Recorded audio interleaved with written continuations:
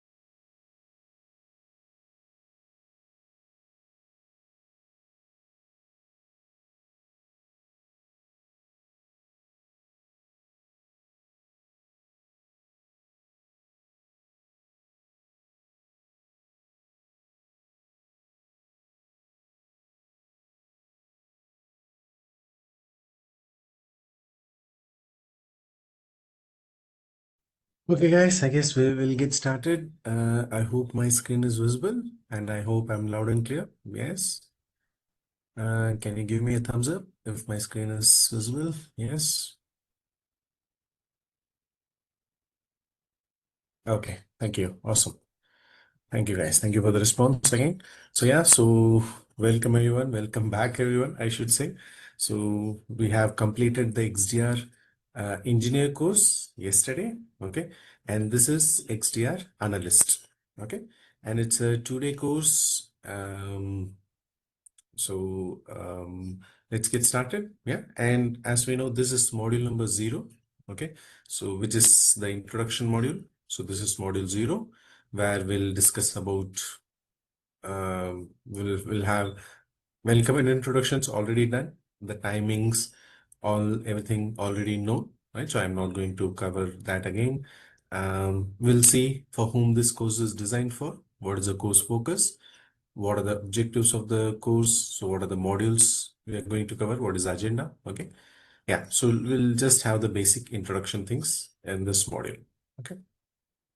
So introductions, so all these things done already, so I'm not going to introduce again. Okay. So regarding the timing, we know we are following Singapore time zone. Okay. And we are starting at 9 o'clock, 9 a.m. and ending by 5 p.m., which we usually doesn't go till then. We'll wind up before that. Lunch break somewhere around 12:30 Singapore time. Okay. And it'll be a 1 hour lunch break. Okay. And breaks, yes, after each module, we'll have small breaks. Yeah, so that all that good. Now, for whom this analyst course is designed for? Okay. Now, this is designed for all the analysts, right? So, SOC analysts, CSIRT, XDR, all these analysts, okay, which I hope you all fall into this category. And also, this course assumes a working knowledge of security operations needs and practices, and network and endpoint security fundamentals, which I hope you all have. So since you all are experienced people, this is not a problem. Okay. So yeah, so this is your basic prerequisite of attending this course. Now comes the modules, right? So what are the modules we are going to cover in this course? So totally we have 8 modules. 4 modules we'll be covering today, and another 4 modules we'll be covering tomorrow. Okay. Now we are going through this course introduction. So this is whatever we are going through now. This is your course introduction. Okay.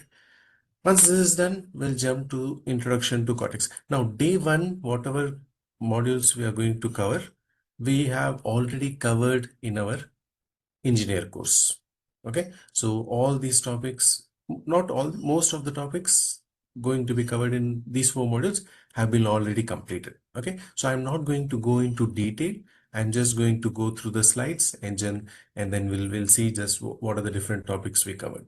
Okay, so module 1 is about introduction to Cortex XDR.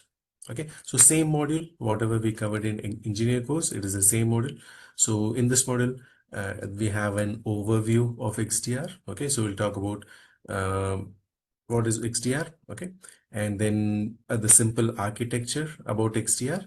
Then what are the different features and functionalities, and what are the problems the XDR solves. Okay, so same topics here also we are going to cover. Okay. Then we'll talk about the endpoints. So we'll go to module number 2 about endpoints. Okay. Now endpoints, again, the same concept, right? So why do we use endpoints, right? So we use and why do we use XDR for endpoint detection and response? Okay. We'll talk about the endpoint security. How do we install the agents? Again, the same story. How the agents are installed on the endpoints, and then how do we manage the endpoints by creating groups. Okay, so I hope you remember the 2 types of groups. One is static group, another one is dynamic group. Okay, and how we can assign tags to these endpoints. Okay, and one new thing in this module we are going to learn is the response. Right, so how do we perform the investigation and response on endpoints? So mainly done using the action center. Okay, so we'll see what are the different options available in the action center. So for example, if you want to isolate any endpoint, we want to run a malware scan, we want to retrieve any files. Okay, or we want to, let's say, have a live terminal with the endpoint, right? So what are the different actions we can perform from our XDR on our endpoints? We'll go through those things as well. Okay, so yeah, so that is module number 2. Module number 3 again is about SQL. Okay, so we already saw SQL module, right? So why we need to go for SQL on the first place, and then we saw what are the different components of SQL. So components are nothing but functions, operators, and stages. Okay, so yeah, so again we'll go through this module today. We'll not going to see about it in detail, just an overview of whatever we went through, and we'll run through the slides. Okay, try to understand what is there in the slides. So that will be module number 3, SQL. Module number 4 is about, again, alerting and detection.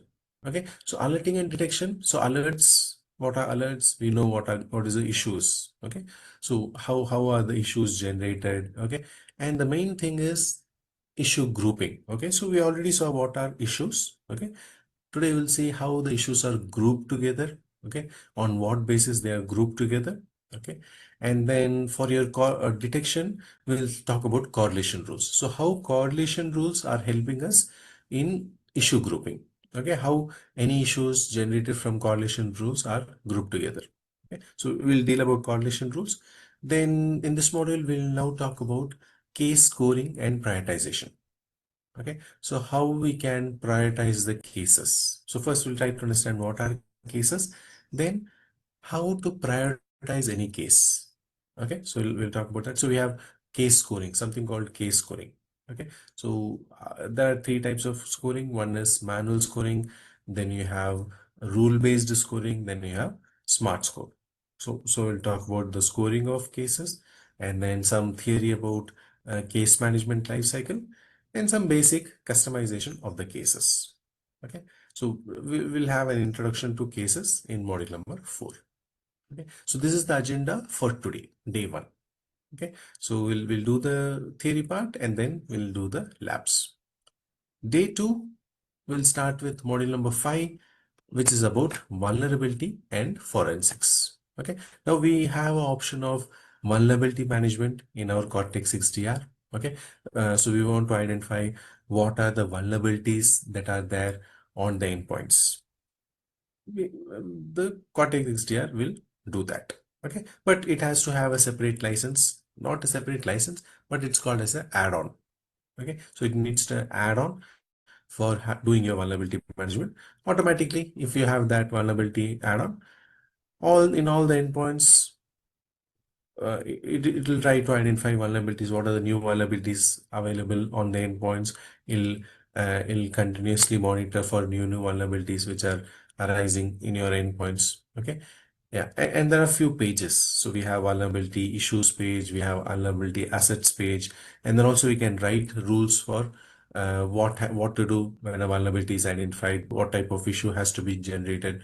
We have rules as well, right? So we'll talk about vulnerabilities first, and then we'll talk about forensics. Okay, now forensics means, let's assume we have some malware identified on one of the endpoints. Okay, and I want to do some extra investigation. I want to do some deep down investigation. Then I can go for forensics investigation. So we'll talk about what is forensics, okay, and how to perform the investigation. Now, when I perform forensic investigation, I need to perform collection. Now there are 2 types of collection. One is hunt collection, another one is triage collection. So we'll try to understand what is this triage collection. So triage collection will do when we want to collect artifacts or we want to perform any deep dive analysis on 1 or 2 endpoints. When the endpoints are less in number, we will perform triage collection. And when do we go for hunt collection? Whenever the number of endpoints on which we want to perform the investigation, when the number of endpoints are very high, those scenarios will do hunt collection. We'll try to understand what is this both hunt collection and triage collection in detail, how to perform it, what are the steps involved in that, right? So all about investigations, we'll try to do that. We'll try to understand in module number 5. Okay, so that will be about forensic investigation. Then module number 6 is about platform automation. Okay, now in this module is where we are going to talk about automation. So how to automate things. We will have an overview of your automations. Then we'll discuss about playbooks. So playbooks is like a flow chart steps. Okay, about what are the things we need to do in automation. So how one by one step after the another should be performed. That is about playbooks. Okay, so we'll talk about playbooks in detail, and then how we can adopt a playbook. So we have a library given to us by Palo Alto, which is called as a playbook catalog, where already existing playbooks are available. Okay, so we can go to that catalog, we can adopt any playbook, okay, and use that playbook in our automation. Okay, so we'll talk about that. We'll talk about few instant automation options, and then we'll talk about automation rules. Okay, so if any playbook I want to trigger, I have to write the automation rules. For example, let's say a malware is identified on one of the endpoints. Okay, now immediately if that is done, I want to automate the process of isolation. So if a malware is identified, you isolate the endpoint, or some other action you want to take. You want to perform a scan, malware scan. I can automate that. Okay. For this, I will write an automation rule so that the playbooks get triggered. Right. So we'll talk about automation rules, and also we'll talk about the marketplace. And the marketplace is nothing but it's like a repository, okay, of all the content packs, your integrations, and then playbooks as well. Everything is included on the content packs. So how do we search for these content packs? And yeah, we'll talk about marketplace also in module number 6. Then module number 7 is about case management.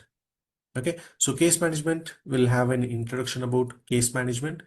Then we'll talk about cases. So what are the different things available on the cases page? Okay, so what are the different tabs available in cases page?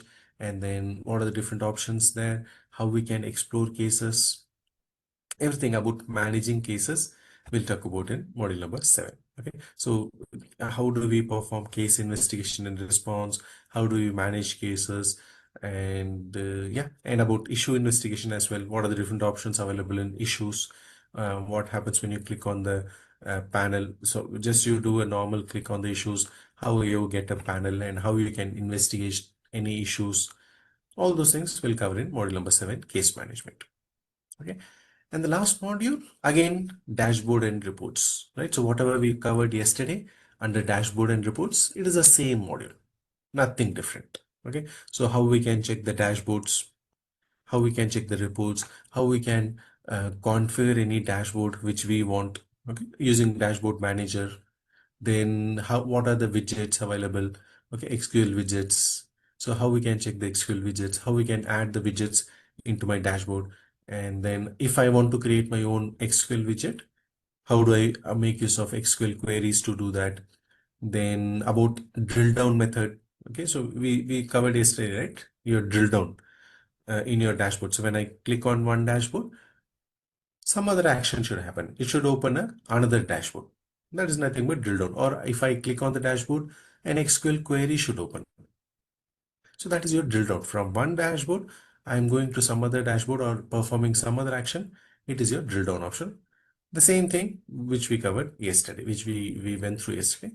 That is explained in module number 8.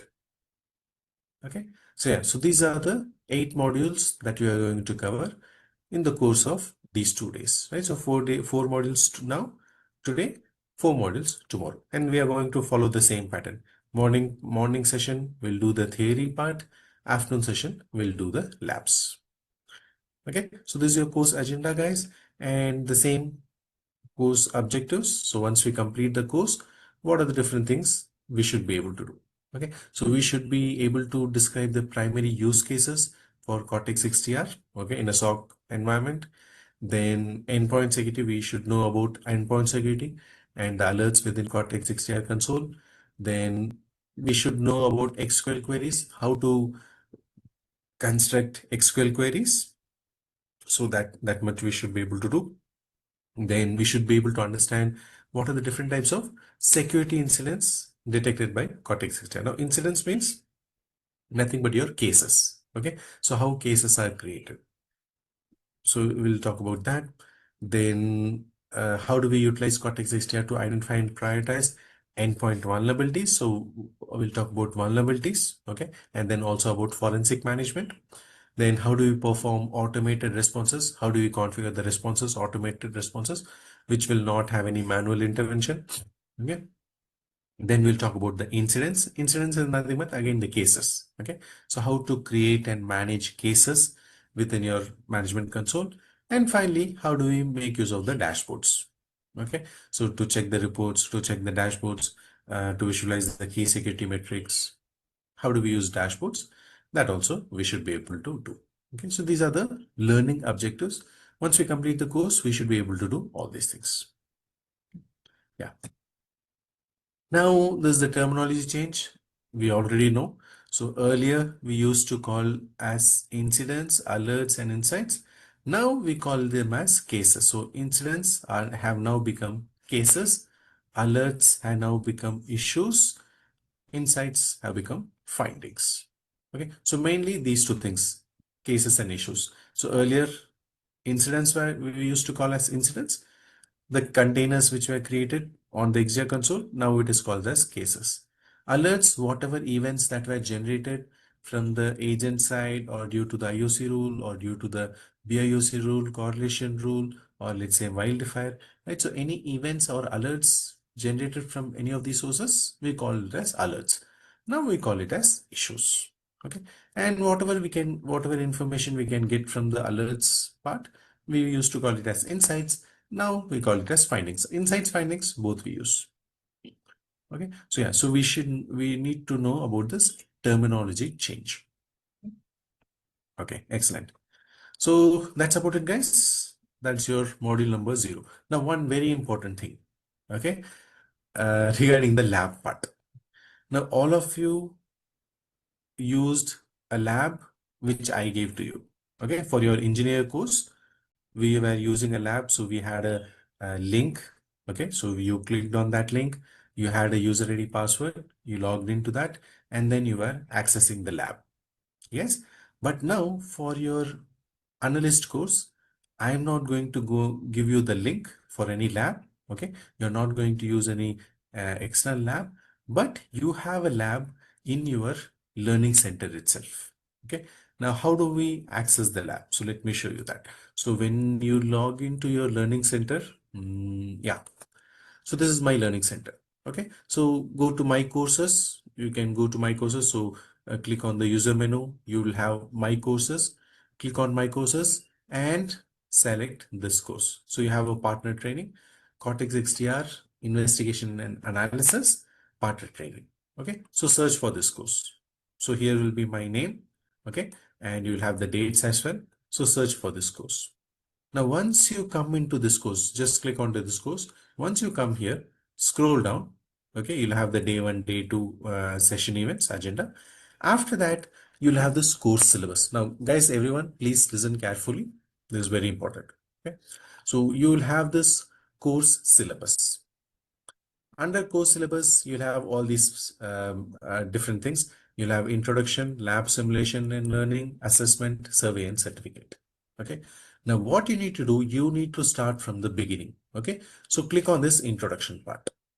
So once you do that, you'll get this introduction. So Cortex XDR, investigation and analysis. Okay. Introduction. Just open that. Okay. So just click on that link. Once you do that, something like a page like this will open. Okay, now once this opens, you will have a play button. Okay, so first you will come into introduction. Okay, on the left hand side you will have the syllabus, all the syllabus. Okay, so first you're going to start with introduction. Now introduction is nothing but, so you on the top right you have the full view, expand listen view. So click on that. The platform automation module will, it will start playing a window. How they work. Sorry, it will start playing a video. Okay. The now, management module is all about the you need to listen to this video, the whole video. It is nothing but again the introduction part, where what we discussed now in the introduction module.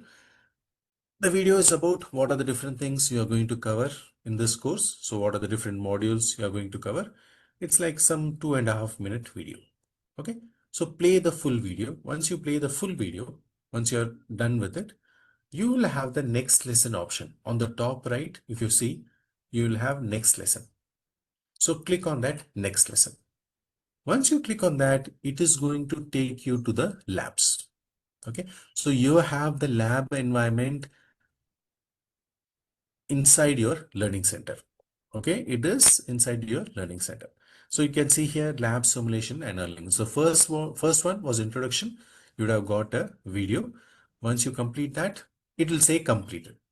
Okay, only if you complete this, you can go to the next part. So all of these things, all the labs will be logged initially. Okay, it will have a lock symbol also, so you'll not be able to access all these things. Okay, so you have to go one by one. Now once you complete the video, you need to go to, so click on next lesson. It will take you to lab number 1. Okay, where you need to play this lab. So you just need to click on play. The lab environment will load. Okay, now this is a simulated lab environment, not the one which we did. So yesterday and all, for the engineer course, we had this lab environment. Okay, so where we could do anything. So all the steps we could perform on this lab environment. But here it is a simulated lab environment. Okay, so I will give you the lab guide. Just yeah, I'll give you the lab guide in a moment. But yeah, so you have this lab simulated lab environment where when you enter lab 1, you have the lab here. Again, you'll have access to the management console. Okay. Now here what you need to do is you need to perform the steps. So now whatever steps have been mentioned in the lab guide, I'll give you the lab guide. Okay, let me send you the lab guide now itself. Let me add the file, send you the file. Mm,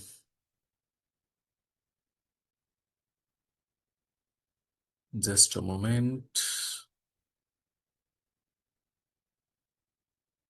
Yeah. So the lab guide is uploading, getting loaded. Just give me a moment. Yeah, so you would have got the lab guide in your chat box. Okay, now you just need to open the lab guide and just follow the steps. Okay, now as I said, this is a simulated lab environment. Whatever steps are mentioned, only those you will be able to perform. Okay, other things you will not be able to perform. Okay, now once you have completed lab 1, then again you need to click on next lesson. Once you do the next lesson, it will take you to the next lab, that is 2.1. So until you complete this, all the other labs will be locked. Okay, you'll not be able to directly, let's say from 2.1 you want to jump directly to lab 4. No, cannot do that. Okay, so you have to do it one by one only. So next, once you come to lab number 2.1, again play this. Okay, so once you play, the lab will load for you, the simulated lab will load, and then you have to follow the steps. Whatever steps has been mentioned in the lab guide, just follow the steps. Okay, now as I said, it's a simulated lab environment. You cannot do whatever you want. You can perform only the steps which is mentioned in the lab guide. Okay, and for example, let's say this is lab number 2.1. Okay, now in this one I want to go to cases and issues. Okay, I'll click cases. It will say this part of the app is not available. So when I go to issues, it will here bottom you can see this part of the app is not available. So it will not let you do other things and all. No, it will let you do only whatever is mentioned in the lab guide. Okay, so just follow the lab guide and you will be able to perform the labs. And this is your management console where you need to perform all the analyst operations. Okay, then once lab 2.1 is done, click on next lesson. It will take you to lab 2. So after you complete each one, the next one will keep opening. Okay, the lock symbol will go away and it will keep opening. So once you complete it, you will get this completed option, completed symbol, that hey, you completed this lab. Okay, so one by one you need to complete all the labs. So today we'll be doing labs till 4.3. Okay, so that is the agenda for today. So we have to complete till 4.3. Tomorrow we'll complete 5, 6, 7, and 8. Okay, once you complete all the 8 labs, okay, that is tomorrow. Once you complete all the 8 labs, once this is done, again click on the next lesson. It will have a small assessment. Okay, so small questions. So some 10 questions will be given. You need to answer those. Even if you are not answering them correctly, not a problem. It will give you another chance. It will give you the answers. Then you can finish the assessment. Once you finish the assessment, then final step will be the survey. Okay, again, you need to fill the survey, fill the form. And then once you fill the survey, finally, you will be able to download the certificate. Okay, now for the certificate to be downloaded, it will ask you for a code. Okay, now that code I will give you tomorrow. At the end of the session, I'll give you the code. Okay, we are not going to look into that now, but just letting you know. Okay, so this is how your labs will work for your analyst course. So whatever labs I gave you for your engineer course, that cannot be used here. For analyst course, you have to use the labs here in your learn.paloaltonetworks.com. So go to learn.paloaltonetworks.com, sign in, come into this course. Once you have come into this course, then you need to perform all the labs here one by one.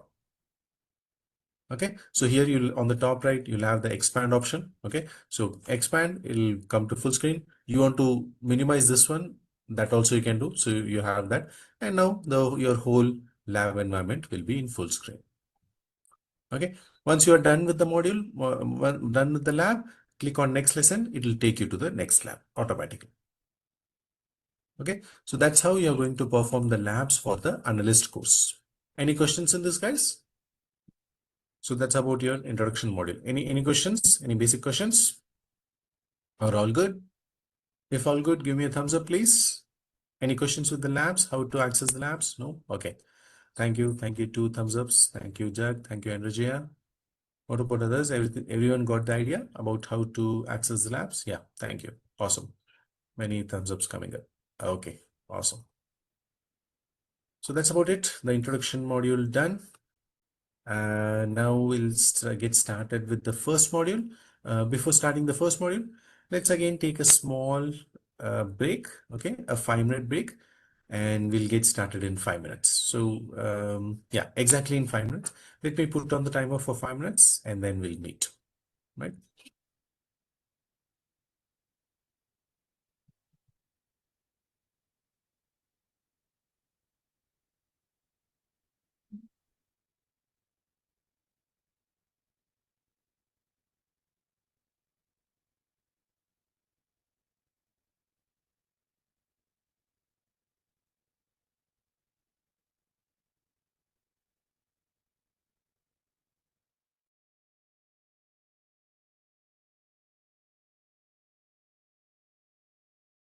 Welcome to the Cortex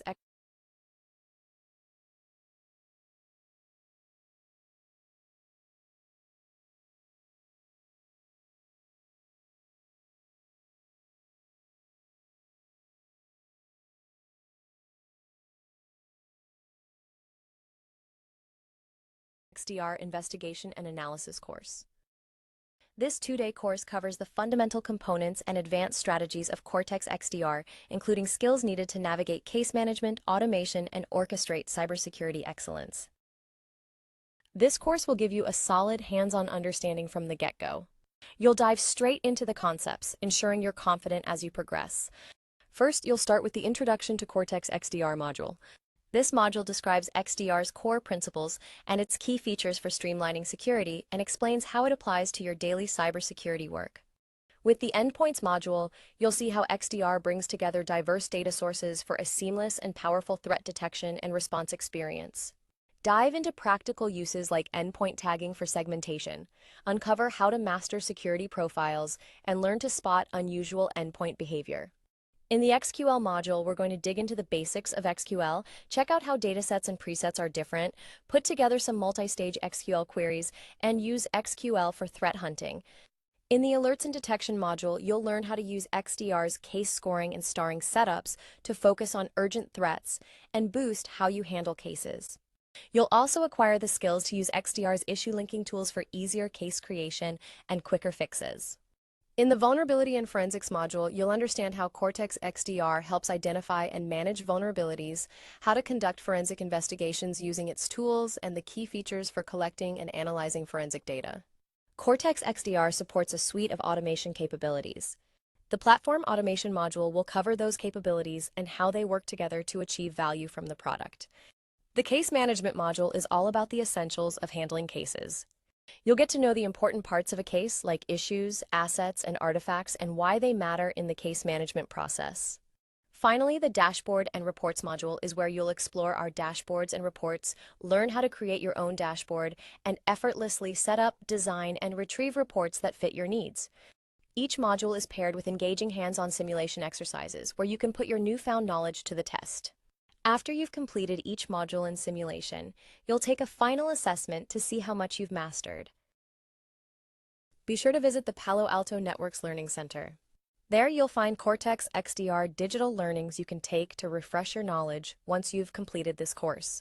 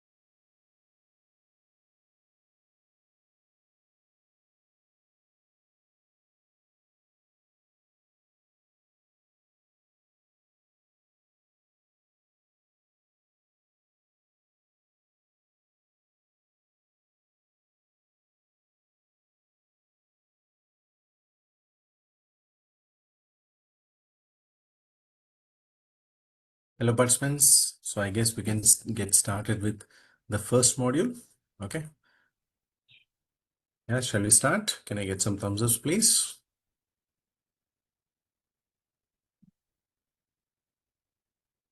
Thank you. Okay, awesome.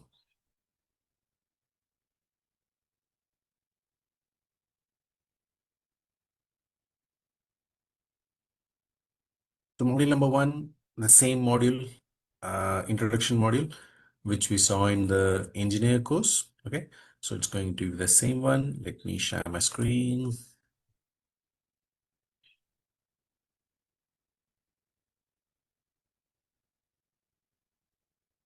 Yeah. So I hope my screen is visible, guys, and I hope I'm loud and clear. So let's get started. So this is your module one, which is Introduction to Cortex XDR. Okay, so in this module, these are the objectives, learning objectives. So we'll talk about the overview of XDR. Okay, so we'll have an introduction about XDR and what are the different things, how it works, what is the purpose of XDR, some basic things. Then what is the basic architecture? of XDR. Okay. Then what are the different key elements available in XDR? So we'll talk about that. Then what are the different features and functionalities of XDR? And also finally, what problem does XDR solve? So what is the problem that we have regarding your SOC, and what does the XDR solve? So we'll talk about that. Right. So first we'll talk about introducing XDR. Okay. Now what is XDR? XDR's name is derived from extended detection and response. Okay, so from extended detection response, we have taken the name XDR. That's what your XDR means. Okay, now what is XDR? It is nothing but a AI powered SOC platform which helps us to perform any rapid detection and response. Okay, so any detection we want to happen, that is any anomalies we want to detect on the endpoint side. Okay, so the XDR will do that. Okay, and any response we want to perform, let's say any actions we want to perform, we can do that response actions. Okay, then for threat hunting and threat intelligence, right? So we want to do any threat hunting. Let's say we have any lead, okay, and we want to perform any lead investigation, we can perform that. And then also your internal asset management. Right, so what are the different assets with us? What are the endpoints? Which endpoints has the agents? Which endpoint doesn't have the agent? All your asset management also we can do using your XDR. Okay, so XDR is built upon the Cortex platform. Now Cortex is a platform where you have multiple tools. Now there are two platforms majorly in your under your Palo Alto. One is your Strata platform, another one is Cortex platform. Okay, so Strata platform, it discusses about your network security, your firewall security. Okay, so mainly that is for all the traffic which is in motion. Okay, whatever traffic is going from one end to another endpoint or through to the internet, all those are your traffic in motion. Okay, so your network security or firewall security takes care of that. For if you want to stop any anomalies, you want to stop any malicious content to be downloaded, those are all coming under your Strata platform. Cortex is mainly uh, for your traffic which is in rest, which is the data which is in rest. So that is on your endpoints. Most predominantly on your endpoints, the data is in rest. Okay, and we want to safeguard those endpoints. We'll go for the Cortex platform. Okay, which is about the endpoint security. So under Cortex also we have multiple tools. We have Cortex XDR, this one. Then after this we have a SOAR option, that is XOR option. Then we have the SIEM option, right? So XIM, we have that tool. Okay, so multiple tools are there. XDR is one of them. So XDR is built upon the Cortex platform.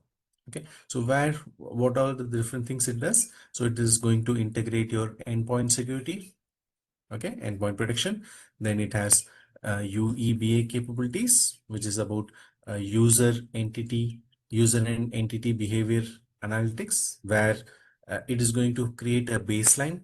Okay, so the XDR is going to monitor our environment for a certain period of time, for example 2 weeks to 1 month. Okay, and whatever normal behavior it is happening, it will take it as a baseline. So it will create a baseline about what is the normal behavior based on whatever activities are happening on the endpoints or on our network. Based on that, it will automatically create a normal behavior baseline.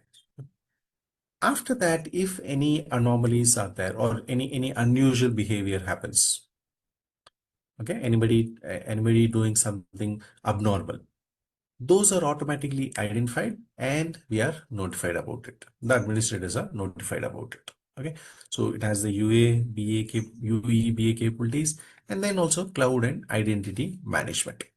So all these help us to elevate the security operation centers, that is your SOC, to the next generation. Okay, so yeah, so that is your XDR. Next, we'll see what is the main purpose of XDR and how it works, right? So Cortex XDR enhances threat detection and response by leveraging your broad visibility. Now, why do I say broad visibility? Because Cortex XDR can receive logs from multiple sources. Now, not only your endpoints, but multiple other sources also can send the logs to Cortex XDR, and it can have broad visibility. It'll have a very good understanding about what is the logs being generated, what is happening where, everything. So it'll have broad visibility. Okay. And it has advanced analytics engines. Okay. And also we can perform automation. So if for any action, I don't want any manual intervention, I want the action to be performed automatically, I can do that. Okay. And all these things to improve your security effectiveness. Okay. So we use a modern approach to more effectively detect and respond to threats. Okay. And we have broader visibility. As I said, lots of sources are there and it provides broader visibility. And hence we are going to get more accurate detection and also perform automated capabilities. Okay.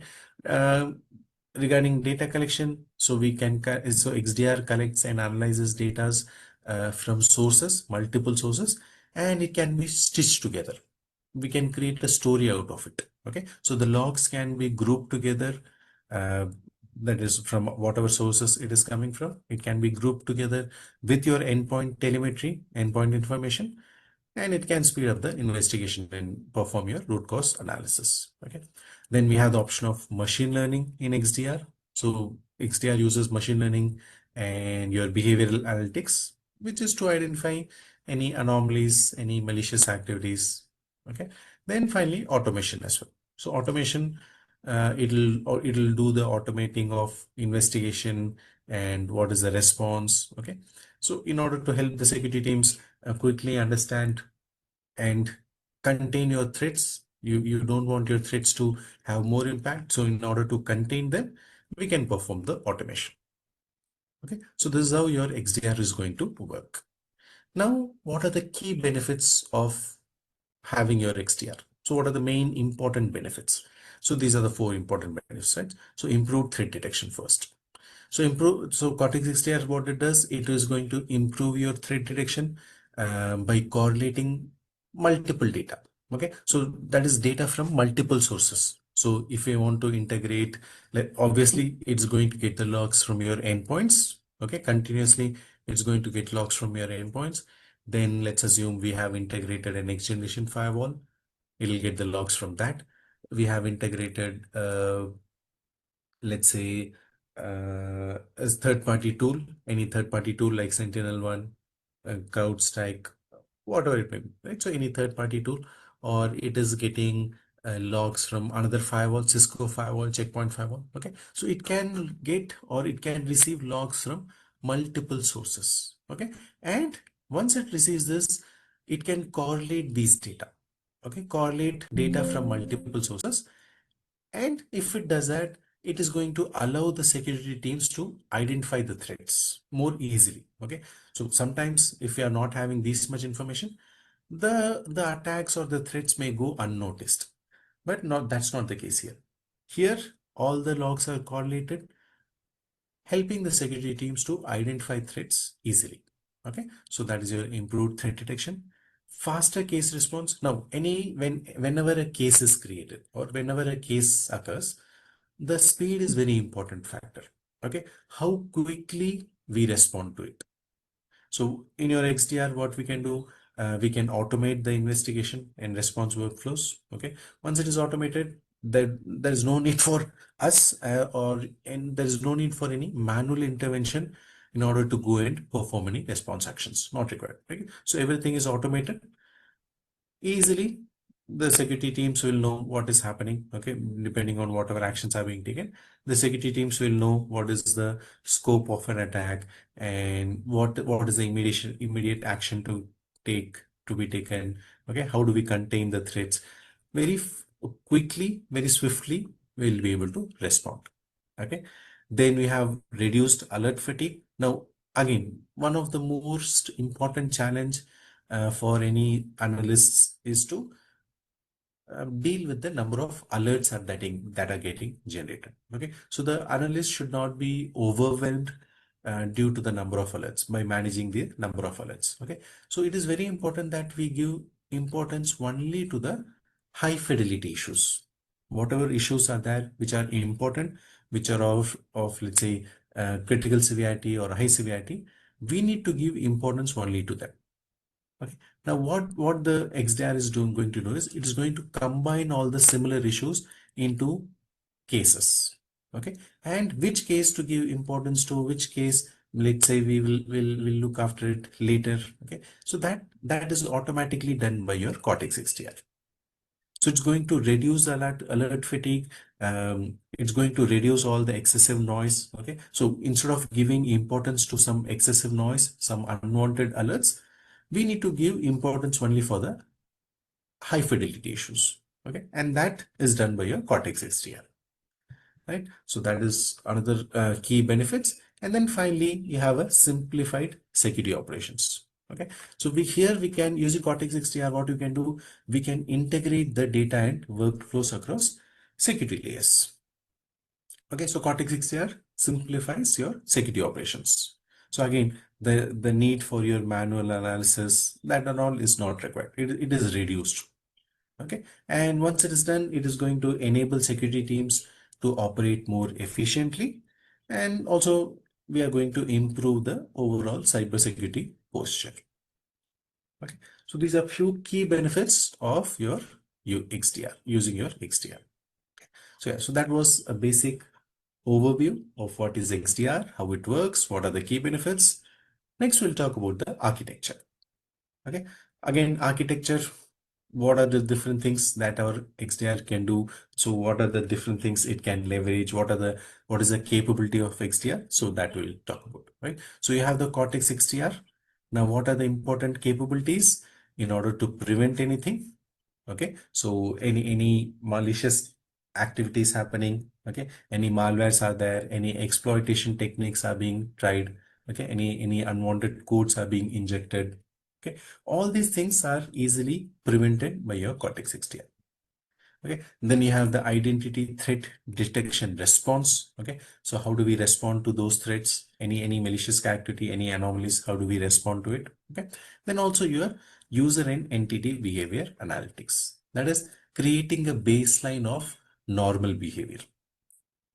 So learning what are the users doing, what are the endpoints doing over a period of time, let's say over a period of 2 weeks, over a period of 1 month, and understanding what is the normal behavior of all the endpoints. Okay, so it will do a machine learning, it will do the behavioral analytics, okay, using the behavioral analytics, and learn what is happening normally. Now in future, if anything, any abnormal activity happens, okay, anybody goes or anybody does beyond what is usually done, those anomalies or those suspicious activity, unusual activity, that is being identified automatically, and we will get to know about it. Okay, so these are all the capabilities that it can do, the Cortex XDR can do. Okay, then from where is it getting the logs? Right, so how the data layer, now data layer is nothing but your Cortex data layer, or you can call it as Cortex data lake, or you can call it as a logging service. Okay, now all the logs are available in your data layer. Now from where are these logs generated? So you have the Cortex native data lake. Okay, so all your Palo Alto Network products, all the Palo Alto Network products is going to forward the logs to this Cortex data lake only, right? So your sources are like your firewall, next generation firewall, okay, your cloud, Cortex cloud, your global protect, okay, everything, the logs are being forwarded to be a Cortex data lake only. Then obviously your endpoint data consumption. So whatever logs are being generated from your endpoints where we have installed the agents. Okay, all the agents are there in your endpoints. Those agents are generating the logs. All that is nothing but your endpoint consumption data. You get those logs obviously, and also you can get logs from any third-party data source. So you can integrate with any third-party data source. Those sources also can generate the logs and send it to your Cortex XDR. Okay, so any AWS, any cloud environment, okay, any all these things. Okay, so it can generate the logs, and those logs via your API ingestion. So we saw that in the engineering course.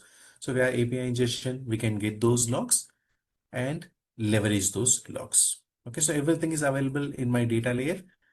Now we have logs from multiple sources. And now we can perform the improved threat detection.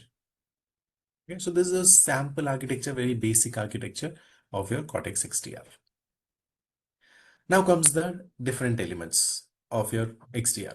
Okay, so one is your important element called management console. Okay, now how do we access your management control? So we already discussed this in detail. Okay, so we have our tenant. So this is what the Palo Alto Networks is going to spin up, and this will be spin up in your Google Cloud platform. Okay, so in your GCP, your tenant is spun up and it is going to provide it to us. Okay, now how do we access your tenant, or how do we access our management console? So multiple ways are there. Okay, one is you can directly go to your management console. Now you need to give this URL. So https over subdomain.xdr.region.paloaltonetworks.com. Okay, so this is created when the tenant is spun up by Palo Alto. Okay. Now, while your tenant is getting activated, before that, they will ask you, that is the Palo Alto people will ask you what name should be given to the subdomain and on which region. Now, what is my company's name? Let's say my company's name is XYZ. Okay. So I will say, okay, let's say let the subdomain be XYZ. So Palo Alto will keep this as XYZ, then .xdr, that is common, cannot change. Then they will ask you, okay, in which region you want this tenant to be. So let's say mine is .us. In USA, I want the tenant to be, so I will give US. Or I want it in Europe, it will be .eu. If I want it in Australia, it will be .au. If it is in India, it is .in. Okay, so in which region I want the tenant to be, that I need to mention. So these two things I need to mention. So subdomain and region are defined during your tenant activation. Okay, so .us, .paloaltonetworks.com, again .paloaltonetworks.com will not change. That will be in this. Okay, now once it is ready, once the tenant is activated, now I need to go and access the tenant. So I can directly give this one, whatever URL it is, I can directly give that. Once I go to that, it is going to ask me for sign. Okay, it is going to ask me the credentials. Okay, you enter your username and password. If I do that, but I should be a CSP account user. Only if I am a CSP account user, I'll be able to sign into that. Okay, I can directly access my tenant. So that is one. Another way is, first you can log into your gateway. Now how to go to the gateway? So for that, https over cortex gateway paloaltonetworks.com. Okay, so I will go to this URL. Again, if I go to this one, it is going to ask me, okay, provide your credentials. What is your username and password? And also another two-factor authentication will happen. That is, it will send a code, something like that. Once I pass that authentication, I will be able to access my gateway. Now in my gateway, it will have multiple tenants. So if let's assume I am handling multiple tenants, so all the tenants will be listed out here in your gateway.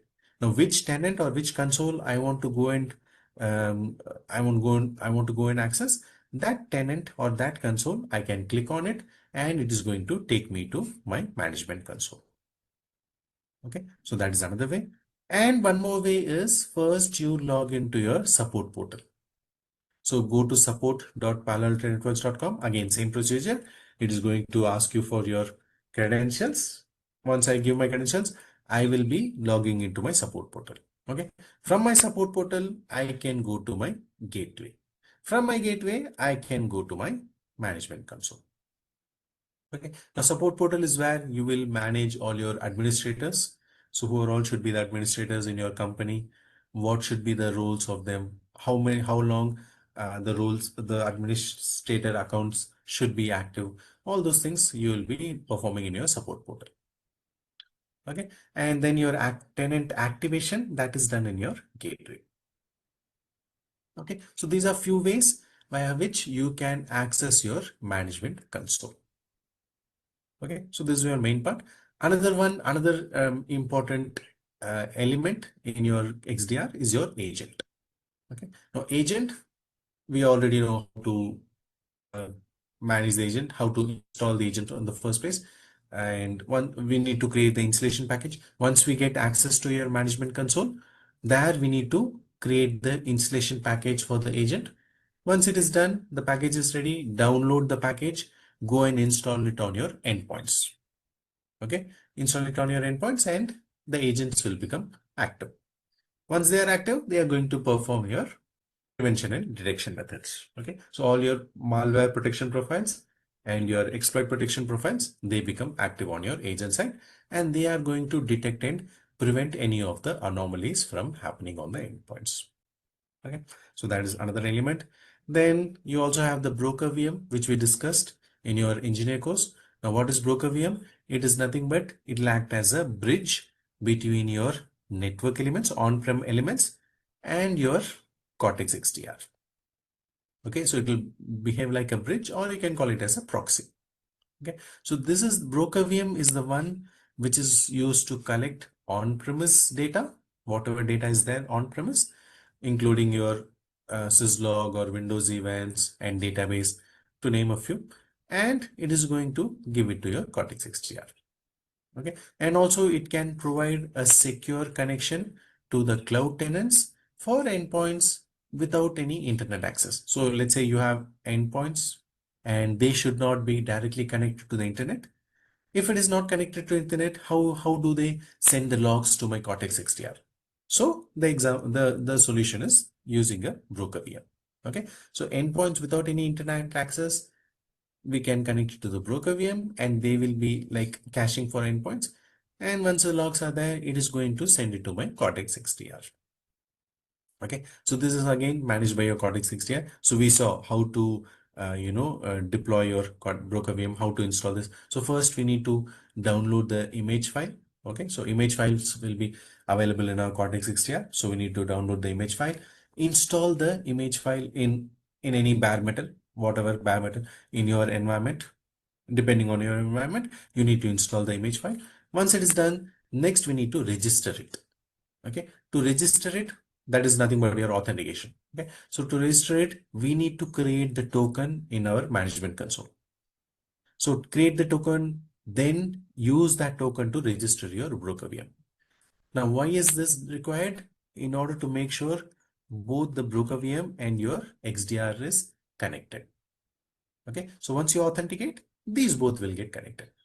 Now, for your agents or whatever log collection you want to do, for that, you need to set up applications. You need to configure applications in your broker VM. And those applications, we call it as applets. Okay, so we need to configure those applets. For example, I want my Cortex XDR agents to forward the logs to my broker VM. I need to configure the XDR agent application. Okay, there I need to go and configure I need to configure the proxy. Okay, so the port number, those things has to be configured. Okay, and the same thing in your agent also, you need to set up the proxy settings. Once that is done, now the agents are going to forward the logs to my broker VM, that is to this application, and from my broker VM the logs are forwarded to my Cortex XDR. Okay, so Cortex XDR is, sorry, your broker VM will act as a bridge or act as a proxy between your Cortex XDR and all the on-premise entities. Okay.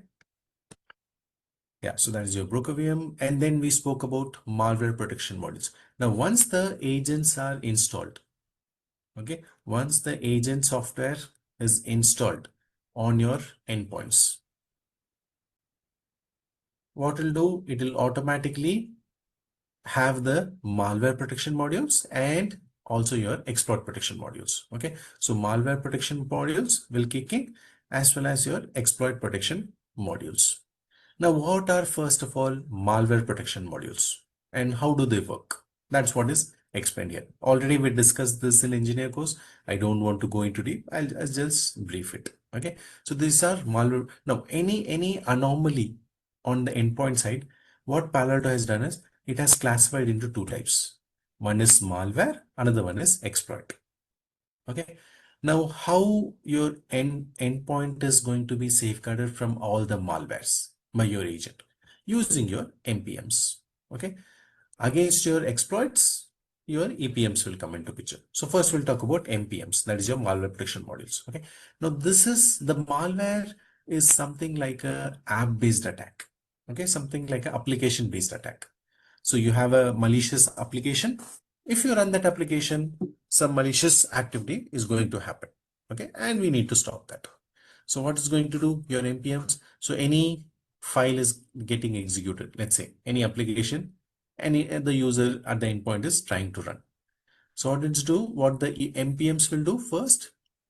So first it's going to do a pre-execution file analysis. Okay, so it'll check for any malicious child process. So whether by running this one, by starting this application, whether it is giving birth to any malicious child process or not. Okay, so if any malicious child process is coming, immediately block that. I don't want that this application to run. Okay, if no, nothing malicious, then you check for access restrictions. That is whether this file is being run from any restricted folder. So we have a restrictions profile. Okay, so in your restrictions profile, we can configure that, hey, if the file or if the application is there in downloads folder, just for example, okay, or any other folder, if it is there in those folder, don't enable to run this. Okay, or let's say any USB drive or any optical drive, whatever it may be, any files. Okay, if you don't want them to run, you can configure that in your restrictions profile. Okay, and if this is being run from that restrictions profile, then again you don't allow it, you block that. Okay, or no restrictions are there, it can run, well and good. Then it's going to go and check with the wildfire lookup, that is the whole database. So whatever database we have, whatever all the known files, all the known signatures will be maintained in the database. So whether now the MPMs will see whether this file is already seen or not, whether we have information about it in my database or not, that will be checked. Okay, now that is your wildfire lookup.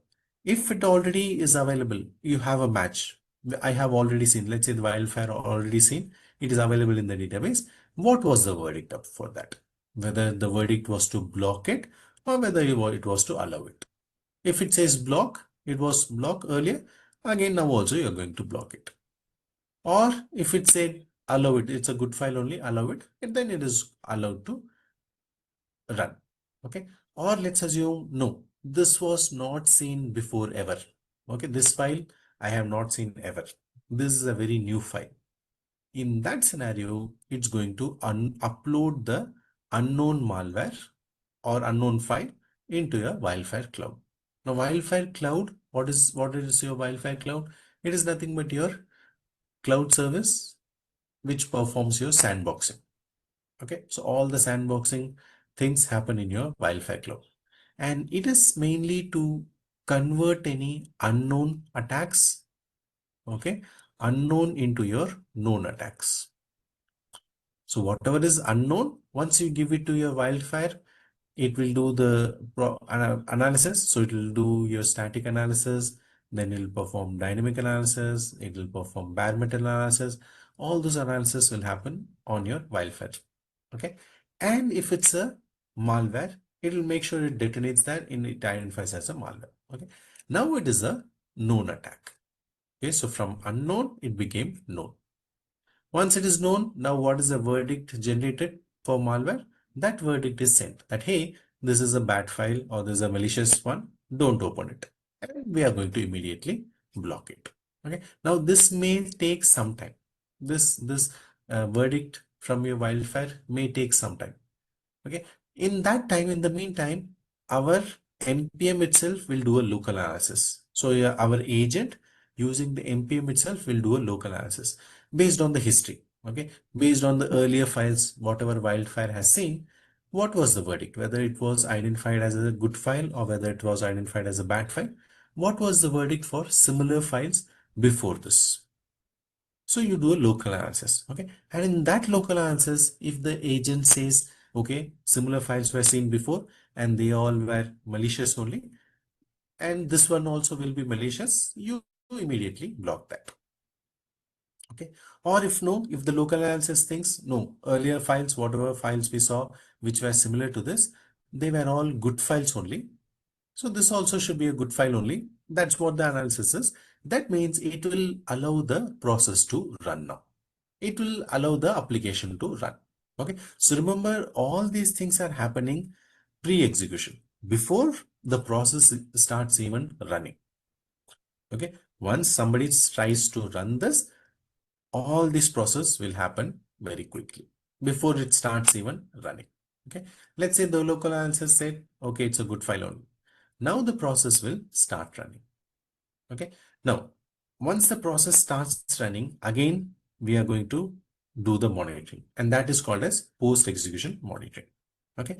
So this process as it is running, we have again multiple number of modules, your protection modules that will keep on running and keep an eye on this one.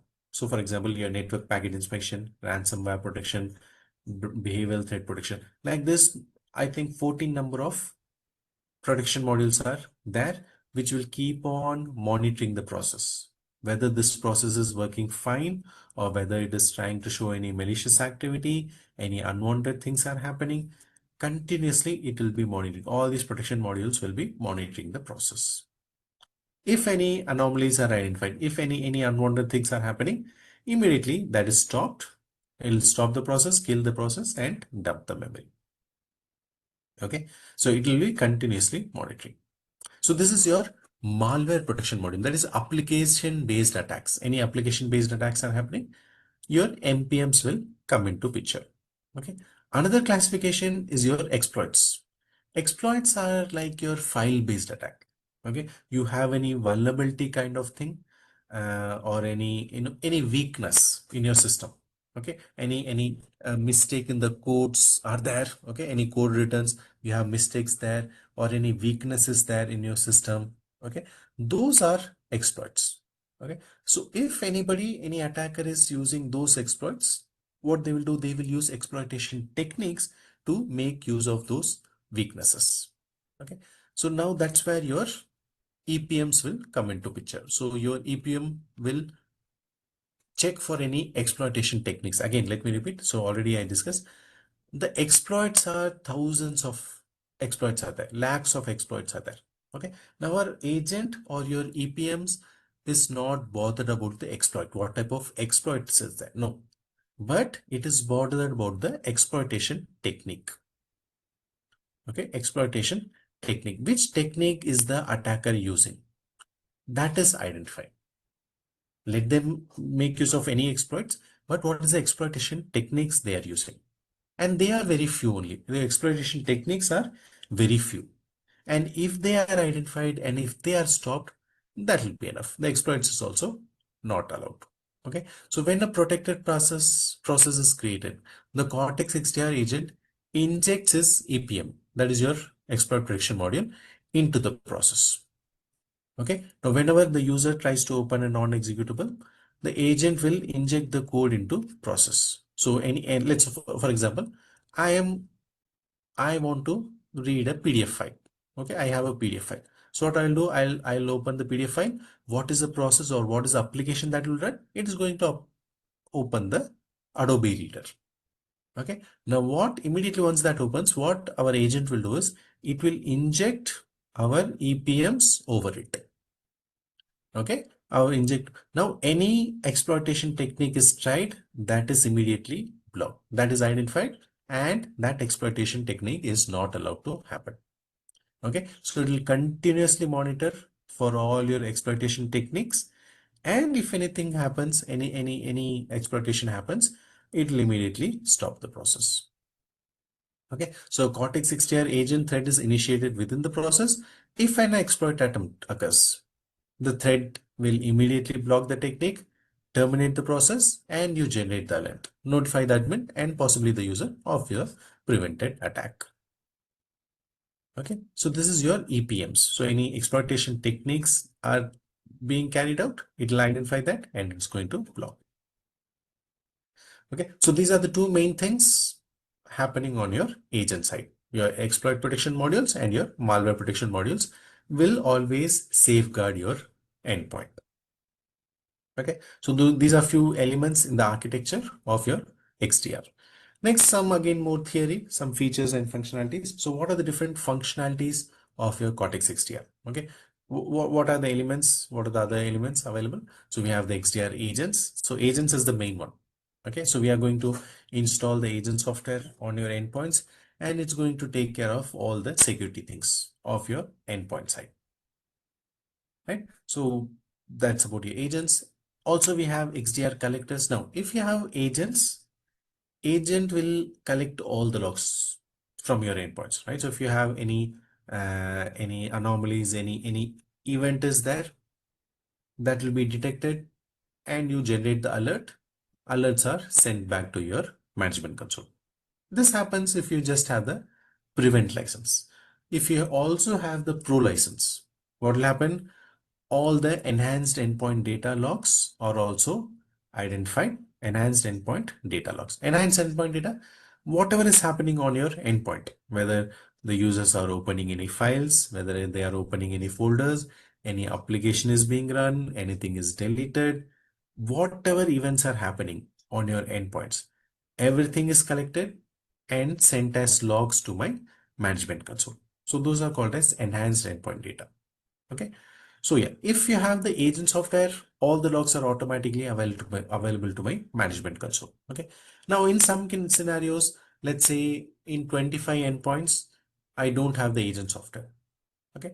But I still want to collect the logs from those endpoints, or let's say any special type of logs, for example, any DHCP logs. Okay. One of my system is working as a DHCP server. Okay, and I want to have those DHCP logs from that endpoint. I don't have the agent there, but I still want to get the logs from the DHCP server. What I'll do, I'll make use of the collectors. Now, collectors are also softwares like your agent software. Collectors are also software which we need to create, for which if I want to use the collector, I need to create the installation package, install the installation package on your endpoints from wherever you want to collect the logs. And once it is installed, configure the collectors, and the collectors will now collect the logs. No, we need to create a profile for it. Okay, where we need to define what type of logs I need to collect. Now here it will support only two protocols. One is FileBeat and another one is WinLogBeat. WinLogBeat is only for the Windows system. Okay, and FileBeat, it can support both your Windows as well as your Linux systems. Okay, and also very important, XDR collectors is available as of now only for the Windows platform and Linux platform. Okay, so Windows, we can use both WinLogBeat and FileBeat protocols. For Linux systems, only FileBeat protocol is there. Okay, now in using these protocols, we need to define what type of logs we are going to collect. Okay, so those things has to be configured. Once it is done, the logs will be now collected from the endpoints and sent to my management console. So you can use the XDR collectors. Then we already saw about broker VM, which will be acting as a bridge. It will act as a proxy between your endpoints as well as your cloud. Okay, so it will help us in secure log collection. Okay, so whatever logs are there securely, it will go through your broker VM.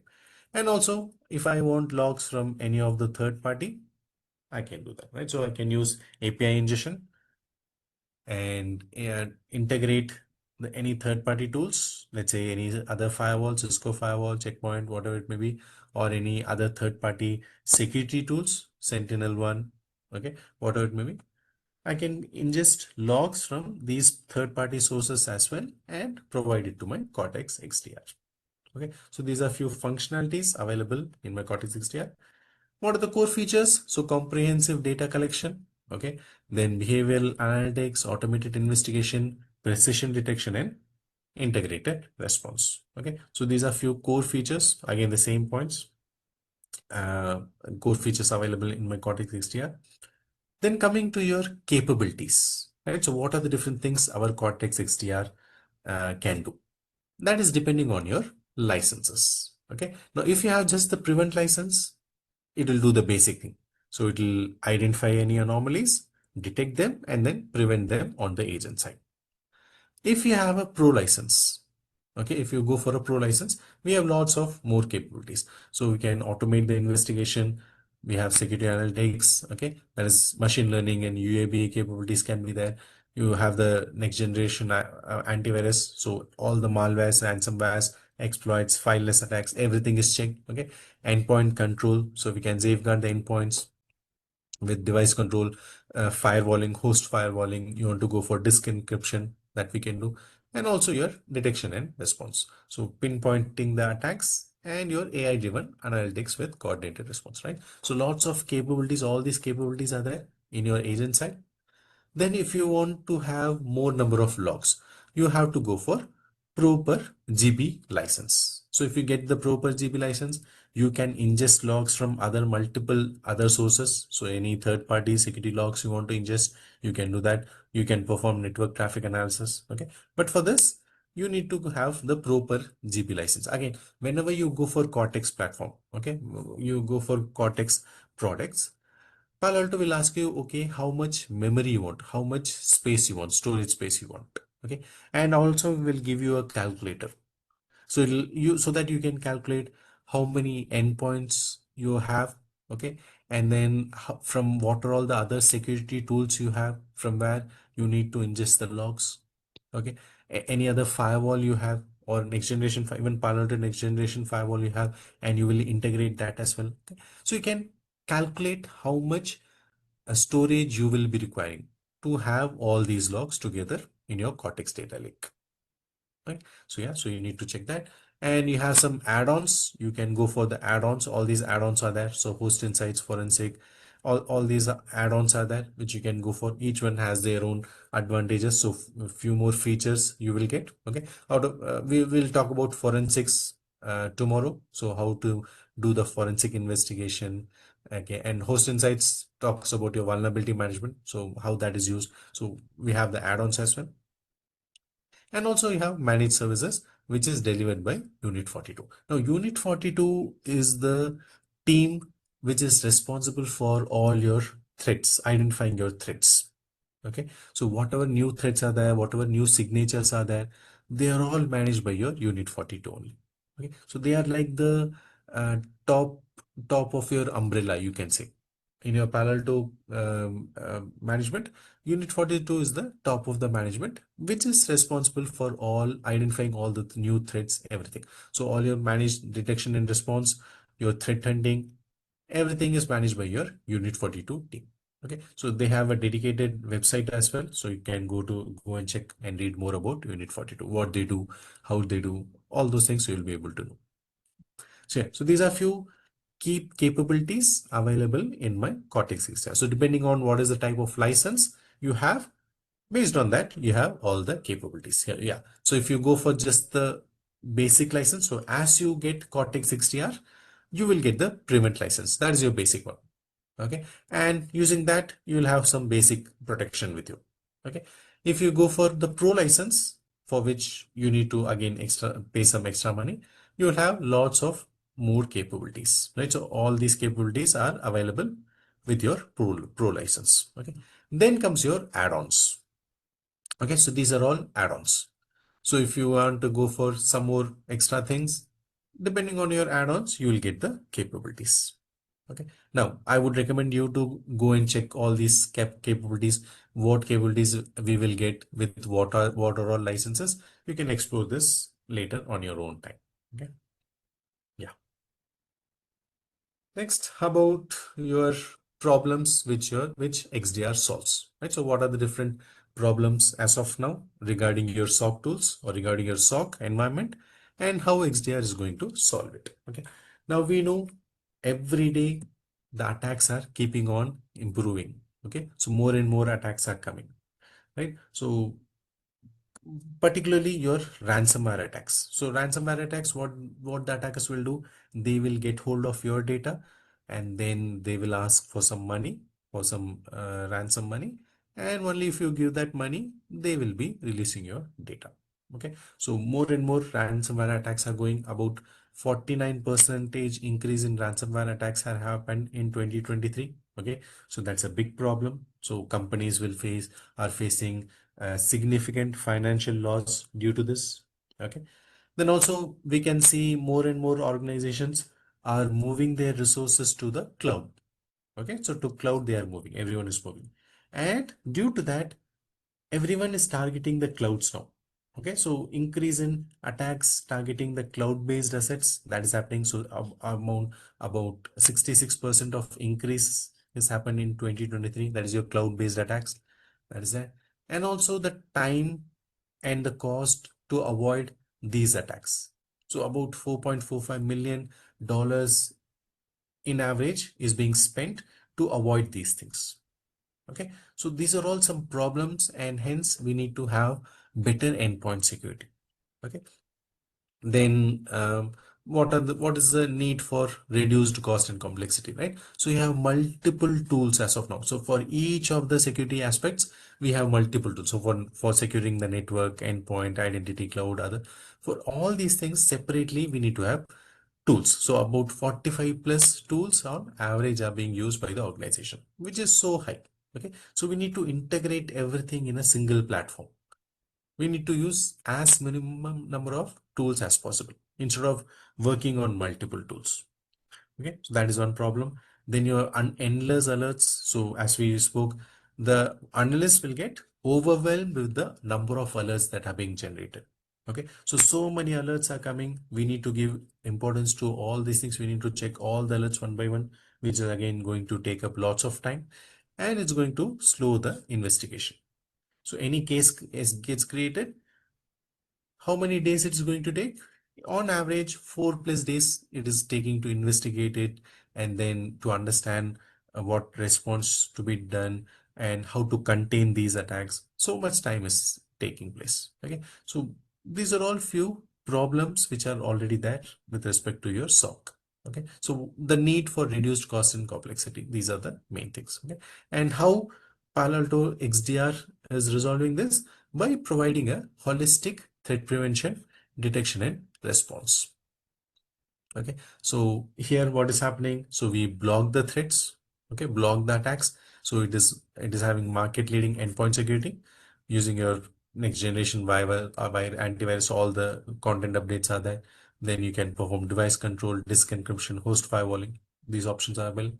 Then you can accurately detect any of the attacks. Easily it can detect. So you use behavioral analytics with machine learning.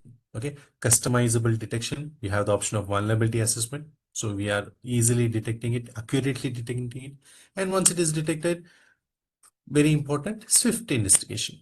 Okay, swiftly we want to investigate, identify the root cause and timeline analysis. We can perform threat hunting. If we have any lead, we can perform threat hunting, whether that attack is there in our network or not, our environment or not. Okay, so integrated threat intel. So multiple platforms can combine together and perform integrated threat intel.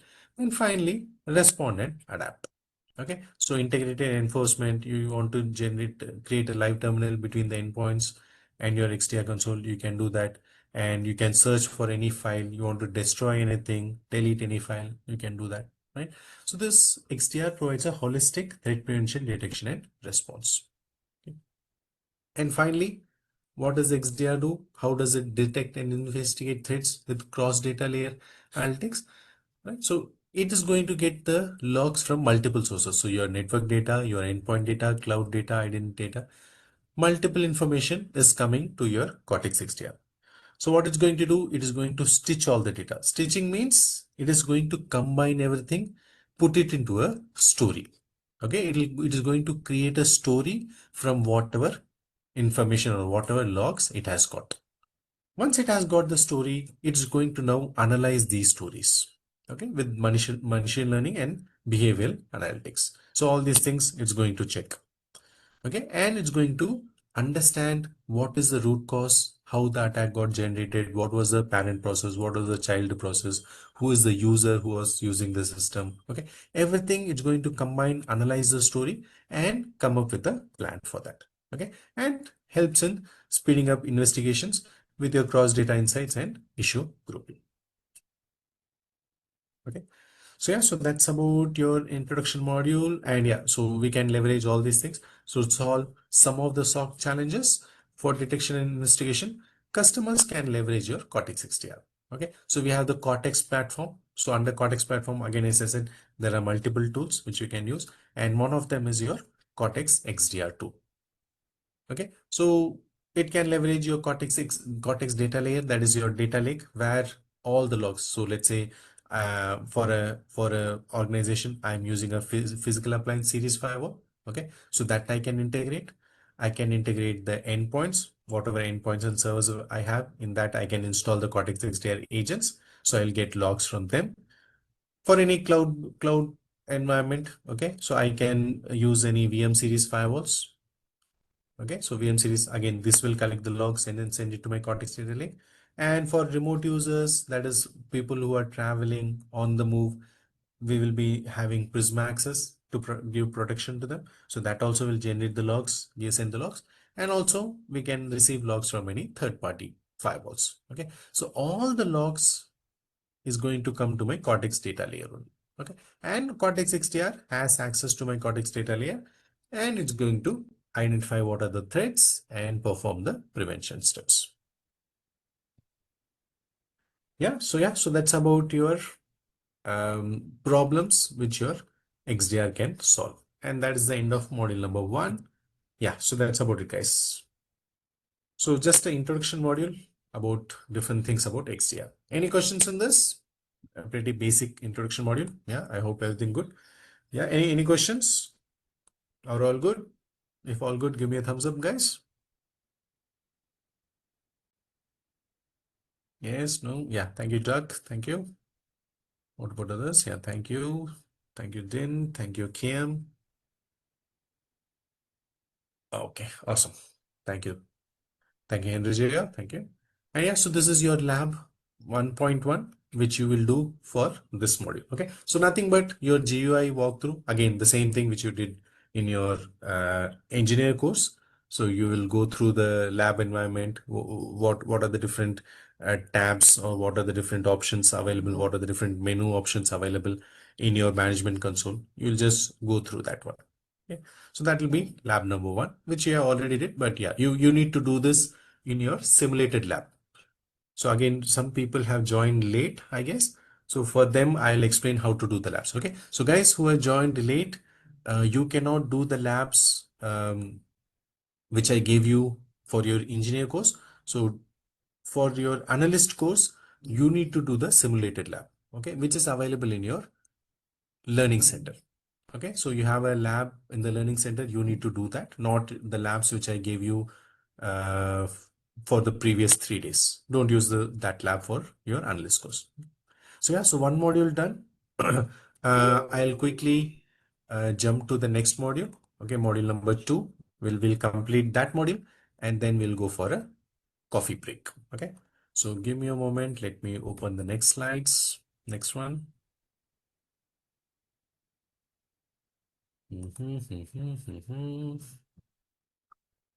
Yeah, so let me share my screen. Yes, so I hope my screen is visible, guys, and I hope I'm loud and clear. So let me quickly jump to module number 2. So this is module number 2, which is about endpoints. Okay, so we know endpoints, how to install the agent on your endpoint side. I hope everything is clear with that. Okay, so in this module, we'll talk about detection and response, okay, endpoint security, and how we can investigate the endpoints. So what are the different options available in my action center? Okay, what are the different actions I can perform on my endpoints from my management console? We'll explore that. Okay. So it's the same learning objectives. So first, how we are going to use XDR for endpoint detection and response. Okay. So what are endpoints on the first place? So endpoints are nothing but devices on my network or on my organization, whatever devices I have, which are having an IP address and they can communicate with the network. Okay, so devices or any element which can communicate in my network having an IP address, all those are endpoints. Okay, now it may be any server, it may be a mobile phone, a laptop, desktop, IoT devices, whatever it may be, all those are called as endpoints. Yeah, so an endpoint is nothing but a remote computing device that communicates back and forth with the network which is connected. Okay, so those are all your endpoints. Now, what do I do in order to safeguard them or in order to provide security to them, I will first create the agent installation package in my management console. Okay, in my management console, I'm going to create the installation package. Once this package is created, next I need to install this in my endpoint. Okay, I need to install the package in my endpoint. Once I do that, my agent software is now active in my server or in my endpoints, whatever endpoints they are. The agent software is now active in my endpoint. Once they are active, they will communicate back to my management console, or you can call it as tenant, or you can call it as instance. Okay, so they will communicate with my management console. Now, whatever events are happening, now your EPMs, your MPMs, and your EPMs. So exploit prediction modules, malware prediction modules, they will kick in. They will start working. Okay, and any malware is identified or any exploits are identified, any malicious activity, whatever it may be, if they are identified, they are detected and they are prevented by these protection modules. Okay, and whenever these events are happening, it is going to send the alerts to my management console that, hey, so and so malware was identified, this is the alert, please check this alert. Okay, so this is your usual process. So you create the installation package on your management console. Okay, take that, bring that to your endpoints, in all your endpoints, install that installation package, and your agent software is activated now. And it will have your MPMs and EPMs along with your in the agent software. Malware protection and exploit protection will start happening. Okay, so that is your endpoint protection when you consider XDR. Okay, now what is the importance of your endpoint control? Why you need to do the endpoint control? For all these reasons, right? So your data access. Now, endpoints provide access to all your sensitive data. So you will have the sensitive data stored on your systems, on your servers, on your desktops. All the sensitive information will be there. Okay. Now, if attackers want those data, obviously they are going to attack these endpoints. So that is very important thing. And these are the main threat entry points. So your endpoints are the main entry points for all the attacks. So malware and ransomware commonly target your endpoints. Okay, that's why we need to provide endpoint control. Then due to, let's say, any compliance, so industries, they mandate endpoint security so that they have data protection and privacy. Okay, and another use case, data loss prevention. So securing endpoints helps in avoiding any data breaches or any data leaks. Okay, and also to improve your user productivity. So it will make sure ensuring security protects users from any of the threats and preventing any disruptions. Okay, so these are the main use cases for your endpoint control. Why we need to go for endpoint protection. Okay, and how this is done, how your endpoint is controlled via your XDR. Okay, XDR is the one which is doing this, right? So your endpoint, in the context of endpoint detection and response, our XDR will play a crucial role by bringing endpoint data together with a broader security insight. Okay, so we are going to install the agent and it's going to protect our endpoint.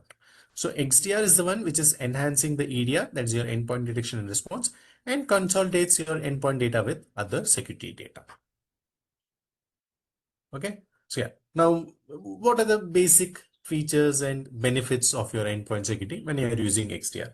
So we are having a unified threat detection and enhanced visibility. Okay, so not only we are getting the endpoint data, other than that, from other sources also we are getting the logs, and we are able to detect any advanced threats. Okay, then we have faster response and case management and faster response. So this is going to streamline detection, investigation, and easily resolve the endpoint issues. Okay, we are performing continuous monitoring and proactive security. Okay, so what the XDR is doing, continuously monitoring the endpoint activities. Okay, not only the basic alerts, not only that, but also other things as well. Whatever the endpoint is doing, everything is being monitored continuously, and by doing that, we are going to stay ahead of emerging threats. Okay, and maintaining a proactive security posture. And also we can perform automated response and workflows. right? So without any manual intervention, we can perform the actions. Like you want to isolate any endpoint, we can do that. Okay, we can automate the tasks from your XDR. Okay, so those are few key benefits and key benefits of your endpoint security. Okay, now we'll come to our endpoint security. Now, how do we perform this endpoint security? By using your XDR management console. Okay, so XDR agent management. So this is your dashboard, your agent deployment dashboard. So when you go to your XDR management console, you have this dashboard. Okay, so you can enable this one, you can check this one. By checking this, it will provide a centralized view of the deployment status. So how many agents are deployed, the health of the Cortex XDR agents. Okay, so how's the health of them across your endpoints? And by checking this dashboard, it'll help us in quick identification of deployment issues, any deployment issues are there, ensuring comprehensive endpoint protection.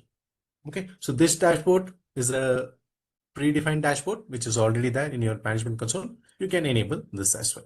Okay. Then what are the different things we can do with your endpoints? We can create endpoint tags. So we already saw this, right? So how to create tags. So we can create endpoint tags.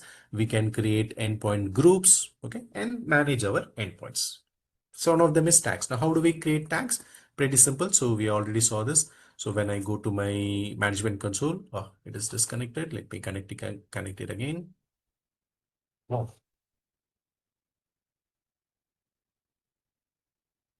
Now I'm using, just for your demo purpose, I'm using the previous lab which I gave you for your engineer course. But when you are doing the lab, don't use this lab.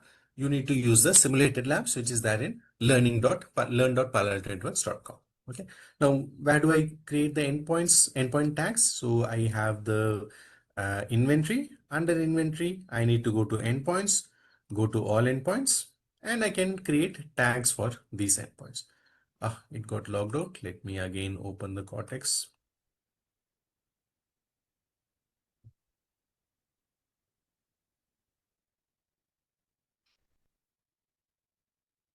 Yeah.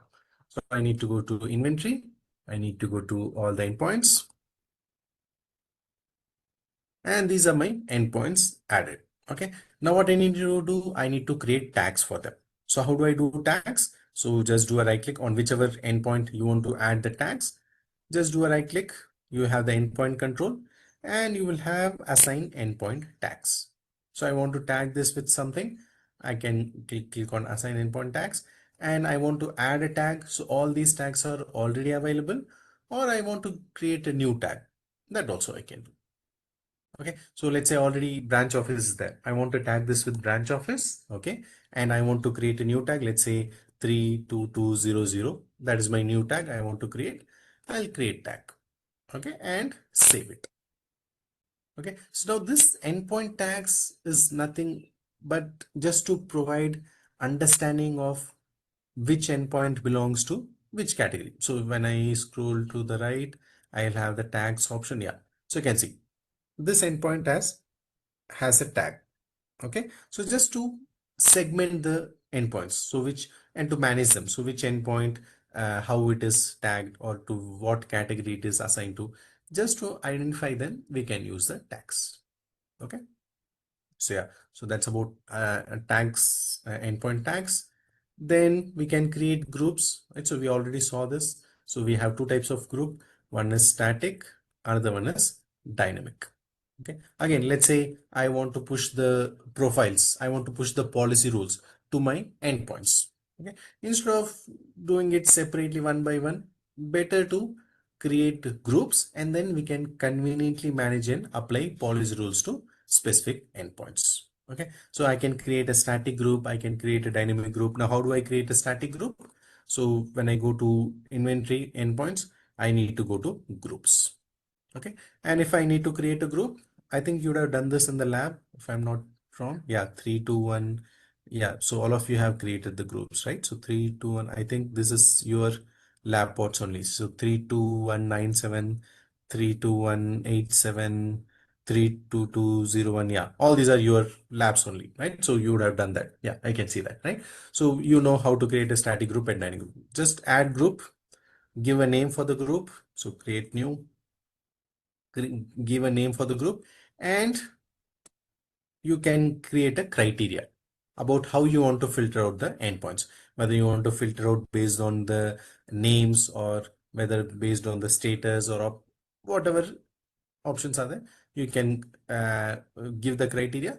If you give the criteria alone, you will be able to create a dynamic group. Okay, dynamic, that means if in future any new endpoint comes, okay, and that endpoint belongs to whatever criteria you are giving, it will automatically fall under that group. We don't have to come and manually add them, not required. Automatically it will be added. Okay, what is static group? Static group means if I am manually selecting, for example, uh, let me select, if I'm manually selecting like this, okay, so 3 endpoints I want, so I'm manually selecting. That means I can create a static group now.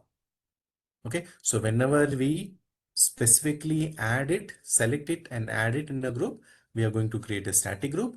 Or no, I'm not selecting anything, I'm just creating a filter, then I'll create a dynamic group. Okay, and then once the groups are created, very easily we can manage the endpoints. That is, if you want to push any policies, rules, all those things, we can send it to the groups itself. So yeah, so we can create a dynamic group. It is nothing but a automated collection of endpoints, so that are dynamically populated on specific endpoint characteristics. That is, whatever characteristics, whatever criteria we are providing, based on that the group is automatically populated. Another one, static group, they are nothing but manually selected endpoints to be included in a group. Okay, so we need to select this like this, manually we need to select.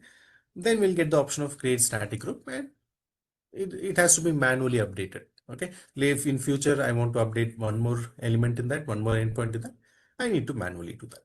Okay, so that's about the groups, and we saw the profiles, right? So what are the different profiles we can configure from your console and then push it to the push it to your endpoints? These 5 profiles, right? So exploit, malware, restrictions, agent settings, and exceptions. Okay, so exploit protection, it is going to have all your EPMs, exploit protection modules. Malware, it will have all your malware protection modules. Okay, which is going to safeguard my agent, or safeguard, not agent, safeguard my endpoint. Okay, restrictions, if any restrictions I want to put, any files and folders I don't want the endpoint to run. Okay, or any application, any process I don't want the user to run on my endpoint, I can configure the restrictions profile. Okay, agent settings, how the agent should be, how the agent should work on your endpoint, that will be defined in the agent settings profile.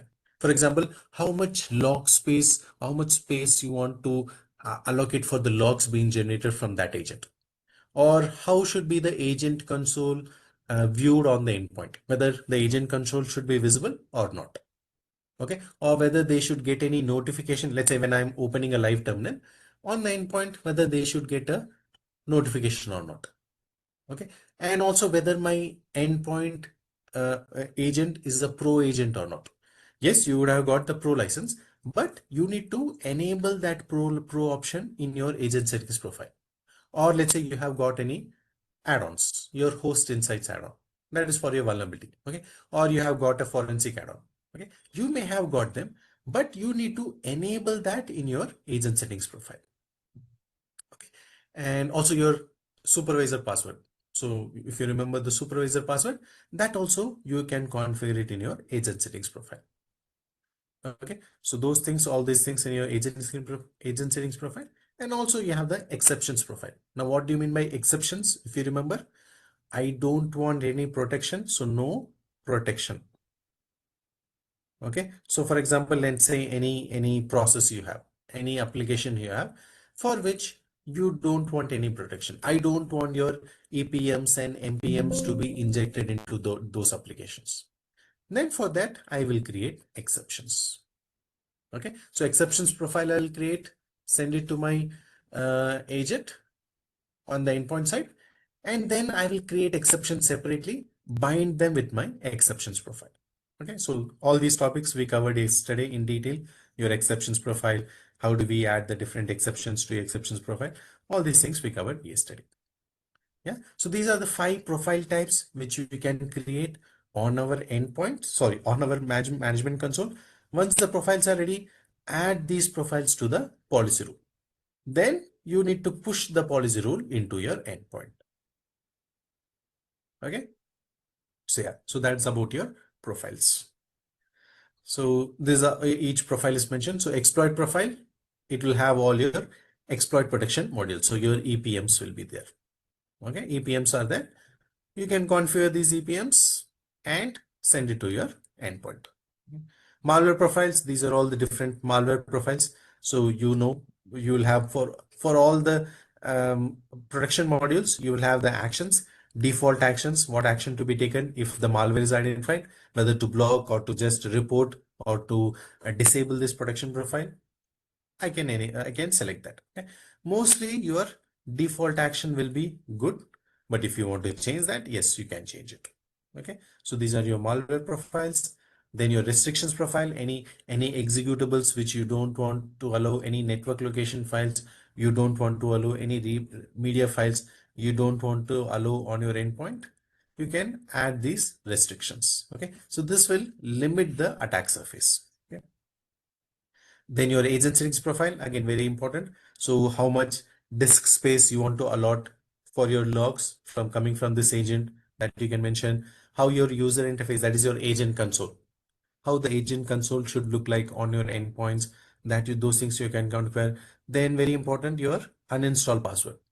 That is your supervisor password. If you want to set up your supervisor password specifically for an agent, you can do that. Okay. Then your pro endpoints, if you want to enable your pro license, yes, you have got the pro license, but you need to enable your pro endpoint. Only then it will act as a pro.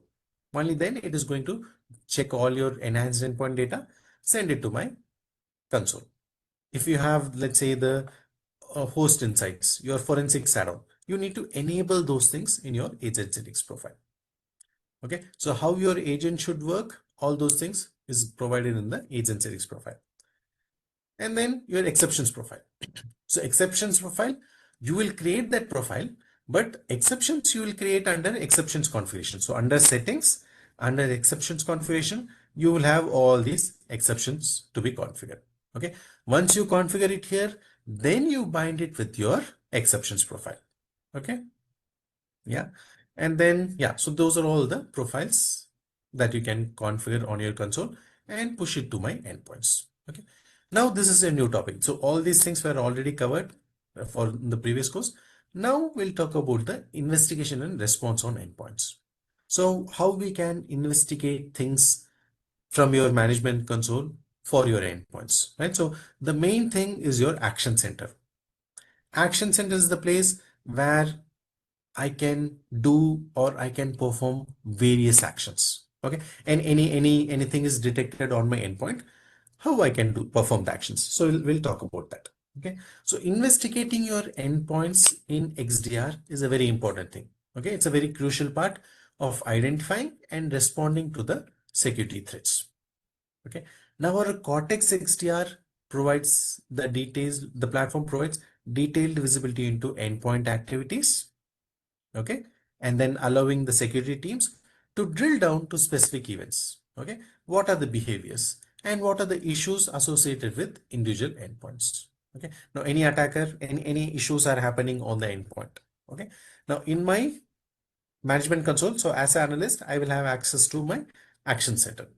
From my action center, I can take whatever action I want. Okay, so if let's say any suspicious activity is identified on the endpoint, what do we do? So we use tools like your action center, your case views to gather data, initiate response actions, and track the investigation progress on endpoints.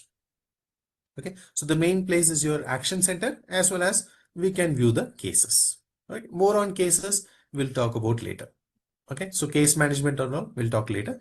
Now in this module, we'll give importance to the action center. So what are the different things in your action center? What we can do? Okay.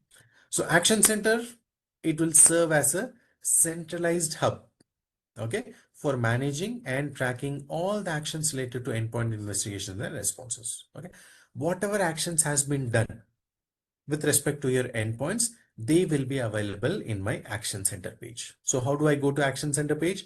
So go to Investigation and Response tab. Under that, you have under Response, you have the Action Center. And this is the page which is displayed. Okay. Now, where is this Action Center? So let me show you. So when I go to, let me zoom in a little more so that it is clear for you guys. Yeah.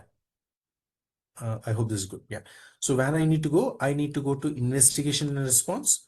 Under Investigation and Response, you have the Response option. Under that, I need to go to Action Center. So click on Action Center and your Action Center page will come up. Okay. So whatever actions have been done with respect to the endpoints, they all are available here. Okay. Now, yesterday, if you remember, I generated the tech support file. Okay. So that action is available here. So for 32200 endpoint, I generated the tech support file, right? So that action is available here. And what is the status? It is completed. Okay. Then I generated a token as well for the endpoint. If you remember, I generated the token. Let's assume I have some administrator who should work on my endpoint for 5 days. For that person, instead of giving the supervisor password to them, to everyone, for that person alone, I will generate a token and I can provide that. Okay. So that action is also there. So whatever actions you're performing, all the actions will be updated here. Now you guys would have added to the EDL list. Yeah. Somebody would have added to the EDL list. Those also are updated here. Whatever actions you are performing, all those actions are listed out here in your all actions. Okay. Now currently applied actions, any file is quarantined under this action center. If any file is quarantined on the endpoint side, those folders, those files is updated here. Okay. If you have added anything in the block list, those are available here. If you have added anything in the allow list, that list is available here. Okay. And any endpoint has got isolated, whatever endpoint has got isolated, they will be updated here. EDLs, you know EDLs, you would have already done this, right? So any malicious IP address you want to add, any malicious domains you want to add, those are updated here. Okay. Then any blocked IP address are there, those are updated here. And then also you have the agent script library that is based on your scripts. You can take any, you have taken any action, those are also updated here.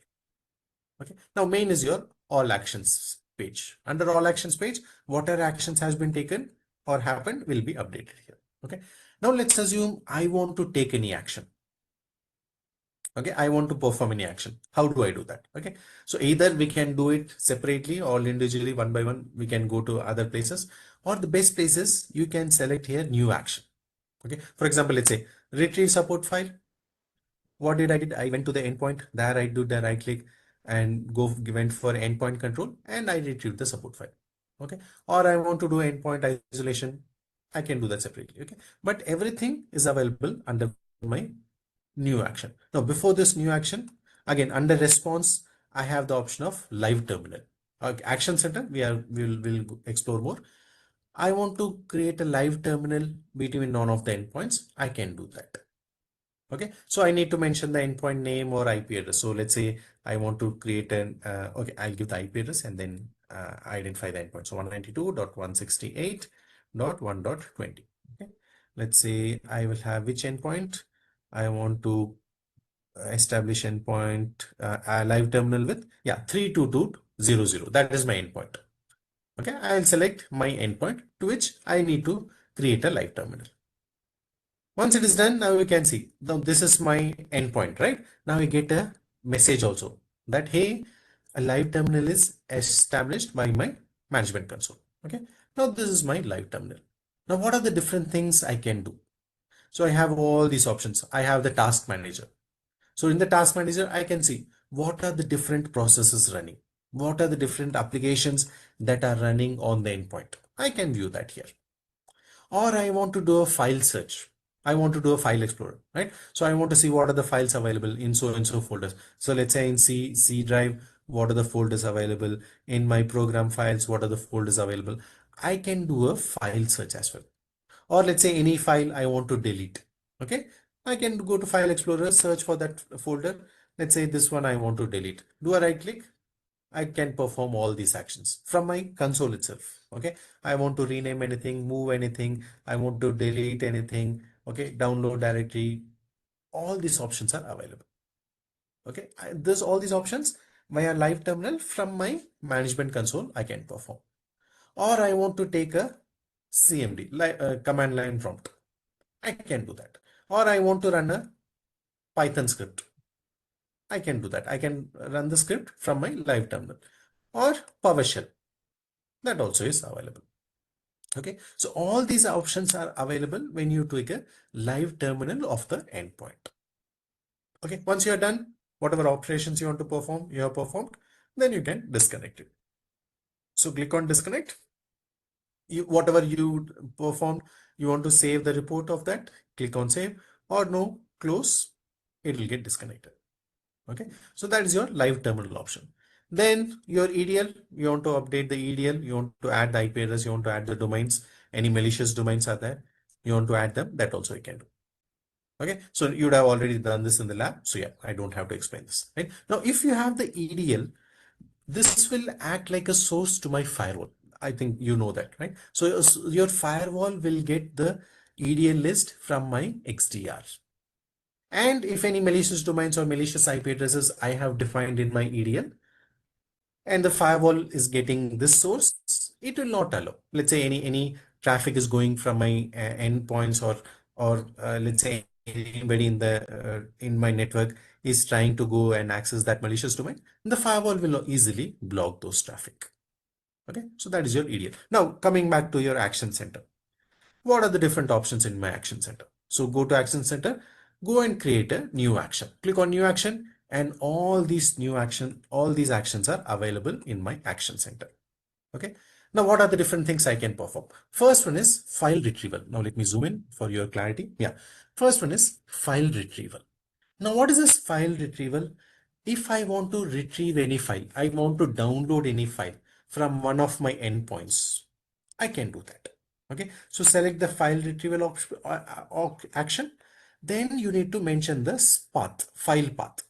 So what is a file path? Whether it is C drive, under C drive, what is the what is the folder, Windows folder, under that systems folder, under that downloads folder, under that drivers, whatever the file path is. I need to define the file path first. Obviously, what is a platform and what is a file path? Define your file path. Okay, add that. Okay, once it is done, then click on next. Okay, once you do next, it will ask you the target. Okay, on which endpoint? This is the path, fine, but on which endpoint? Whether it is in 32200 or 32201, on which endpoint I need to do the file retrieval, I need to select the target. Once I do that, it will give you the summary that, hey, on this endpoint, you are trying to download so and so folders. Once I click on retrieve, it is going to retrieve those files from my endpoint. Okay, so I can download any files and folders from my endpoints from my management console directly.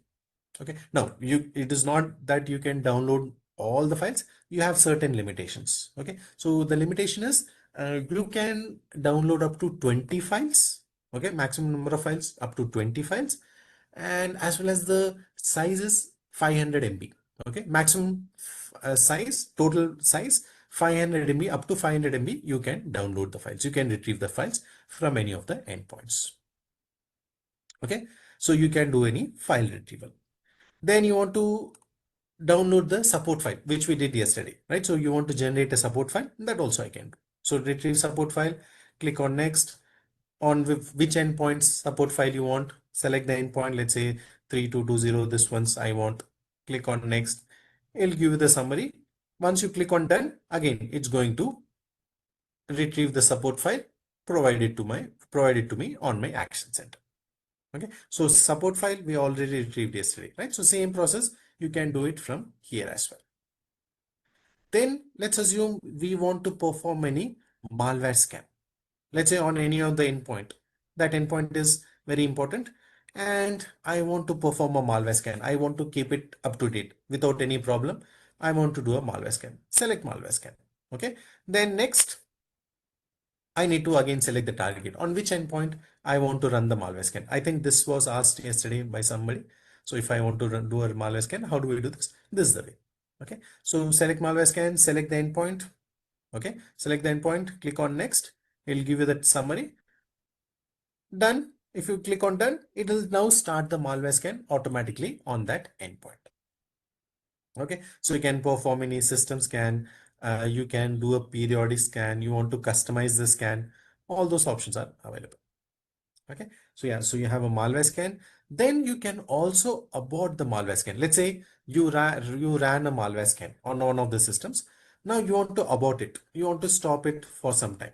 Okay, you want to cancel that, you can abort the malware scan. So select malware scan, click on next. On whichever endpoint you initiated the malware scan, that will be available here. Okay, so select the endpoint where you want to abort the malware scan, select that, click on next. The malware scan, whatever you did, will be aborted. Okay, so yeah, so you can abort the malware scan, so that option is there. Then you want to isolate an endpoint.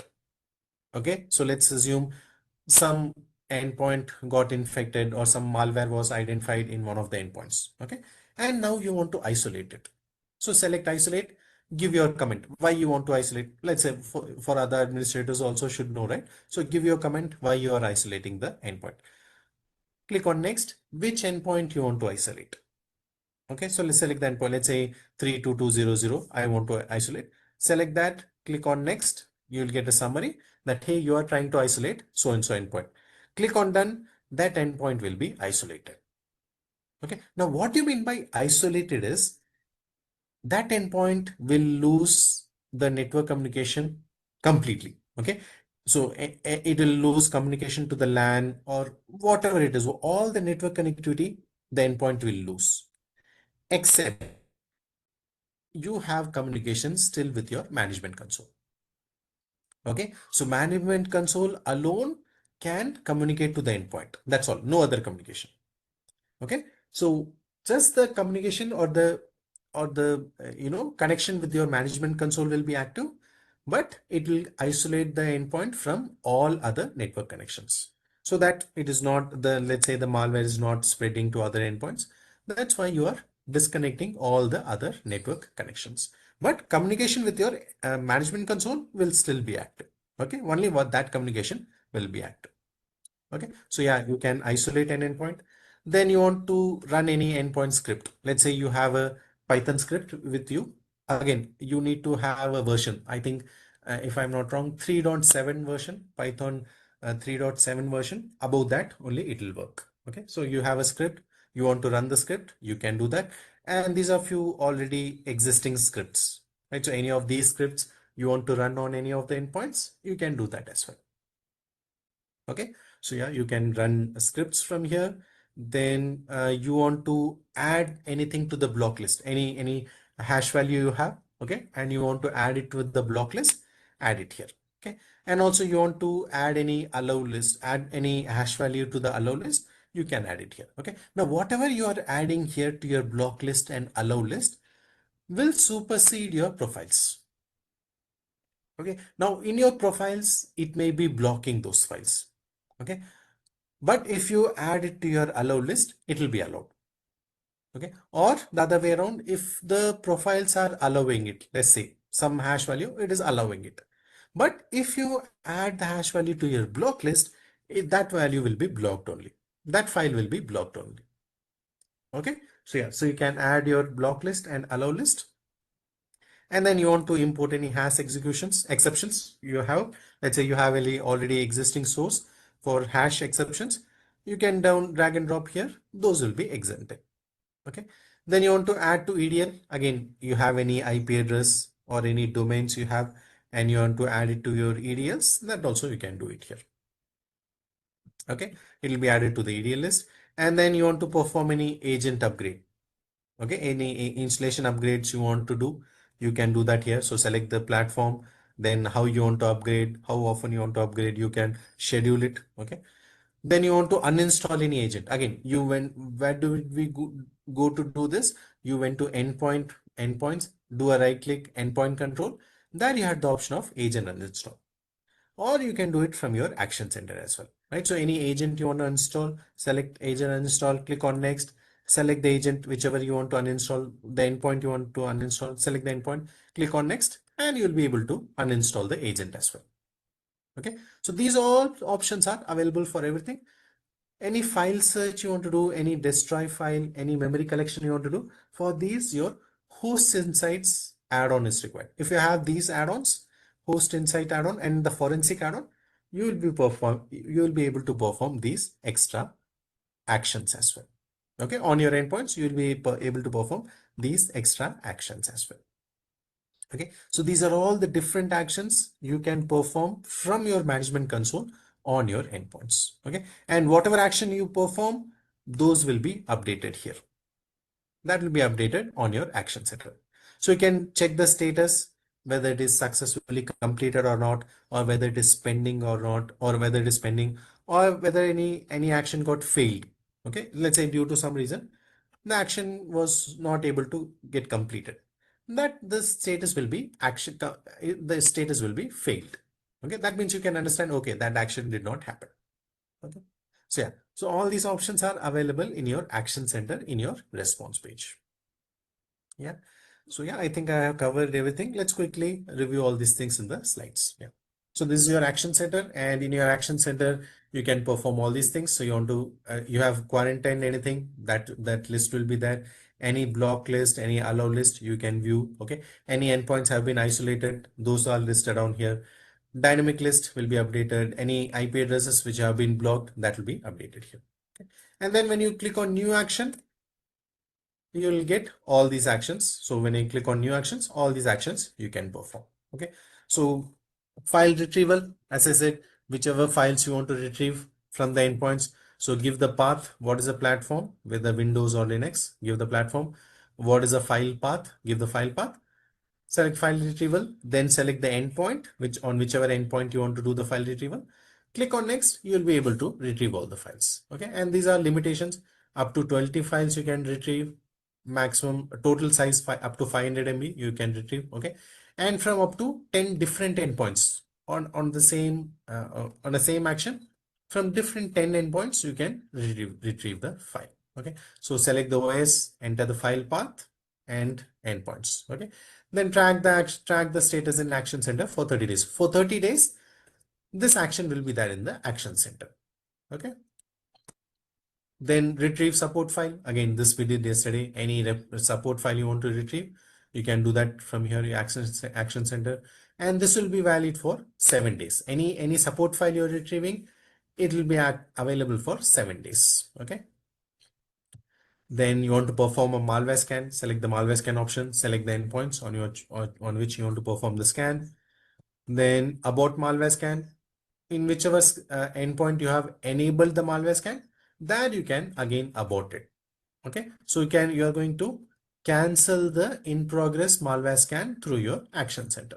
Okay, so you can abort only the scans which are still running. If it is completed, you cannot abort because it is already done. Only the scans which are still running can be aborted. Okay, so yeah, this is your abort malware scan. Then isolation, you want to isolate any endpoint, you can do that. Okay, so prevents threats from spreading to other systems. If an endpoint is isolated, it's going to stop the spreading. Okay, and yeah, so if you isolate any endpoint, only the network connection, all the network connection is stopped. Okay, but the connection with the management console will still be there. The connection with the console or the XDR is still there. Okay, so that you need to know. And once the remediation action is complete, let's say you have deleted the malware or whatever action, remediation action you want to take, you have taken that, then you can cancel the isolation. Once you cancel isolation, again all the network connections will be active for that endpoint. And then you want to run any endpoint script, any Python script you want to run on any of the endpoints, that also you can do. Okay, and also you can track what is the result, what is the progress, if in whatever scripts you are running, what is the progress, that also you can view. So real-time progress we can view for the script. Then your allow list and block list, yeah, anything you want to add it to the allow list, anything you want to add it to the block list, those things you can do. So you can use file hashes in allow and block list. Okay, Add trusted files, whatever trusted files are there, you can add it to the allow list. All the unwanted files, add to the block list. Okay, so up to 100 hashes you can add. Okay, and yeah, so that's about it. So these are the different actions you can take from your action center in your management console. Yeah, so any questions, participants? Oh, I have one question from Irfan. As you mentioned that we can add exception, I believe on the malware endpoint scanning module, we can add file paths if you're running malware scan on the, or is it ignore file? Uh, okay, if the answer will be ignore, then if we search and delete the file, is it ignore the path? No, Irfan, see, if you are doing a malware scan, the whole endpoint will be scanned. Okay, so whole endpoint scanning is going to be done. Okay, not any specific paths or files, no, nothing like that. The whole endpoint is going to be scanned. Okay, if I am searching and deleting, no, for that I need to mention the path, right? So if I want to search for any file, I want to delete any file, that I can do using live terminal.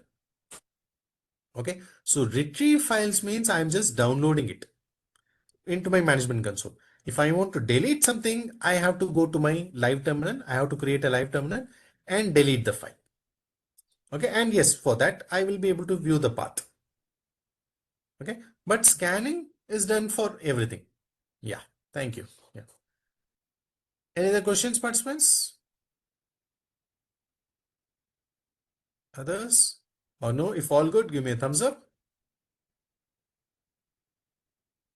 Yeah. Thank you, Jug. Thank you. So one thumbs up. Thank you, Hendrajaya. Thank you.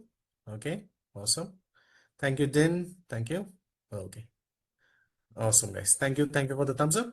And these are the labs which are related to this module, right? So reviewing the profiles and then tagging. Again, you would have done this already in the engineer course. You need to again do this for the analyst course, right? So for your analyst course, again, let me repeat, it has to be done on your simulated lab environment. Inside your learning center, you have the simulated labs. You will be doing that on those labs. Okay. But labs we'll discuss on in the afternoon. After the lunch break, we can do the labs. Okay. So yeah, so we are done with the two modules. We have two more modules remaining, which we will see after a short break. Okay, so we'll take a coffee break or a tea break, whatever you prefer, and we'll start the next module after that. So let me put on the timer. I hope this time we'll take how much time we have? Okay, a 15 minutes break. Okay, and then we'll come back and start the next module. So I'll put on the timer. Yeah. We'll see you guys after 15 minutes. Thank you.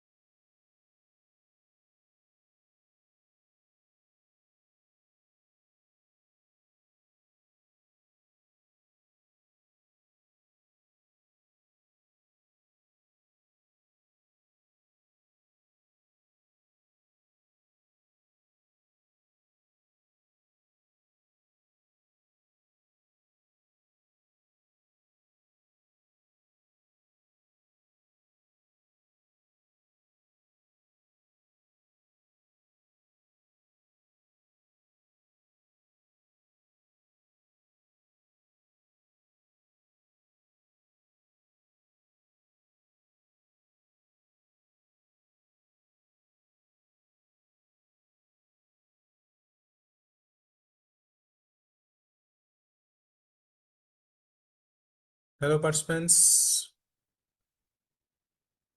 I hope you all are back. So we'll start the next module. Thank you. Thank you, Kwan. Thank you, Henrijaya. Thank you. Thank you, Din. Thank you. Oh, thank you, Doug. Thank you. Thank you, Juan. Awesome. Okay, guys. So let me quickly open the slides. Just give me a moment.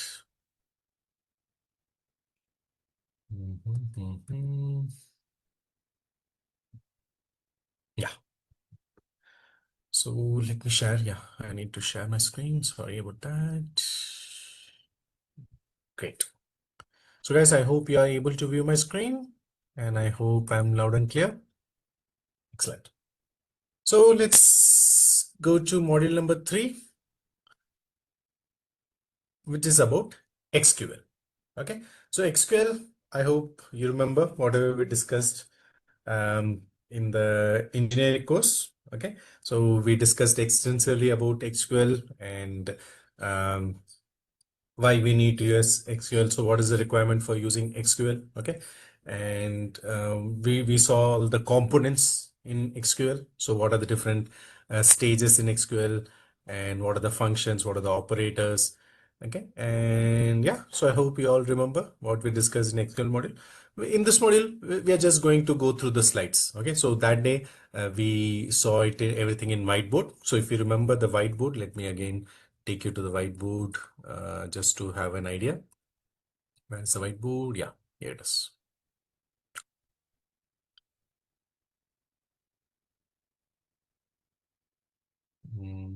Just a moment, guys. Let it load. Yes, so we discussed it here, right? First, we discussed here. Yeah, so why we need to, what is the point of using SQL? Okay, so we discussed it here. I hope you all remember this. It's a bit of a mess, I know, the diagram, but still, I hope you remember. Okay, so we have a Cortex XDR with us, which is nothing but your Cortex data lake, where all the logs come and sit. Okay, now we have logs from the endpoints, so that is definitely going to come, the endpoints. We can also have logs from, let's say, NGFW, next generation firewall, Palo Alto Networks next generation firewall, or let's say any third party source. Okay, any other firewall or any other security tools, we may have logs from that as well. Okay, so logs are coming from various parties. Okay, multiple sources are sending the logs to my Cortex XDR. Okay, now to understand these logs, what do I need? I need the parsing rules. Okay, what the parsing rules will do, it is going to understand what is the source from where the traffic is coming. So that has to be identified. Then it has to check whether it is in proper format or not. Okay, whether it is in the formatted structure or not, that has to be checked. Then it has to identify what is the required information and what information I can filter out. Okay, so what is the information that I require? I need to save it. And what are the unwanted information which can be filtered out? So that has to be defined. And also in which container it will go and be saved. Okay, so let's say endpoint logs are coming, to which container it should be saved. Or if the logs are coming from next generation firewall, to which container it has to be saved. That routing has to be also done by your parsing rules. Okay, so parsing rules will take care of all these things. You have some default rules already available in your XDR, which you can make use of, or you want to write your own rules. That also you can do. You want to write your own parsing rules, you can define them as well. Okay. Next, we spoke about containers. Now, what are these containers? Containers are the one where the logs are coming and getting stored. Okay. And these are called as data sets. Okay. These are called as data sets. So data sets are nothing but containers where the logs are stored in proper format. That is in, it will have multiple fields, multiple columns will be there. And under that, all the values are updated.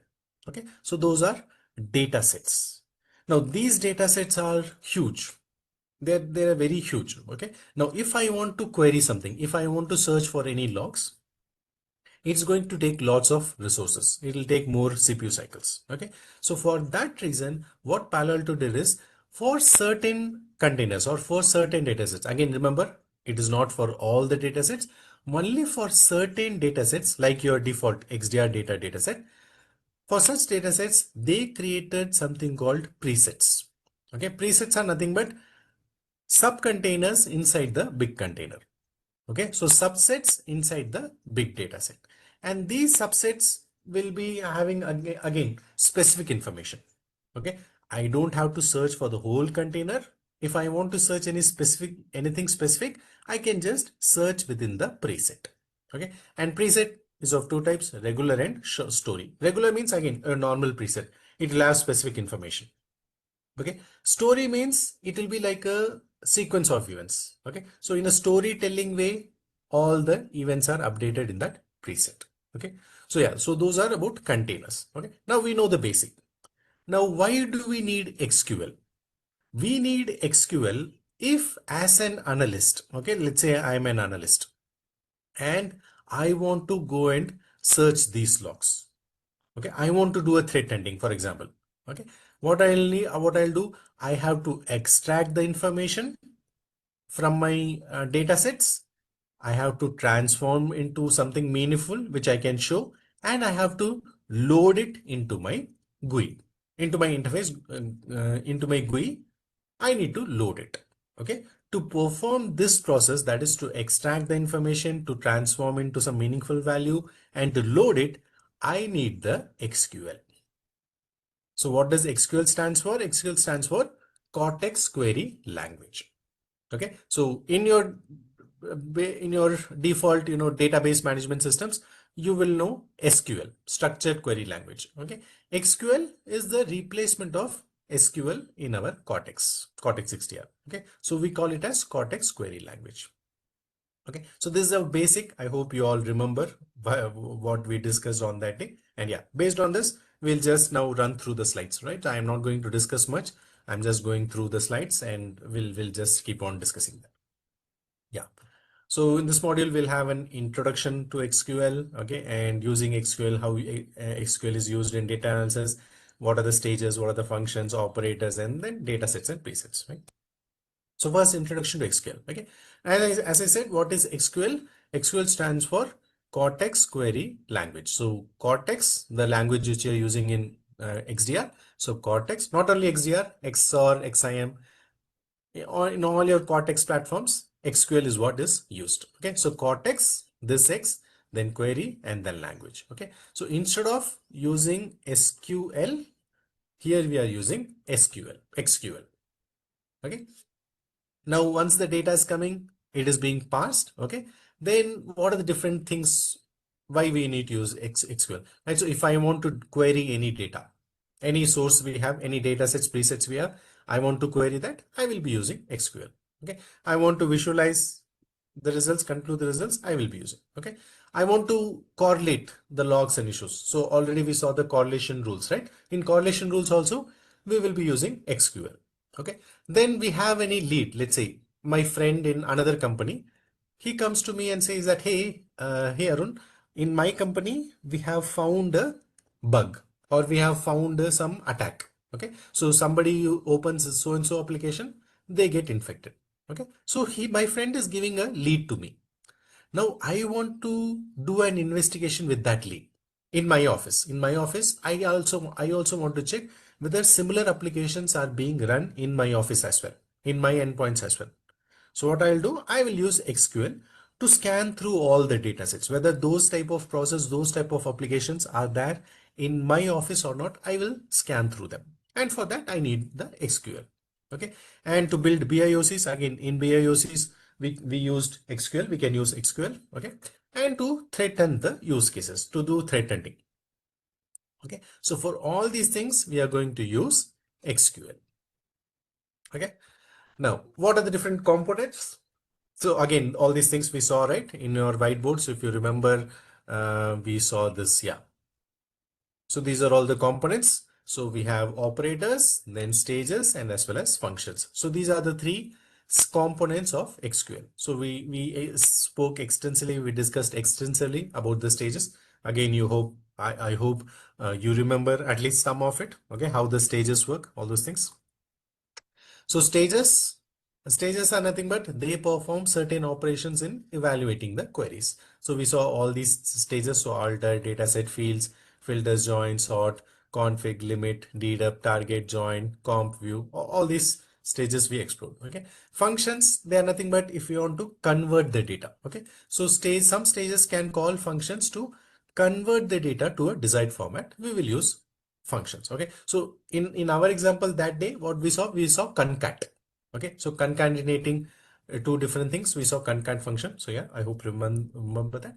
And also then finally operators, again another important component which is pretty basic, right? So your and operator, or operator, equal to operator, greater than, less than, all these are operators, right? So operators in programming languages are function like constructs, but differs syntactically and semantically. Okay, so in is an operator, equal to is an operator, greater than, less than, not equal to, all these are operators. Okay.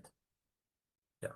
And what are the different locations from which we can do a SQL query? All these are possible, right? From the query builder, query center, browser, quick launcher. By all these things, we can open the SQL interface. Okay. Now this is your basics about SQL. So where we can write the query. So this is where you will edit the query. Okay, this is your query editor. And this option is there if let's say I'm new to SQL, but I already know SQL. Okay, so if I know SQL and I am new to SQL, what I can do is I can write the SQL query here. Okay, and then translate to my SQL. So whatever I'm writing in SQL, that will get translated to SQL. Okay, if I'm good at SQL, write the query of SQL query here, translate it, it will become SQL. Okay, so for that you have this option here. Then what is the time frame? In which time frame you want to check the database? Whether you want to check the database for the last 7 days, or for the last 1 month, or for the last 24 hours, or for the last 10 minutes, you can configure your own time window. Okay, so that you can do. Then how you can run this? So once you have written the query, just click on run to get the results, or you want to schedule it to a later time. Okay, you want the query to run for a later time, you can schedule it, you can save the query. Later you can come and again process the query. Okay, run the query. Okay, so these are query options, run options. And once the query is done, you run it, you will get the results below. Okay, so this is where you are going to get the results. These are all the columns. Whatever columns you want to view, all the columns will be displayed. Okay. Then how you want to view the output, whether you want to view the output in tabular format, you can view it tabular format, or you want to view it in graphical format, that option is also there. So while checking the view command, view stage, we saw, right? First we generate the graph and we can add the view command using the graph also. Okay. Then you have the SQL helper. That means again, if we are new to SQL, we can you make use of the SQL helper. This will have all the stages, all the functions, whatever components are there. Everything is described here. You can search for anything and you can read more about them. What does this stage do? What does this function do? All the syntax, everything, all the meaning, everything is available in your SQL helper. Okay. And then also you have the library.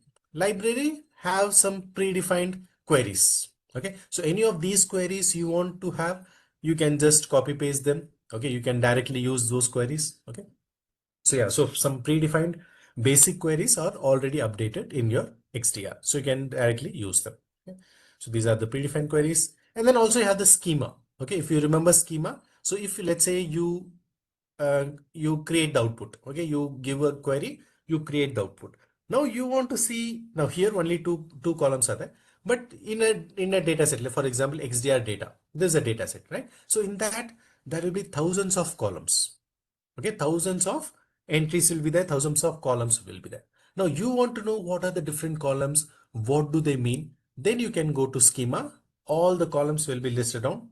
Okay, you can read about them. You can read the description, whether it is an array format or not. All that information will be available in schema. That is also very useful column. Okay. So yeah, so those are the different options available in my SQL page. And this is a typical SQL query, right? So what you are doing here, we are viewing the data set XDR data. So this data set we are checking. In that, I don't want all the fields, only these fields I want. So I want the actor process image name field. I want the event type, event subtype, and even subtype. I don't want this name, but I want the name of the column should be subtype. Okay. So as subtype means this column's name will be subtype. Then in the output, I don't want all the entries, but I want to filter out whenever the actor process image name, that is this column, has the value PowerShell.exe. Only for these entries, I want the output. Okay. Then dedup, what is dedup doing? Removing the duplications. Okay. So removing the duplications for your event type, subtype as, and you're putting it in ascending type, ascending order. Okay. So we are removing the duplications using dedup. Limit means I will get only 4 outputs, 4 entries as output, not more than that. Okay, so that is your limit option. Yeah? So all these stages we already explored in our in previously. And then line breaks, again I can continuously type the commands one after the other in a single line. Okay, like this. So data set XDR data, then the stage is ending here. So how do we know whether the stage is ending or not? I need to mention the delimiter. Okay, the pipe symbol I want to use, mentioning that, hey, this stage is completed. Now I am going to the next stage. Then once this is done, the pipe command will say that this stage is done. I am going to the next stage, right? So stage after other, I am delimiting using the pipe command. Okay, so yeah, so I can use the pipe command, and then I can continuously keep on writing in a single line. Not a problem. So line breaks are not significant. Okay, but to look it better, okay, so to make it better, for better readability, it is better to write one line after the other. So you write the first line, you enter, you go to the next line, you finish it, then you enter, then you go to the next line. Okay, so that is better and more, it is considered as a best practice. Okay, instead of continuously writing in a single line, one after the other will help you to understand it better, better readability, better understanding everything. Okay, yeah.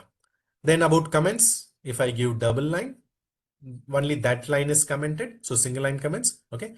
Or if I give like this, it is going to do multi-line comments. So if I need to start here, wherever I end this, all the lines between those things will be commented. Okay. And what happens when you comment something?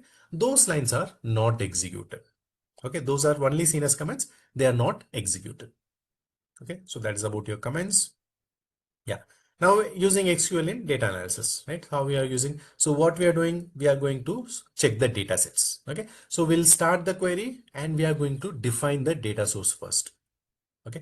Whether the data source is a data set or a preset. So we have the command, right? So we have the stage data set equal to which data set we want to view. Or I can also view the preset. So preset means we have regular and story. Okay. And once we have defined the data source, we need to define the stages, we need to define the fields. So which are all the stages? What is the action I want to perform? What are all the fields I want to view? Everything I can define. Okay. And we'll have also the schema to check what are the different fields available in that output. Okay. Yeah. So these are all the different, sources, right? So all these are from your XDR agent. So from my XDR agent, I will give all these information. So what are the files, process, network, registry, Windows event log, all these are available from my endpoint. Okay, from my Cortex XDR agent. I want logs from my other sources, let's say next generation firewall or some cloud services. From that also, I will get the logs to my Cortex XDR.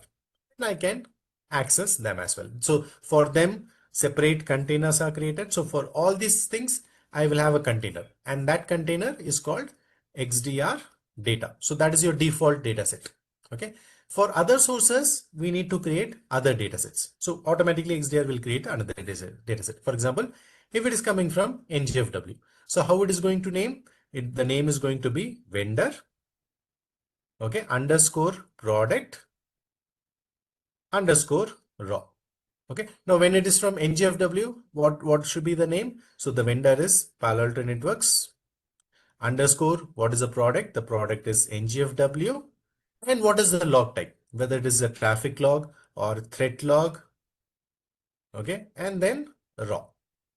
That's how you're going to create a data set. Now all the logs, threat logs coming from your Palo Alto Networks firewall will go and sit in this data set. Okay. Yeah, now this is a case hunting. This we already saw previously. We'll use the hunting scenario. Yeah, we will do this, guys. Okay. So already scenario one we already did on Tuesday. This one we'll do. Okay. Now what is the scenario here? So here the hunt says analysts detect. Analysts means we. Okay. So we are detecting a spike in login attempts. Okay. So somebody is trying to do login attempts via putty.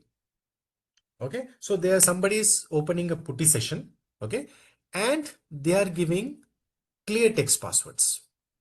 Okay, so with PW arguments indicating possible clear text password use. Okay, so somebody is using a putty session to, let's say, initiate a SSH connection, to start an SSH connection. Okay, via putty using clear text passwords. Now, what is the goal? The goal is to identify these instances and evaluate the security risk. Okay, so hypothesis, you have clear text passwords which were used by the IT admin. Okay, during remote access, they were trying to initiate the or start the SSH connection via putty. Now, if they are using clear text passwords, what can happen is this is going to expose the credentials. Okay. Now, some unauthorized person comes. Okay. They will be able to easily check the files and they will be easily able to check what are the clear text passwords. Okay. And it's going to increase the security risk. So this has to be avoided. Now, as analyst, what we need to do is we need to identify who are all these users. Okay, who are all these administrators who are trying to open a putty session and start a SSH connection with clear text password. That is my aim. Okay, now let me show you how this is done. So yeah, now when I go to my endpoint, let's say this is my endpoint, and from this endpoint the actions are being happening, right? So what I'm going to do is I am going to open a putty session through command prompt. Okay, so what I'll do, I'll open command prompt. Yeah, I'll open command prompt and or I'll run it as administrator. Okay, now via command prompt, what I'm going to do is I'm going to open a putty session, okay, through command prompt. Let's say to start a SSH session, okay, SSH connection to some computer. Okay, now how do I do that? From my command prompt, I will go to putty.exe. Okay, I will open a putty session, and through this one, what I'm going to do, I am going to start a SSH connection. Okay, so for that, I need to do SSH. Okay, and for some user, okay, to a computer at some IP address, let's say I'll give the name as what name shall we use? Yeah, Bob. Okay, to this user, and the IP address would be at 192.168.1.35, just for example. Okay, I know this will not work. Just for example, I'm giving some IP address. Okay, and the SSH connection should be on port number 22. Okay, so since it is SSH port number 22, and what is the scenario? They are using PW arguments. Okay, so password, clear text password I need to provide. So the same thing I will do it here. So password is some password I will give. So password 123. This is my password. Okay. So what I'm doing here, I am opening a putty session through my command prompt. Okay. To start a SSH connection to some computer at this address. Okay. And Bob is the username on port 22 with the password 123. Okay, password spelling is wrong. Okay, let it be, not a problem. Okay, now when I enter, it will try to initiate the SSH session, but it is not going to happen because some random IP address I have given. It's not going to initiate the putty SSH connection. No, it will not be possible. Okay, so let the error message come.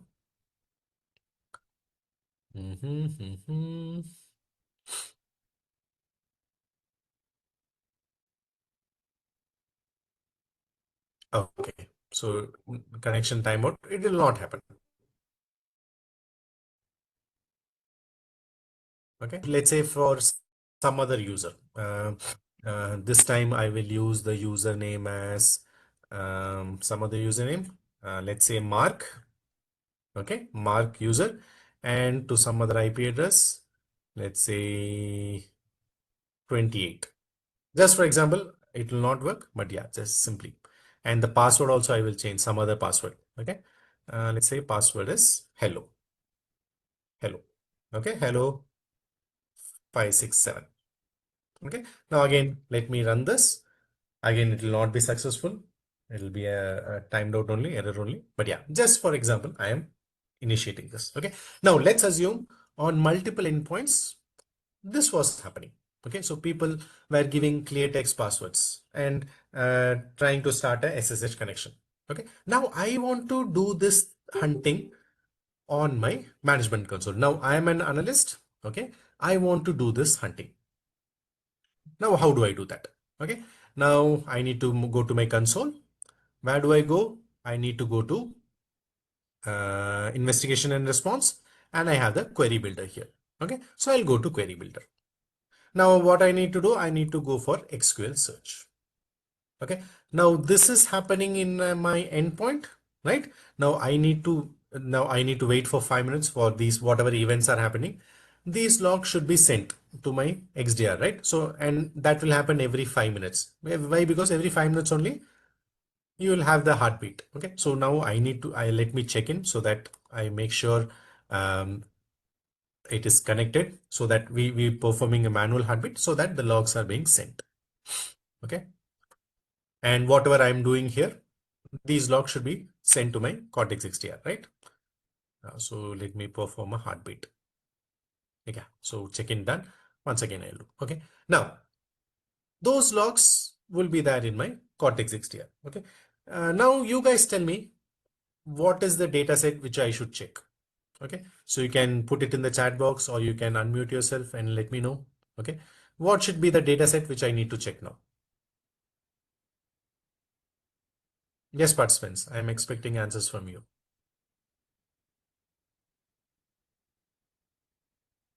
Which data set should I check? Or what should be the command first command I should give? Yes, I want you guys to come up with answers, please. Excellent. Thank you, Irfan. Yeah, you nailed it, my friend. Excellent. So the first line should be the data set, right? So what is the data set I want to see? I want to see XDR data because that's where these logs would have come. So I will put XDR data. Thank you. Okay. Now this is the data set I'm going to check. Now what is the next thing I need to do? I need to filter out something. Okay. I need to check the fields. Okay. Now here in my example, what I have done is, sorry, not here. Now here in my endpoint. Okay. Now in my endpoint, what I have done, I have opened a putty session through command prompt. Okay. So through command prompt, I have opened a putty session. Now, what is the actor process? What is the action process? If you remember, action process, actor process. Do you guys remember? So I think in my whiteboard, I would have explained that. Actor process. So what is actor process? Actor process is your parent. Action process is your child. Yes. Now in this scenario, in this case, what is action? What is actor? What is action? Again, you guys can answer. What is the action? What is the actor process? Which process is action process? Which process is actor process? Yes.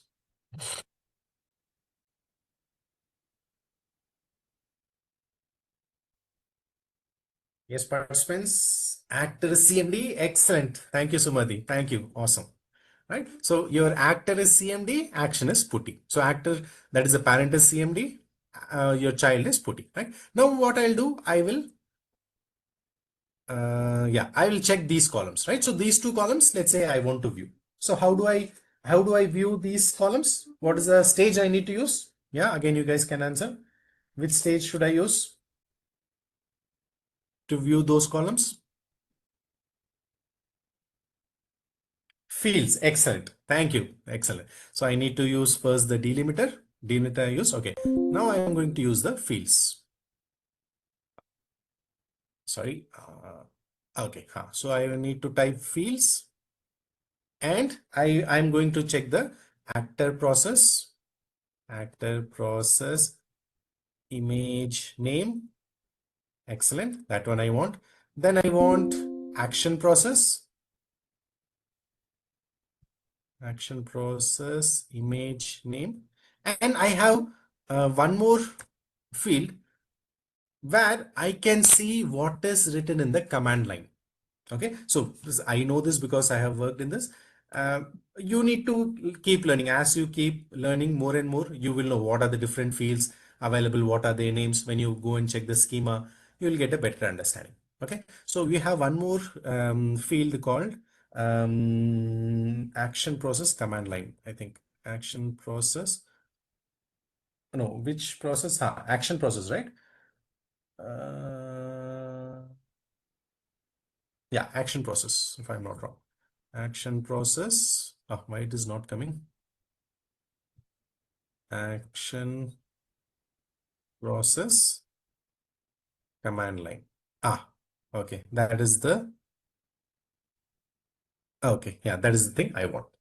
Okay. Now I'm going to run this and see my output. Okay. Oh, I don't want to see for the last 1 day. That is too much. It's going to consume lots of resources. Okay. Not a problem. So I have maximum these many results. So I don't want for the last 1 day, for the last 15 minutes, or let's say, yeah, 15 minutes will keep. Minutes apply. Yeah, for this time frame we'll run. Right? Now we'll see the outputs. How many outputs are there? Okay. If I zoom out, I have found these many results. Okay, 10,000 or 1 lakh results I have found. Okay, now there are so many results. It's going to be very difficult for me to search among them. Okay, because I want to search who is using CMD, who is using putty, and in that who's using real clear text passwords. It's going to be too many results. I cannot search these things. Okay, so for that, what we can do is we can filter out certain things. Okay, now what is the criteria here? The criteria is somebody is using PW arguments. Okay, so hint is passwords are passed using the PW in the command argument. Now I will filter out these alone. Okay, I will filter out these alone. So how can I filter? So I can filter. Yeah, so I will write another line where I'm going to filter out. Okay, so I'll use the delimiter. Okay, and I will filter. Yeah, I'll use the filter command. And what I need to filter? Yeah, what I need to filter? I need to filter wherever the command line contains PW. Okay, so actor process image name, action process, right? So what is the process? Let me zoom in a little more. So this one I want, right? The command line. This one I will keep as I will give our command. Okay, this one I'll give as command. Okay, now I'll filter out whenever the command has whenever the command is having or not equal to, just contains. I'll use contains whenever command contains PW. Okay, so hyphen PW. Whenever this argument comes, I want to filter out those events alone. Okay, now I will run. Let's see whether I get the output or not. You can see found 2 results. Let's see, those are the ones which I ran in my endpoint.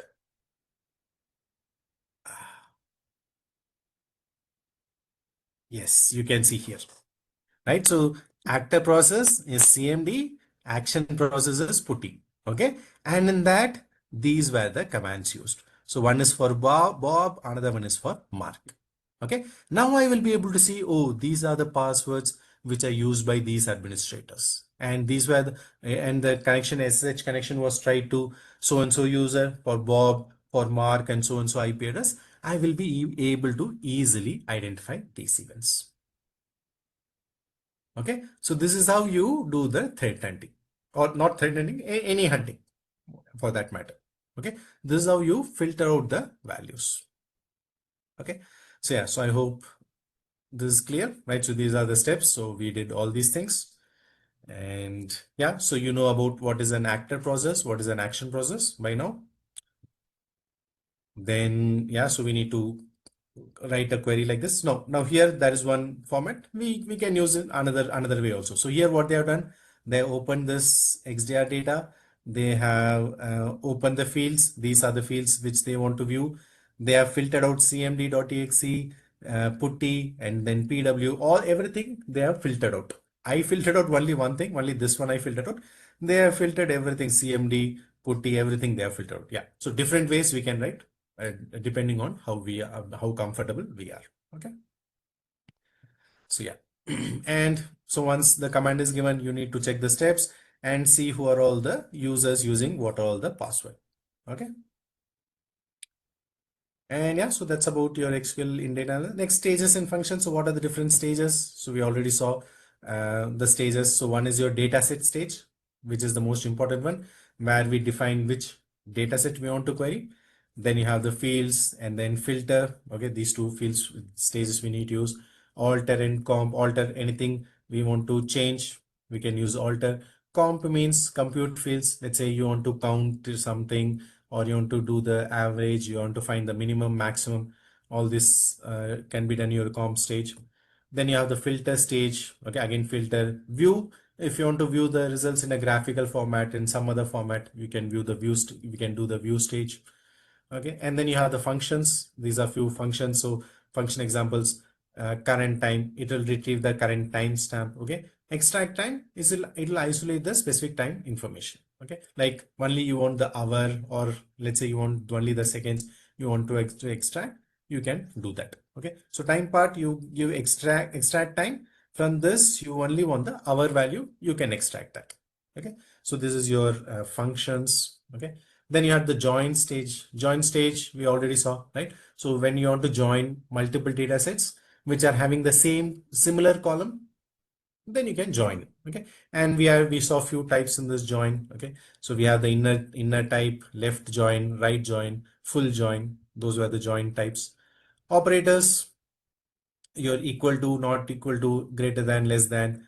All these are, so all your comparison operators, Boolean operators, and range and string operators. Okay, so these are all the different operators which we'll use in your SQL. And yeah, so all these are examples are given. So I would recommend you to all go through this.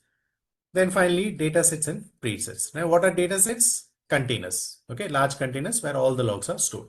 Presets, you don't want to check the whole data set, you want to specifically check anything, you can check in the preset, and it is created only by Palo Alto. We cannot do that. Okay, so datasets, log data from any source is added to XDR and stored in datasets. Okay, and how we are going to name them? So vendor, product, and whether it is raw or not. Okay, and you have a default dataset called XDR data. So that is the dataset where all your endpoint logs come and get stored. Okay, so datasets, they contain the raw information from the source, can potentially includes hundreds of fields, lots of columns are there.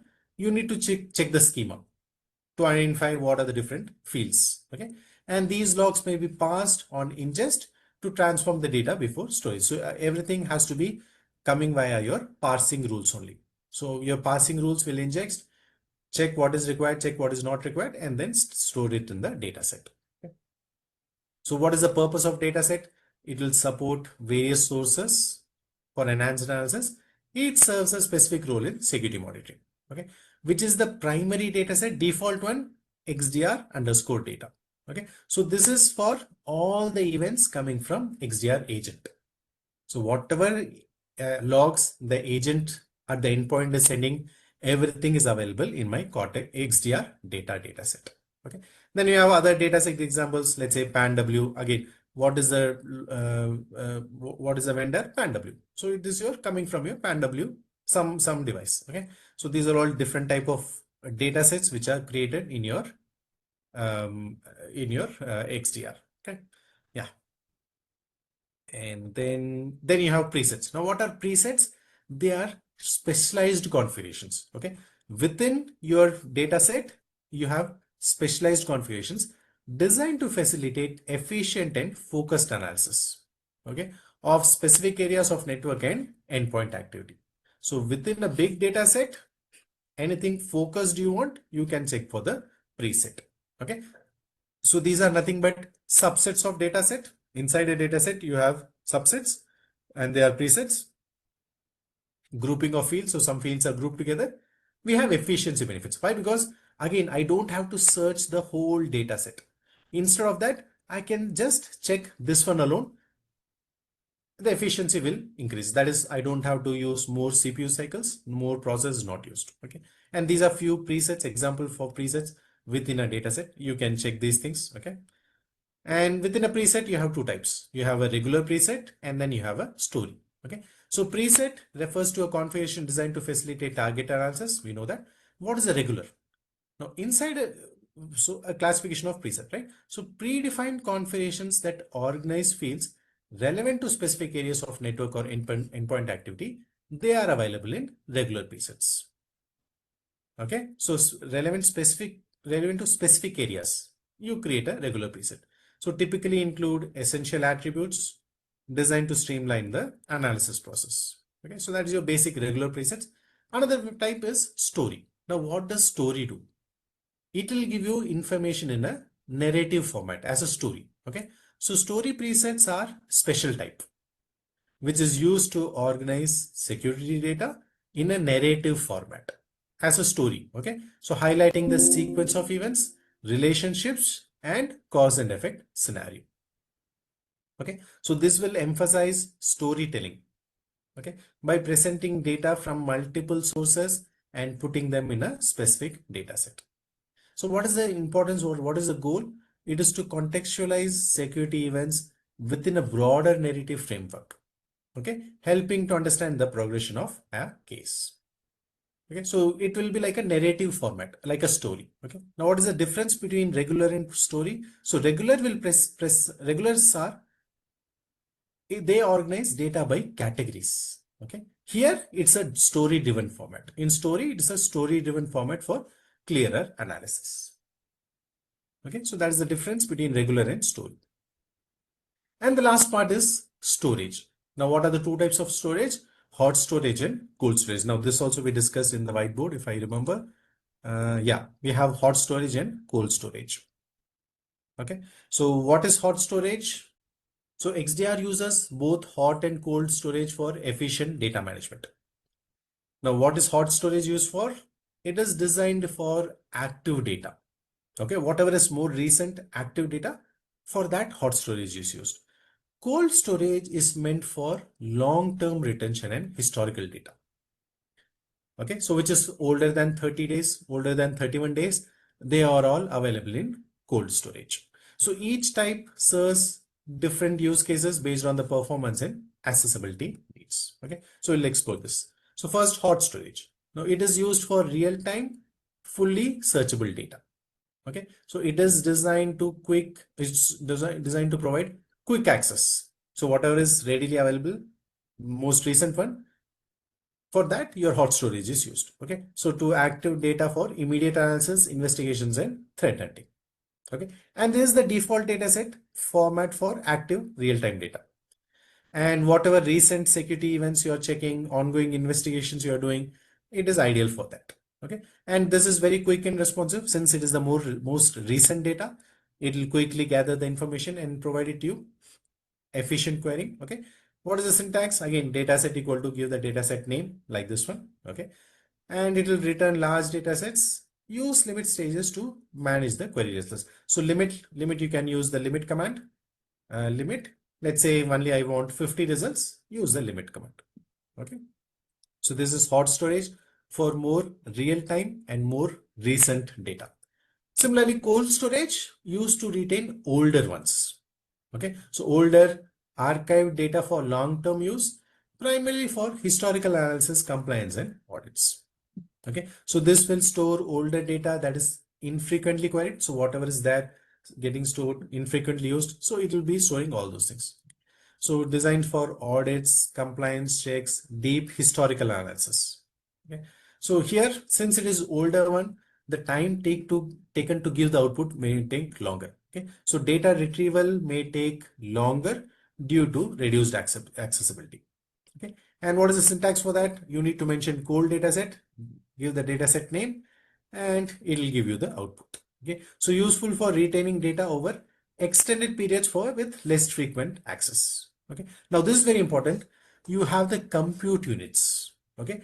This will make use of the compute units. Now compute units, you will get some free compute units as you get the Cortex XDR. They will provide you with free compute units, or you are doing more and more queries, then you need to again purchase some compute units. Okay. Now when you're accessing data from your cold storage, compute units are consumed for this one. But now where do I check the compute units? So when I go to my XDR, when I go to settings, configurations, under data management,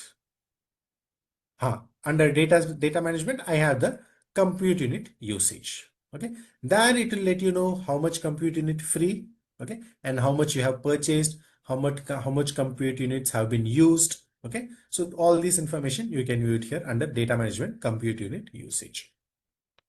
Okay. So yeah, so if you're checking the database from your cold storage, it will require compute units. It will take up some compute units. Okay. And I guess that's about it. Yeah. And these are the log collection methods. So logging data can be collected in various formats. So via syslog, API, HTTP event collection. All these methods are used to collect the logs, stored it in your Cortex XDR data lake, and then you can use SQL to search all these logs. And that's about it, guys. That's the end of module number 3, XQL. Any questions? Question, Sumadi. Can I assume anything I type is being recorded by XDR agent? Yes, whatever you do on the agent side, okay, on the endpoint side, whatever you do, all those are recorded by the agent. And it should be a pro license, of course. If it's a pro license, whatever you do on the agent side or on the endpoint side, everything is recorded. Yes, yes, Sumadi. So whatever process you run, whatever files you open, whatever folders you open, whatever commands you give, everything. Yeah, thank you. Any other questions, participants?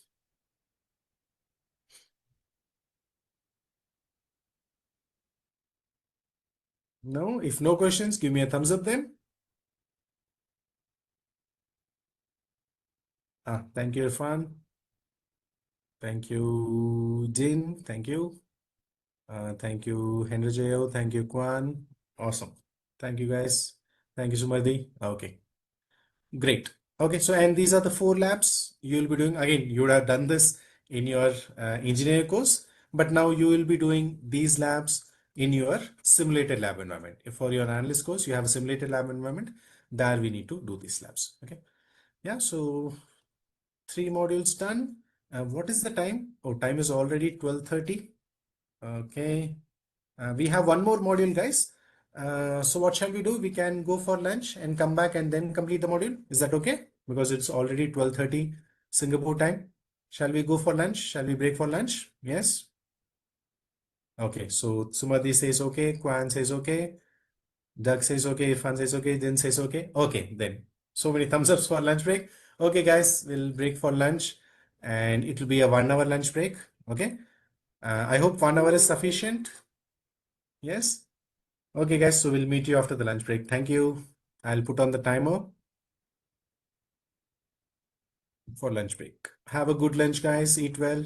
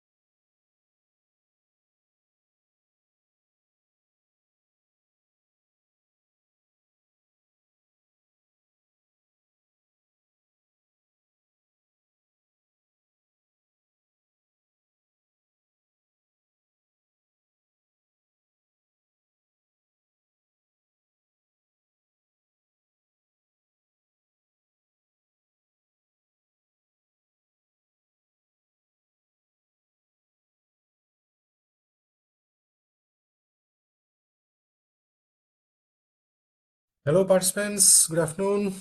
I hope all of you are back from your lunch break.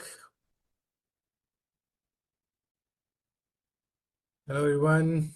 Give me a thumbs up if you all are back. Thank you, Henry Jaya. Just one person is back. What about others?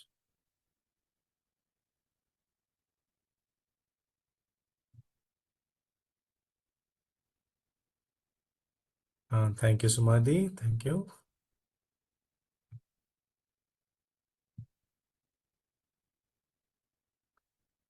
Thank you, Irfan. Thank you, Din. Okay, so 4 people are back.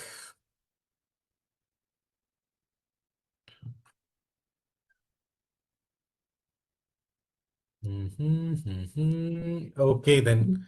So we'll get started. We have one more module, okay, to be completed. Once we do that, then we'll jump to the labs. We'll complete the labs and complete the day. Okay, wind up for the day. So let me open the last module slide deck. Just give me a moment.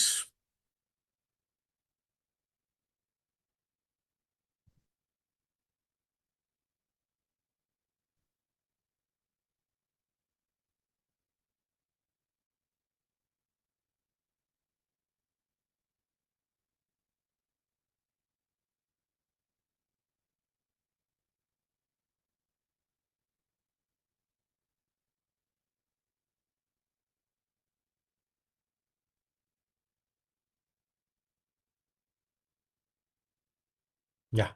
So I hope my screen is visible, guys, and I hope I'm loud and clear. So let's get started. Okay, so this is the last module for the day, theory part. So this is module 4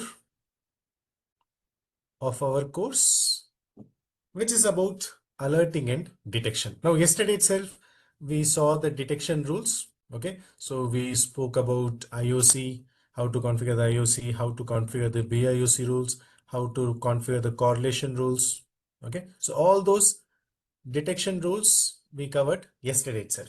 Okay, in our engineering course. Now again, the same thing, we will talk about correlation rule also in this module, little about this two already done, so we are not going to cover that. Correlation rule also will be covering today. Okay, and then we'll talk about issue grouping. Okay, how issue is grouped. Okay, then we'll talk about case scoring and prioritization, how the cases are scored, what are the methods to score the cases. Okay, and then we'll talk about little theory about case management lifecycle and also few basic customizations with respect to cases. Okay, the first thing is about issue grouping. Okay, now what do you mean by issue grouping? Now to understand that, let's first understand what is the issue. Okay, now let's say this is our management console. Okay, so this is our management console, XDR management console. Now we have alerts, sorry, we have agents installed on the endpoints. So these are all agents installed on the endpoints. Okay, now what do we do? Also, we write IOC rules, BIOC rules, and correlation rules. Okay, now first of all, what are issues? We need to understand what are issues. Okay, now issues are nothing but when any event happens, okay, when any event is detected, they are sent as alerts or they are sent as issues to my management console. For example, let's assume in this endpoint, so these are all endpoints. Okay, these are all endpoints. Now any malicious activity or any adversary, any anomalies is occurring in this endpoint. What the agent will do, it will immediately identify it. Okay, if we want to block it, yes, the action is block. Let's say it blocks it. Okay, once this happens, that is the prevention, the detection of the event and the prevention of event happens, immediately the agent is going to generate an alert, okay, and send it to my management console. Or you can say issues or alerts. So again, both are same, guys. Don't get confused. Okay, so alert, whenever I say alert, it is the same as issue. Okay, so previously the name was alert. Now the name is called as issue. Okay, yeah, so we'll come back to it. So whenever any event is detected and prevented on your endpoint side by your agent, what the agent is going to do immediately, it is going to generate the issue or generate the alert and send it to my management console. Similarly, if we have written any IOC rule, any BIOC rule, any correlation rule, okay, and anything matches with them.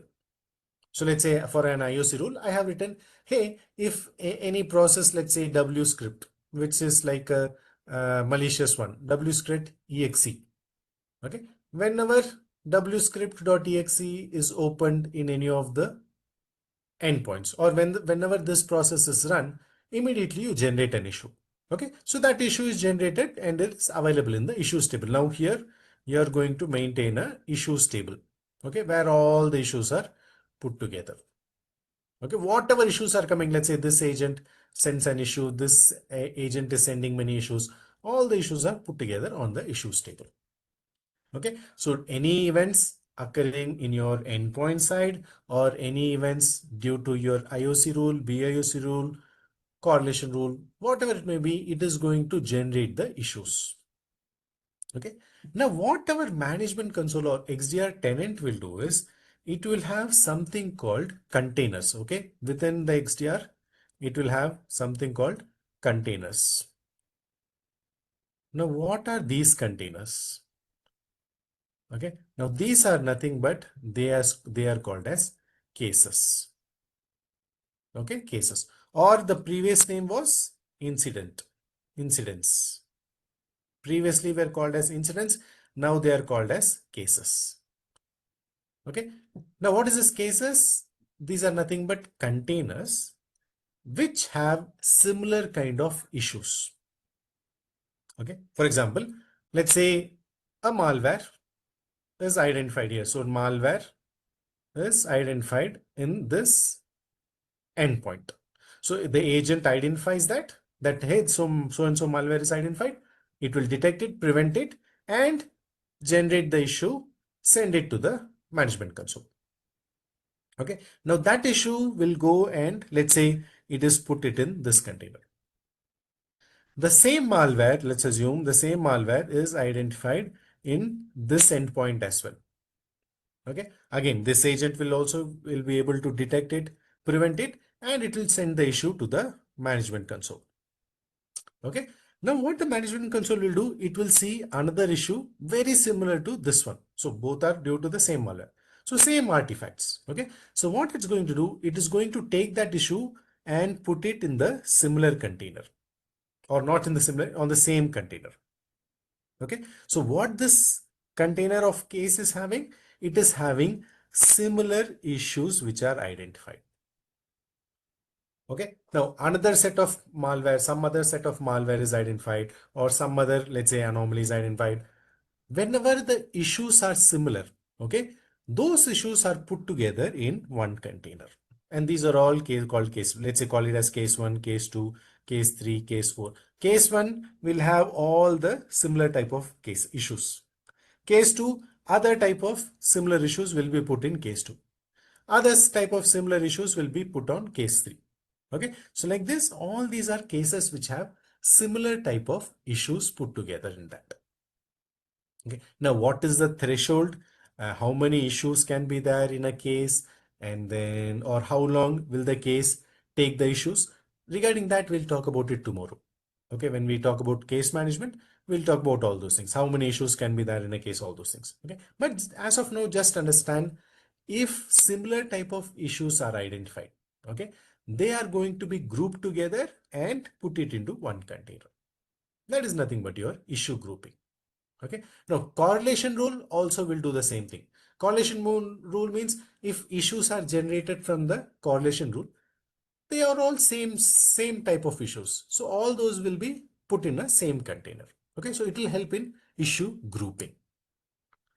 Okay, so that's what is issue grouping. You combine the similar type of issues into one group and you put it in the container called cases. Okay, so yeah, so in XDR, issue grouping features are essential. okay, for identifying and managing complex security issues. Now, if similar issues are there in one container, I will know what is this case about, what are the types of issues available in this case. So all the similar type of issues, I can quickly understand that and respond to that. Okay, so that's why grouping is very important. So these features are used to automatically group related issues. So whatever related issues are there, they are grouped together automatically, helping to reduce noise and streamline the case response process. Okay, so whatever, let's say some issues are there which are not that important, let's say a low severity level or not that important malware, they all will be grouped together and put in another container. So when I see this container or see this case, I know, okay, this is not all that important. Let me give first importance to the case which has critical severity issues. Let me resolve that first. Low severity, this is low severity only. All the low severity issues are there in this container. I will see, I'll deal about this later.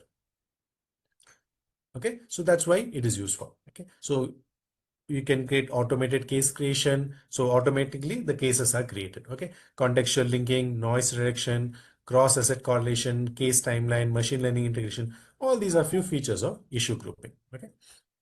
Yeah, so automatically the cases get created. So I don't have to create the cases. Automatically these cases which are having similar issues, they will get created. Okay, so issue grouping feature significantly enhances case management by automatically grouping multiple related issues into a single case. Okay, now what are the different things or different artifacts that are required to group them into a single case? So group related issues, which has the same IP or host name or user or behavior into a single case. Okay, so what this will do, this will simplify case management, letting analysts focus on critical threats. Okay, and so only critical threats we can analyze, so helps in detecting genuine threats and also reducing false positives. Whatever false positives are there, they can be avoided. Okay, so streamlines the responses by managing a single case instead of scattered issues. So we can give importance to these things, the cases. Okay, I can go and check the cases instead of all these issues. So thousands of issues will be there in the issues table. Those are all scattered issues. One by one, it will be very hard for me to resolve all of them.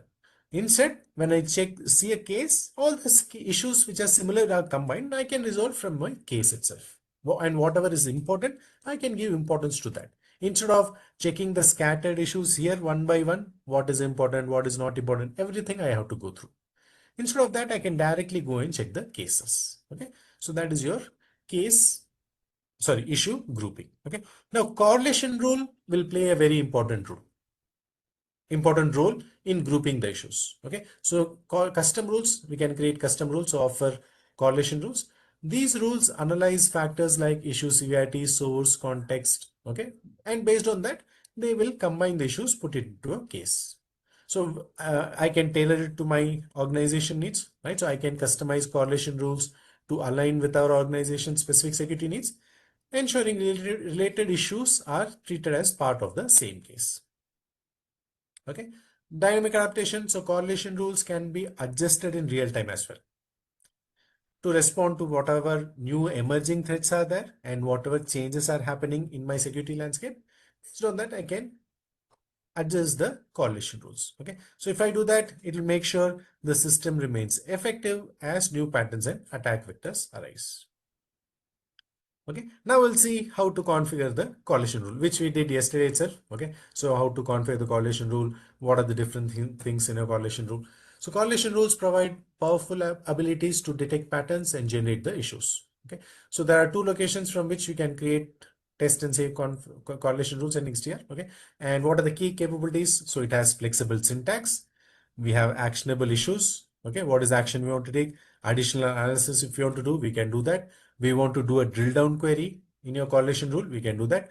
If you want to suppress the issue, let's say again and again, I don't want the issues to be generated, I can suppress the issues. I can map it with MITRE ATT&CK tactics and techniques.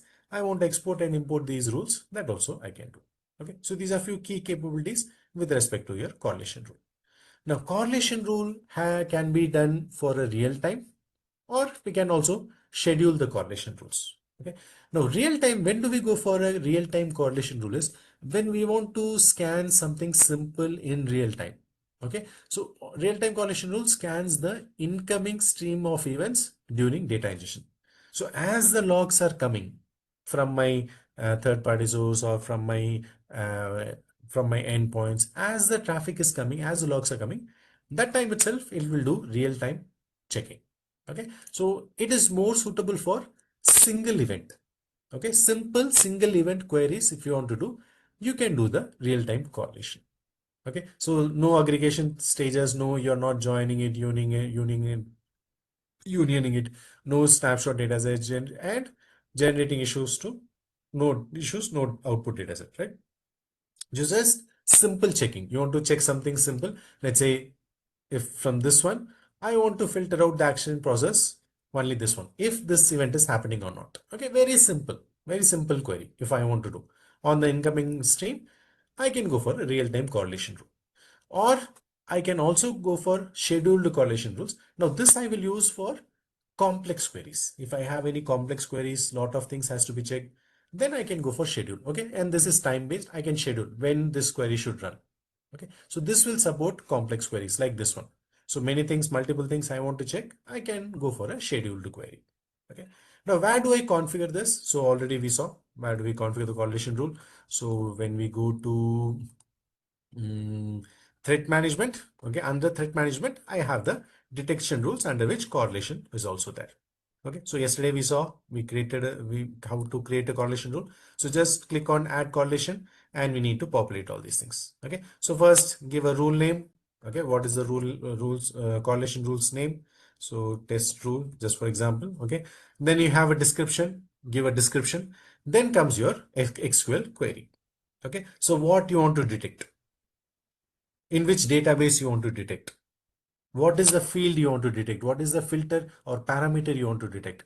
Based on that, I will write the SQL search. Okay, so you already know by now how to write the SQL search. We need to write the SQL search.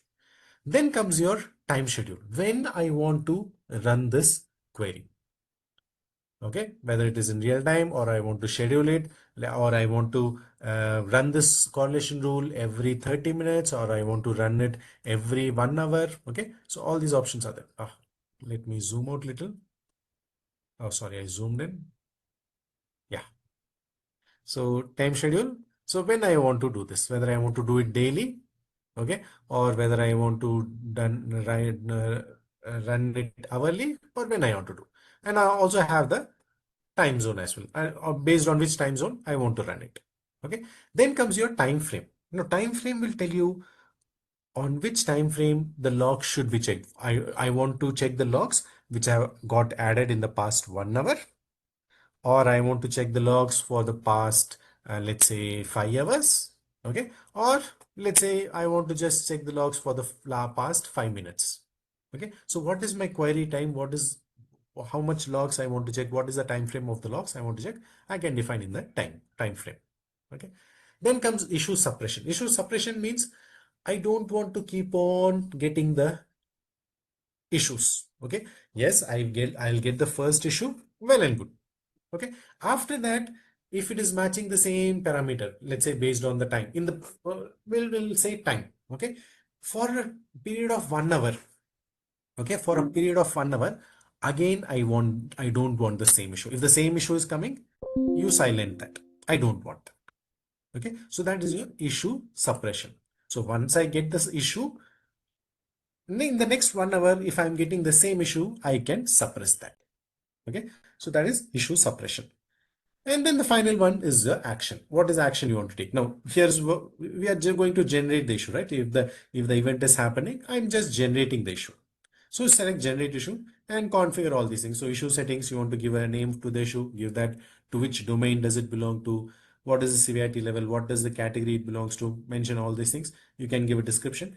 Then comes your drill down query. Now, if this event happens, if whatever I'm searching, that event happens, I want to search something else. I want to search, let's say, in some other database, I want to search some other parameter, whether that is happening or not. Okay. For example, let's say I am searching for events like command prompt.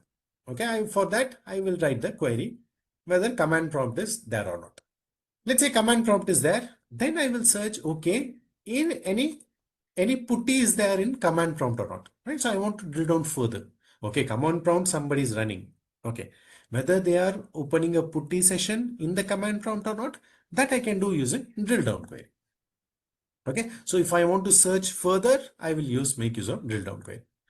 Okay, then comes your MITRE ATT&CK tactics and techniques. So you want to map it with any MITRE ATT&CK tactics and techniques, that also you can do.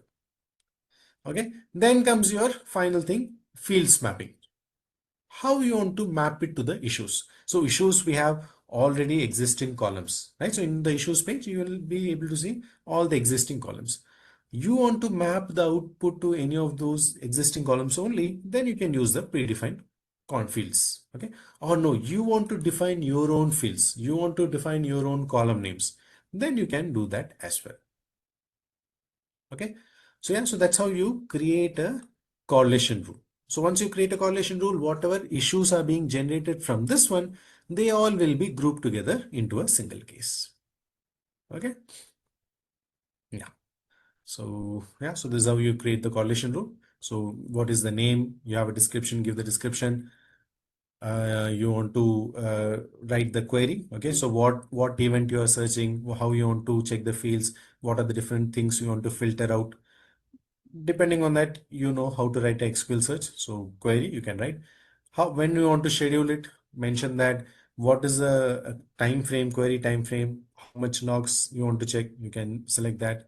Then if you want to suppress the issues, after one issue you want to suppress it, you can do that. And also finally you have the action as well. Okay, what is the action you want to take? Whether you want to generate the issue or save to dataset, add to lookup or remove from lookup. Generate issue, a new issue is generated. If the event is mapped or if the event is available, it will generate the issue. Okay, pretty simple. Save to dataset. If I want to create a new dataset, whatever output is coming from this SQL query, I want to save it to a new dataset. I'll select save to dataset. Okay, or I want to add it to lookup tables or remove from lookup. That also I can do. Add to lookup means whatever columns are there, output columns are there, they will be just added as lookups, added as columns to whatever data set I'm selecting.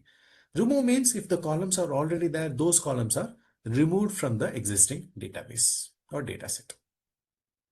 Okay, so those are all the actions we can give in the correlation rule, which we discussed yesterday. And we have the drill down query. Okay, if I want to search anything further, I can go for drill down query. Then what is the time frame for the drill down query? Mention that. Mapping with MITRE ATT&CK tactics and techniques. If you want to map it, you can do that. And finally, yeah, the issue fields mapping. So to which fields or which columns the output should match, that can be configured. Okay, so that is your configuration of correlation rule.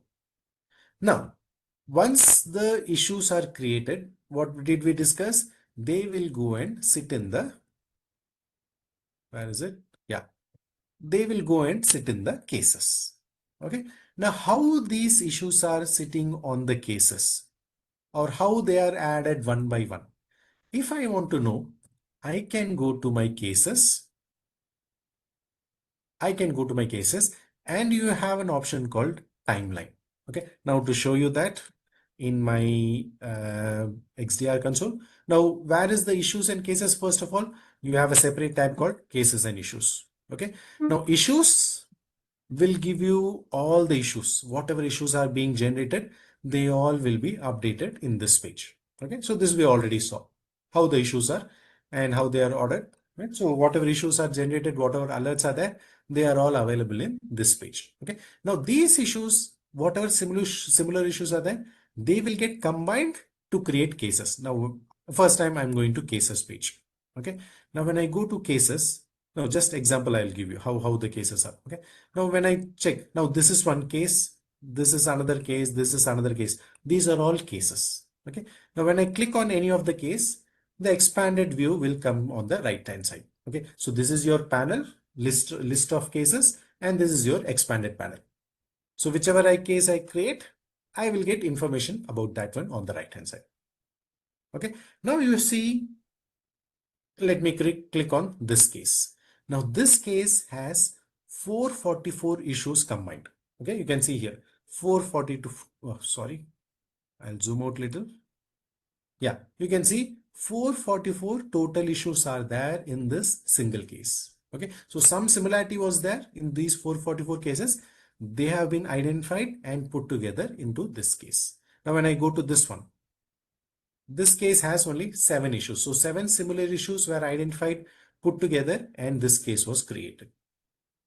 Okay, when I go to the next one, next case, here it has 1,000 issues put together to form a case. Similarly, next one, here if you see,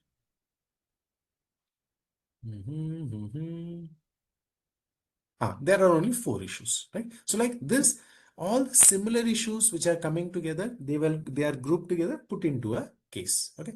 Now, what I was talking is about the timeline. Okay. Now, what is this timeline is? In your timeline of the case, now more about the case, what are these, what are all these information, more about this we'll talk tomorrow. We have a module for case management. Okay, in case management we'll talk all these tabs, what is overview, key assets and artifacts, issued insights, war room, executions, all these tabs we'll talk tomorrow. And all these, what are all these things, we'll discuss in detail tomorrow. Okay, now just your timeline. Now what do you mean by timeline is, it will give you the whole chronological order in which the issue was created and whatever was added. Okay, now when I keep scrolling down at the bottom, so let me go to the bottom of the timeline. It will say me what was the first point or what was the first instance that this case was created. Okay, so here you can see the case was created. Okay, on November 19th, at this time, this case got created and this was the first issue which was added in this case. Okay, then the next one, what was the event? What was the issue that were added? What is the event related to this case? That will be updated. Then after that, what is the next issue or what is the next event? Like this, all the events, whatever events are there, whatever issues are added into this case, everything will be there available here in order, one after the other in timeline. You can see the time, date, everything according to timeline in a sequence of events in chronological order. It will be added here. Okay. Now, when I check this timeline, it will help me to understand what are the new updates, right? So what has happened to this case? What were the new additions? What were the issues that were added? Everything, the whole history of the case, I will be able to understand. Okay. So very important uh, parameter, you can say, which is the timeline. Okay. So that is available in the cases page.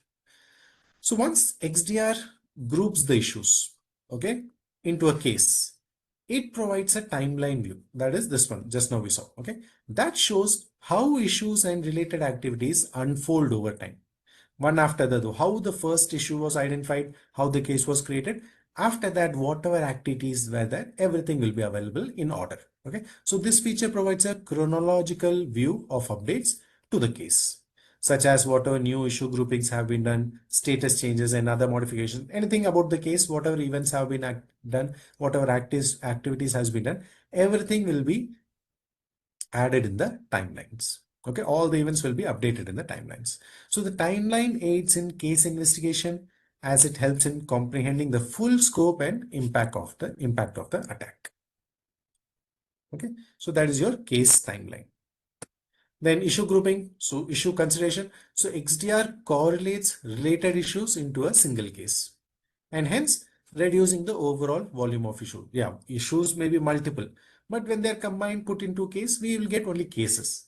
Now these cases have similar related issues. We can resolve them easily. Okay, so preventing issue fatigue. Now whatever unwanted cases, unwanted issues are there, whatever false positives are there, they are combined. They are put into one case where the severity is low, not given much importance. Okay, so what we can do, we can prioritize only the important cases. So helps the security teams avoid becoming overwhelmed by minimizing false positives and low priority issues. And what we can do, we can focus only on the real threats. So enables analysts to concentrate on genuine threats, improving your response efficiency. Okay.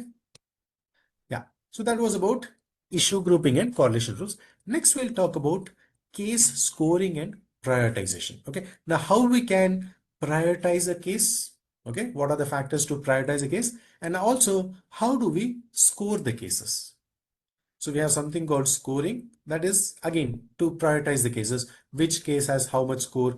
If more score is there, we need to give importance to that. If less score is there, well, let's say we will look after that later. Okay. So more the score, the more importance we need to give.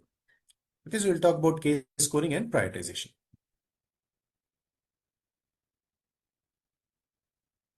So yeah. So first prioritizing cases. Now, prioritizing cases in XDR is achieved through starring, okay, so case starring and scoring. So these are the two ways in which we can prioritize the cases. So one is star, another one is score. Okay. Now starring, we already saw issue starring, how we can star the issues in our engineering course. Okay. So we'll talk about that here also. But yeah, that is one way. If the issues are starred, okay, if an issue is starred, automatically to whichever case that issue belongs to. Okay, now case is nothing but combination of multiple issues, right? If the issue which is start, if it belongs to a case, that case is automatically start. We don't have to start it separately. Automatically the case also will get start.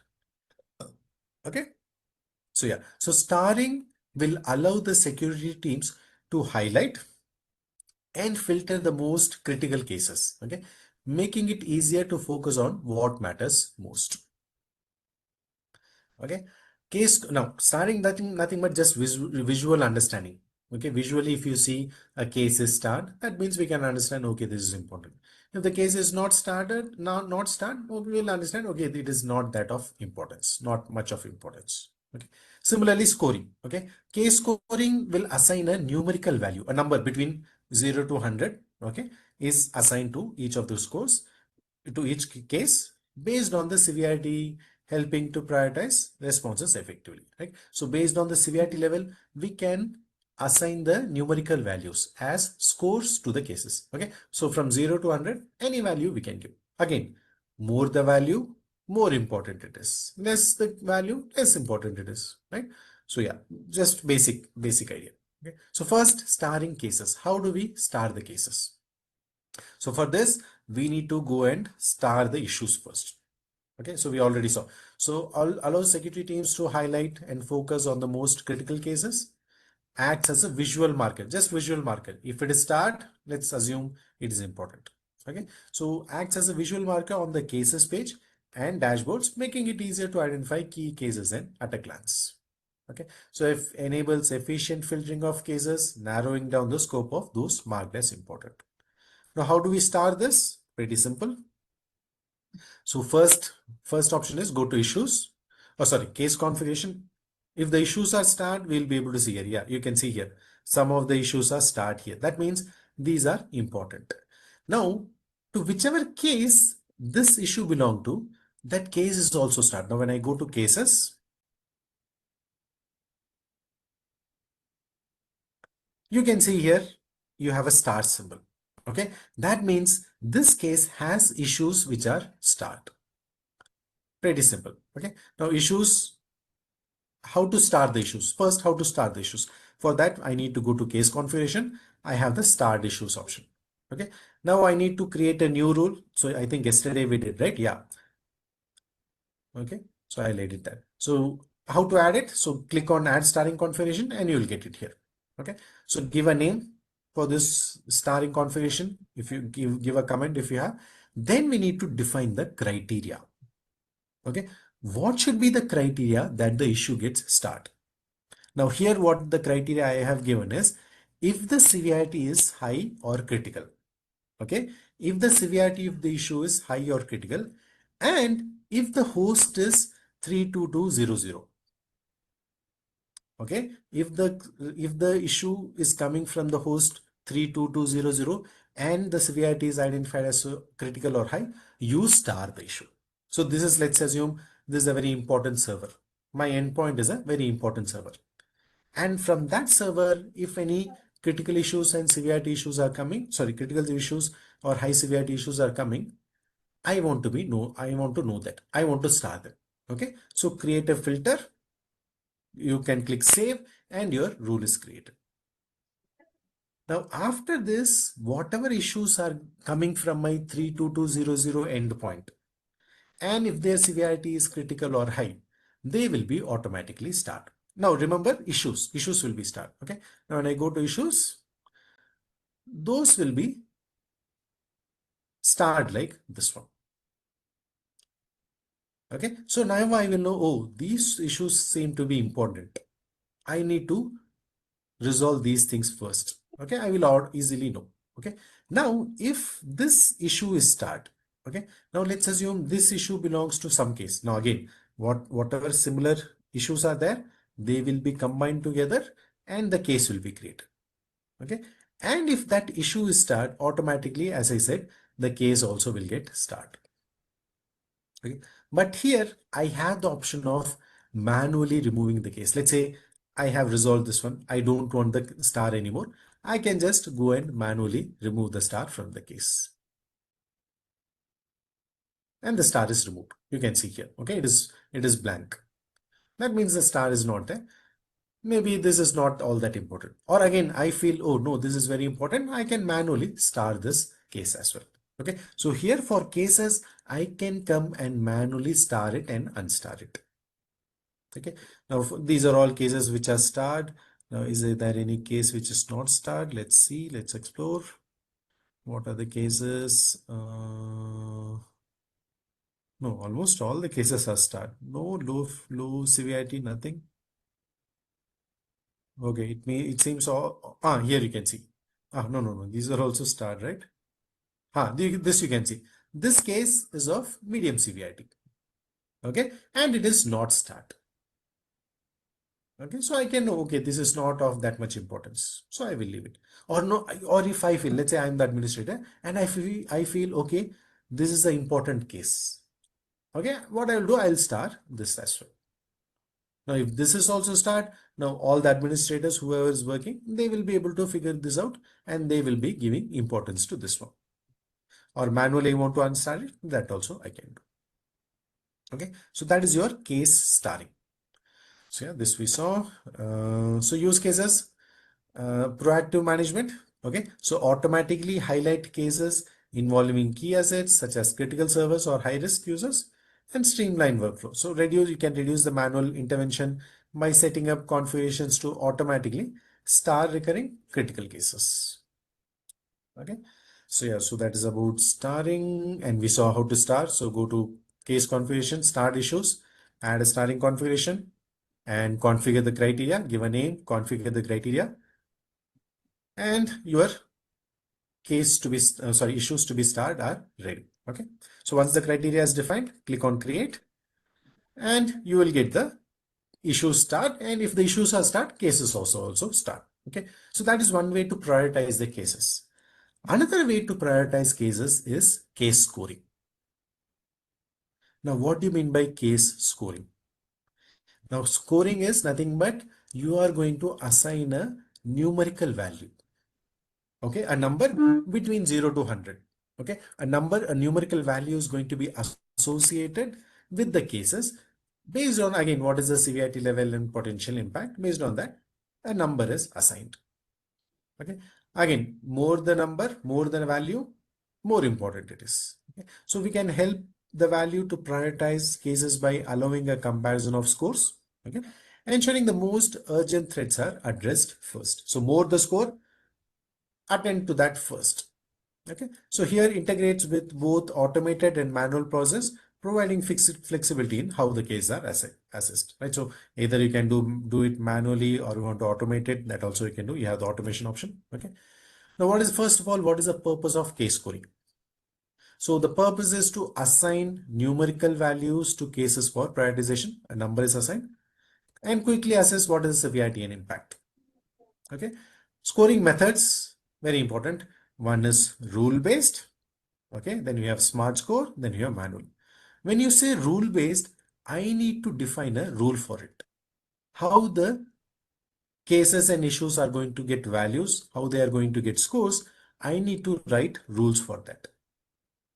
Okay, smart score is nothing but machine learning driven. So XDR will automatically identify what should be the score of a case based on the machine learning, whatever machine learning happens.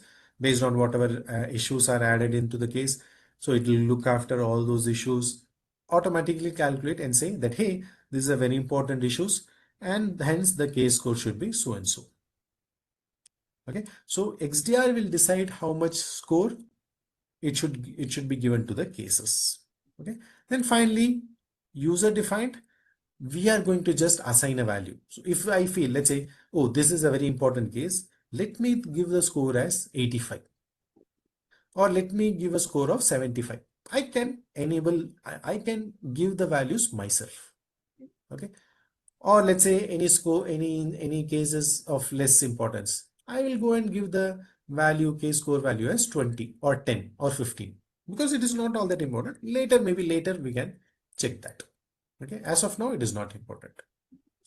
Okay, so these are the different methods of how you score them. So we'll explore all these methods. Okay. So what are the benefits? It is going to streamline the case investigation, ensures urgent threats are prioritized, and enhances overall security operations.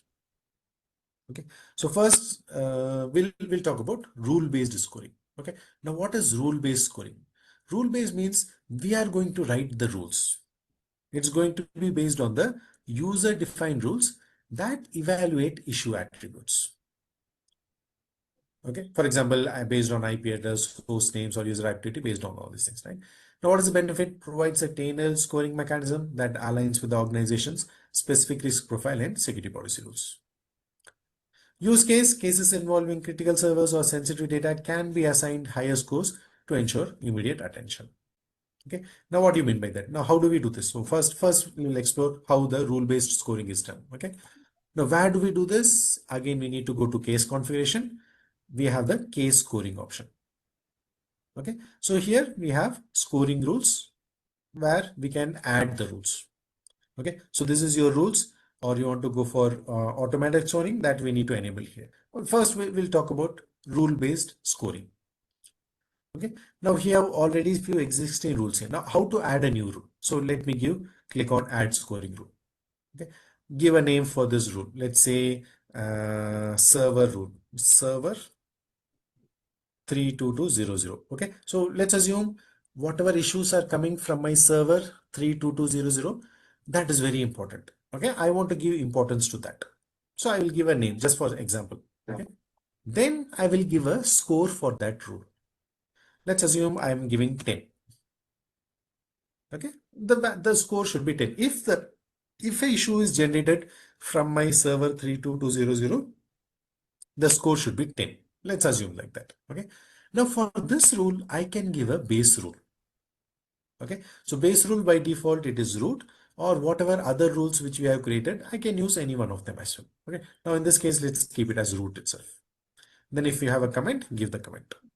Then if you want to apply the score, that is this score, only to the first issue of the case. Now this issue will be generated, it will be applied to a case, right? Now I want this score, if I want this score only for the first issue, I need to check this. Okay, or if I uncheck this, what happens is, if any new issue comes from this server, okay, and it matches this this scoring rule going to a case, it will not again take the 10 value. Okay, it is not going to get applied. Sorry, it will be applied for that also. Sorry. Yeah, it will be applied for that issue also. So 10 plus 10, now the score will become 20.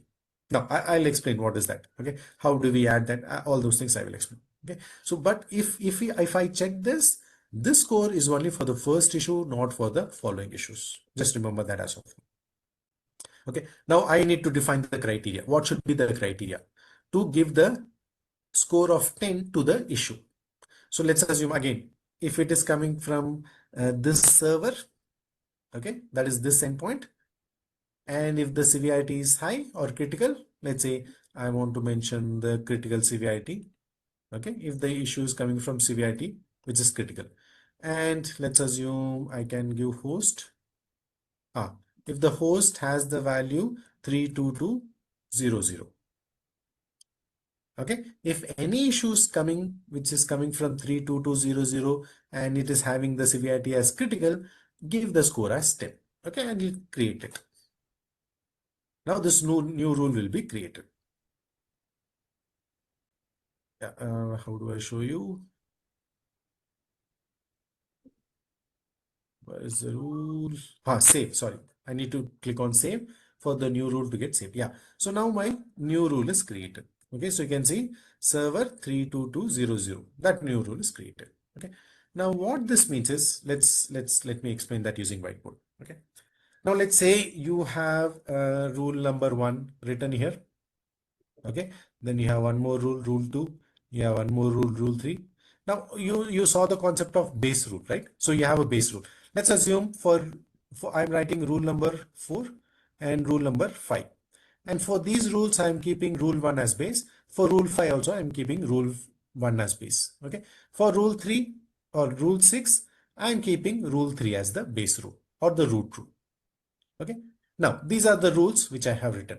And for this rule, I have given the score as 10. For this rule, I have given score as 5. For this rule, I have given the score as 20. For this rule, I have given the score of 30. For this rule, I have given the rule score of 5. For this rule, I have given the score of 80. Okay. So these are the scores I am giving in each of the rules. Okay. Now let's assume one issue comes. An issue is generated. Okay. Now what the XDR has to do, it has to check the issue, put this into a case. So once the issue comes, it will check whether this issue matches this rules criteria. If not, it will check whether it is matching this rules criteria. If not, it will match whether it is matching this rules criteria. Let's assume it matched rule number 2 criteria. Okay, it matched rule number 2 criteria. So the score given to that issue will be 30. Okay, then to whichever case this issue is going, that case will get the score of 30. Okay, that's how the scoring is done. Let's say one more issue comes. Now this issue, the criteria matched this one, rule number 1. Okay, if it is matching rule number 1, what is the score it will get? It will get the score as 10. Okay, then if it matches this one, since this one and this one are below this one, it will now try to match this rule as well. If it matches, well and good. Whatever score is given here, it will take plus 5. And now the total value is 15. Now to whichever case it is going, the score will be 15 for that. Okay. Now let's assume another issue is coming. Okay. It matched rule number 1. So the score will be 10. Then it will check rule 4 and rule 5 as well. Now let's assume it matched rule number 5. What is the score? The score is 20. So 10 plus 20, the value will be 30 for this issue. Now, whichever case it is going to, the score will be 30. Okay. Now, another issue comes. It matched again rule number 1. Okay. Now, we have given, let's say, when I go to this rule, yeah, I have checked this one. Okay. So, this will apply only for the first issue. This value will be added only for the first issue. That means, let's say another issue comes. Okay. It matches this one. This is the second time. This is the next issue which is matching. So it will not get the score 10. No, it will be only for the first issue, not for the following issues. Okay. So if I had checked it, if I had unchecked this, then second rule or second issue also will get the score of 10. And that 10 also will get added to the case value. Okay. So that's how your rule-based scoring is going to work. So I am writing the rules. If the issues matches the rules, automatically the value will be given to it and the case will take the value.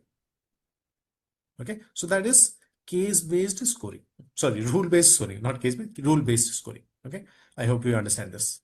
Next one is smart score. Now, smart score means I don't have to do anything. I don't have to calculate anything. I don't have to create rules, nothing. The XDR itself will be scoring the cases based on machine learning. Okay, so XDR uses machine learning to calculate case scores based on whatever data analysis and case attributes it is checking. Okay, so what is the benefit? It will enhance the accuracy and adapts to new threats. Okay, so since it is based on the machine learning, it also automatically calculates. Let's say it is viewing some issues. It feels okay, these issues are important. That means automatically the case score will be increased. Okay, so smart score detects high risk cases missed by predefined rules. Even if predefined rules, I am writing a rule, I am not able to, detect high risk cases, your smart score will do that. Right, so that is very effective. Okay, now how do I check the smart score? So here I need to enable the smart score, which is automatic score. If I enable this will be enabled. Okay, now how do I check or enable this for my cases? For example, let's say, let the cases page load. Yeah. Now for this case, let's assume for this case. Okay. Now for this case, the score mentioned is 80. Okay, you can see the score here, or you can see the score here. Okay, so 80, the score is 80. Now how it is 80? It is based on the smart score. Okay, now how do I enable this? Just click on this value, whichever you want. You want to enable the rule-based scores. For this case, select rule-based scores, click apply. Okay, so the rules will work on it and try to calculate what is the score for this. Where did the score go? Score went away. There's no score for this. Okay, so let's check for this one.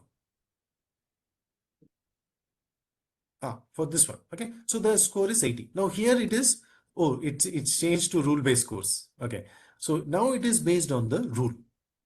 Okay, so it is based on the rule. You can see it is based on the rule here. And whatever the rule is defined in the, sorry, whatever score is defined on the rule, that value is taken by the case. Or let's say I want to change it. I want to this case to have a score calculated by Cortex XDR. I can change that. So I will change it to smart score. Okay, and I will apply. Now, whatever the algorithm says, whatever the machine learning algorithm says, based on that, the score has changed. You can see it is now 90.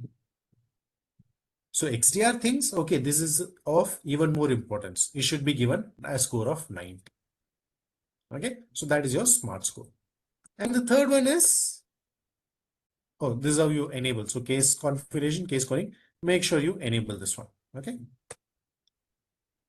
And also one more thing, yeah, in your settings, in your configurations, you have Cortex Analytics. Okay, make sure you enable this feature for your smart score to work. Make sure you enable this as well. Okay, and then last one is manual scoring. Now, manual scoring means we go and directly assign a score. Okay, we are not going to create any rule, or we are not bothered about the smart score. No, I feel this rule is very important. Oh, sorry, this case is very important. I will give 95 directly. Okay, so allow users to manually assign a score to a case based on their judgment or specific organization requirement. Okay, what is the benefit? It offers flexibility for unique situations where, let's say, automated scoring may not be sufficient. For those cases, I will go and put the score. Okay, use case, a security analyst might manually adjust the score of a case during a critical investigation to reflect its evolving importance. Okay, now how do I do this? How do I manually score the cases? Directly, I will click on this, scroll down. I have the option of set the score manually. So I'll select this one. What score I want? Let's say I want 95. I will set the score manually and apply it. Okay, now the score will become 95. Why? Because I have manually scored it. I feel this is very important. It should be 95. I can put it 95. Or again, I want to change it to smart score, or let's say rule-based score. I can go and select that. Whatever option I want, I can select. Okay, so that's about your case scoring. This is manual scoring. Yeah, so these are the different things. So case configuration, case scoring, and also based on the featured fields, we can, these are all, I hope we already done this. And this is your rules, creating the rules. Okay, so give a rule name, what score should be there for that issue, what should be the base rule, and whether I want to apply this score only to the first issue or for all the issues. I can define that. And yeah, so your rules will be created then. Now, once the rules are done, what to do next? Okay, so after setting up the scoring rules, you can take the following actions. So we can analyze, view and analyze the scores. So access the detailed scoring information. If we feel the score is not right, we can adjust the score if necessary by revising the scoring rules, or manually if I want to override it, I can do that. Okay, so you can change the scoring method or set score manually. So you can, whatever default scoring method is there, I can switch it to that, or again, I can manually assign the score if required. Revising the scoring rules. So whatever rules we have written, I want to rearrange the rule priorities and make the necessary edits, I can do that. And also consider scope based access control. Okay, so ensure you have the necessary permissions to edit or rearrange the scoring. So which administrators can do it, which administrators cannot do it, make sure you configure that as well. Okay, because I don't want all the administrators to play with the scoring. No, other administrators will come and do manual scoring, change it on their own way. That should not be there, right? So make sure you have proper permissions about who should do this, who should not do this. Yeah, so that's about your case scoring and prioritization. Next is about case management and life cycle, which is some theory part. Okay, so what are the different stages in a case life cycle? Okay, what are the main stages? We'll talk about that. Okay, so there are four main stages, and they are, yeah, so identify, then you have investigate, mitigate, and continuous improvement. Okay. Now, what do you mean by identify? Identify means any event or issue that are potentially malicious activity. We need to identify them. Okay. And for that, we need to have a case. That is identified. Investigating, then we have to investigate. Once the case is identified, we need to investigate the case for what is the root cause, why that cases were created, why the issues were created. We need to investigate the root cause of them. Okay. Mitigate, stop and respond to the attack. So take the necessary actions. How do we take the remediation actions, those things. And then finally, continuous improvement. Okay, so we need to tune the required issue generation, how the issues got generated. We need to tune those things, and what were the investigation procedures which were used, how we can improve our procedures. All those continuous improvement has to be done. Okay, so these are the four stages of a case life cycle. So for again, all these are explained in detail. So identifying, again, what is meant by identifying? Identifying the issues that are being generated, identifying the cases that are generated. So building issue generation profiles, right? So what is the criteria for these issues to be generated? We need to know that. Okay. Then we do the initial research. Okay. So it is a high level process that an organization uses to begin an investigation in a suspicious issue. Okay, so we need to do the initial research, then severity triage, right? So this will define the event prioritization. Okay, so based on what issues are impacting our business, okay, which cases are impacting our business. So we need to identify those things. Okay, so that is severity triage, and then escalation process. So escalation process, some sort of guidelines. Okay, so we need to follow those guidelines, which will make the security operations team to increase the awareness, let's say, of any potential issue, and then receive the necessary support. So we need to escalate the issues. Okay, so this is your identify stage, first stage. Okay, then once in identifying has been done, then we need to do the investigation. Okay, so investigation steps helps an analyst to understand the case details, clarifies which action should be taken, whether we want to quarantine or avoid or restore, all these things, right? So first we need to go for a detailed analysis. Okay, so first we need to understand and determine if the case is a true case, first of all. If it's a, let's say, a false positive, then feedback should be recorded, and why that issue was created, why that case was created, that feedback should be recorded if it's a false positive. Okay, if it's a true case, we need to then understand why the issue got created, what was the case, how the case was created, what were the reasons, what were the source, all those things. Okay, then we need to do the investigation part. So we need to perform forensic investigation. Let's say we want to collect the artifacts. Okay, we want to collect the triage collection. We want to perform hunt collection. Okay, and collect the artifacts. and investigate more. We'll have all the documentations, and we need to investigate that. Okay, telemetry is also a broad range of telemetry is nothing but a broad range of activities which are gathered in real time or from a given source. We'll collect all the information. That is nothing but telemetry. Okay, so that is your next stage. We need to investigate. After we identify, we need to investigate it. Then comes your next stage, which is mitigate. Now, mitigate means it will outline the pre-approved scenarios to be executed in response to a threat. So what are the steps we need to take to mitigate it? So we need to configure all your mitigation strategy. Okay, they may be executed. Okay, so strategy means nothing but a set of process and interface agreements in order to contain the security case. We need to stop the impact, contain the impact. That is mitigation strategy. Okay, then breach response. So the breach, a true breach response, it is not, it will require a separate plan, okay, from standard mitigation, and it will define how to effectively respond to any critical severity issue or critical severity case, right? So how differently we respond. So we need to check that. Then about change control. Okay. Then, so this is like, you can say, a change control process must exist to monitor whatever we are doing, to document and control the changes that are being made.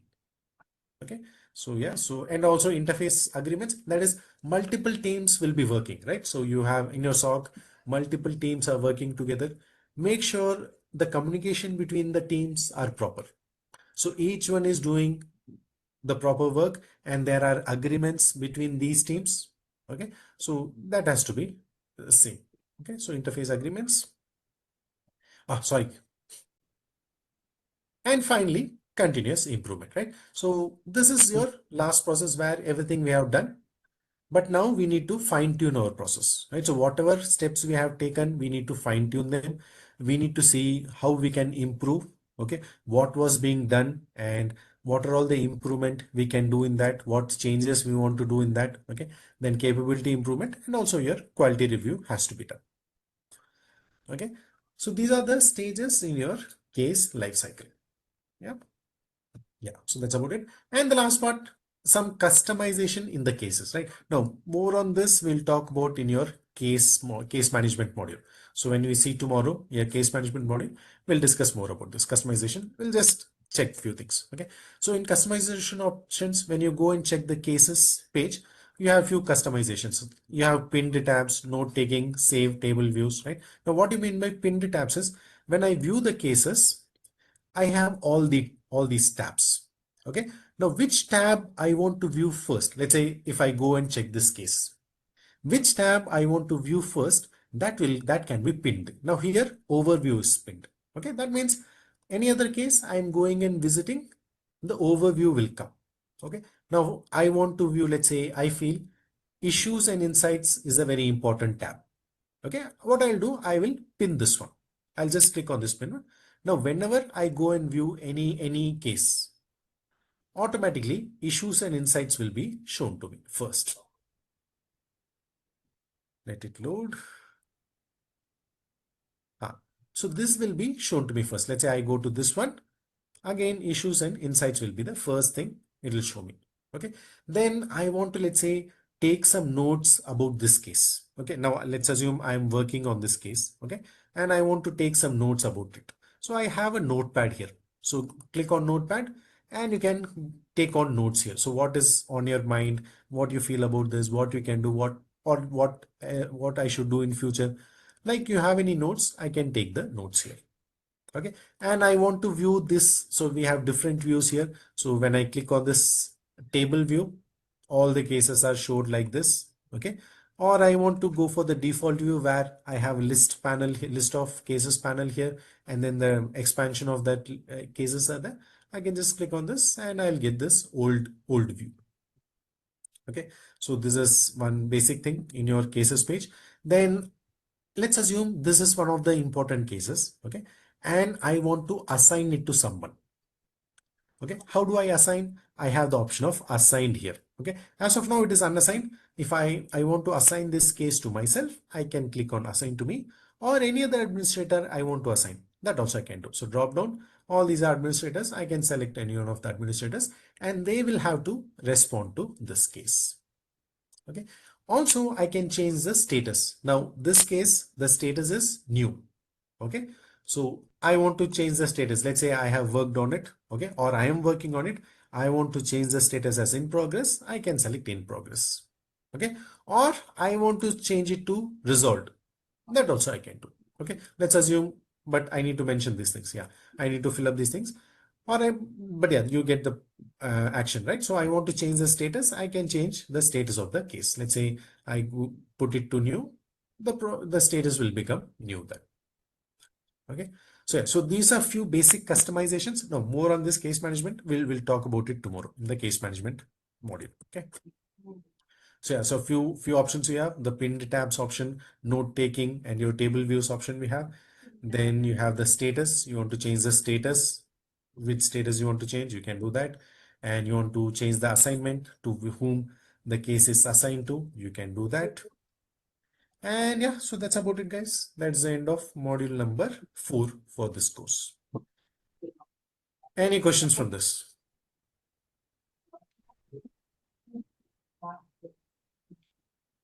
Yes, participants, any questions?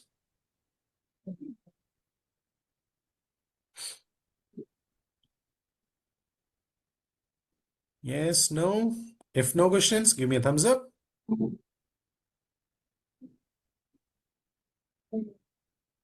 Hello, participants. Yeah, thank you, Jen. Thank you, Henrietta. Thank you. Thank you, Trung. Only 3. Thank you, Doug. Thank you. Okay, guys. So, and these are the labs which are related to this module. So 4.1, 4.2, and 4.3 are the labs. Okay. Now, yeah, so the theory part is done. Now the remaining part is the lab. Okay. Now, people who joined late, I will tell you how to do the labs. It is not the labs which we had yesterday for the engineering course. No, this is the new lab. Now, how do we access the new lab? I'll show you.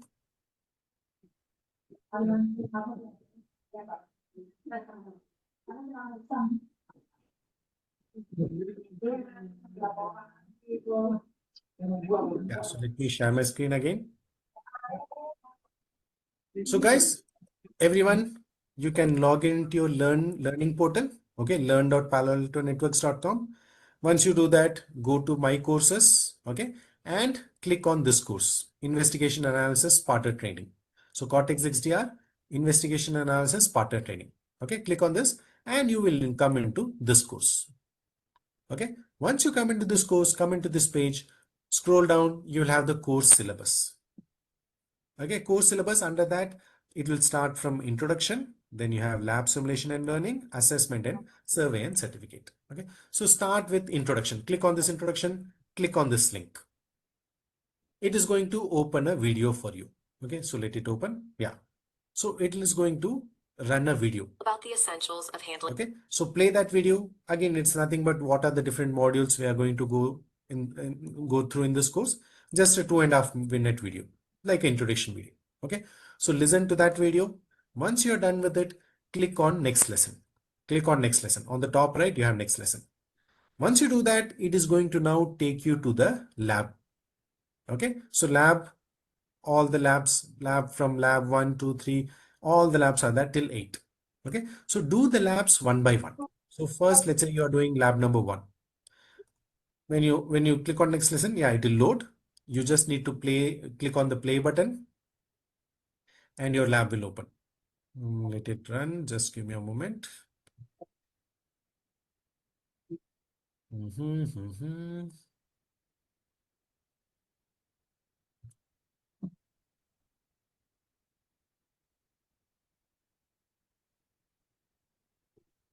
Yeah, it is loading, guys.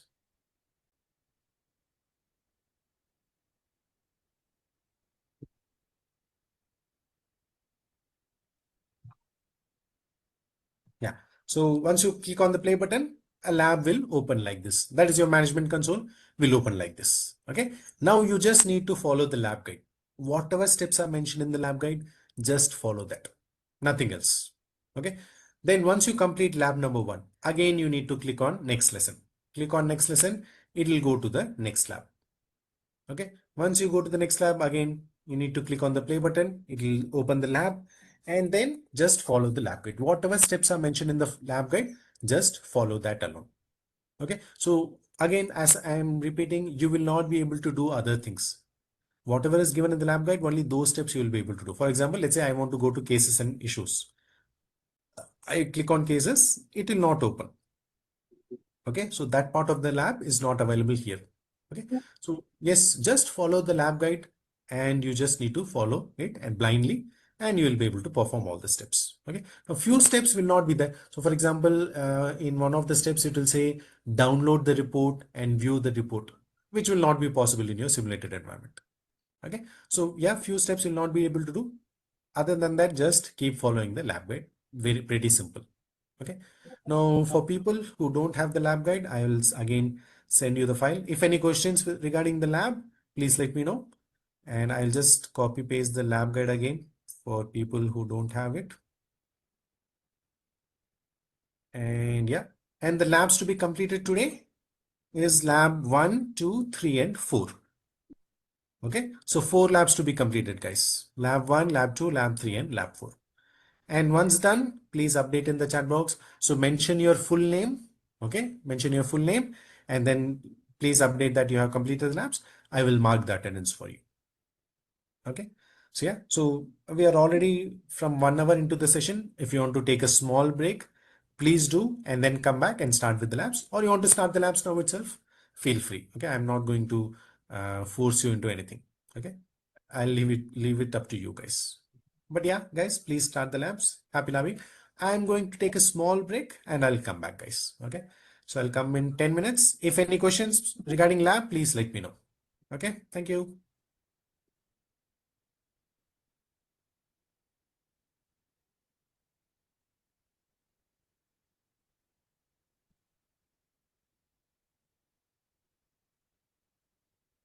Welcome to the Cortex XDR Analyst.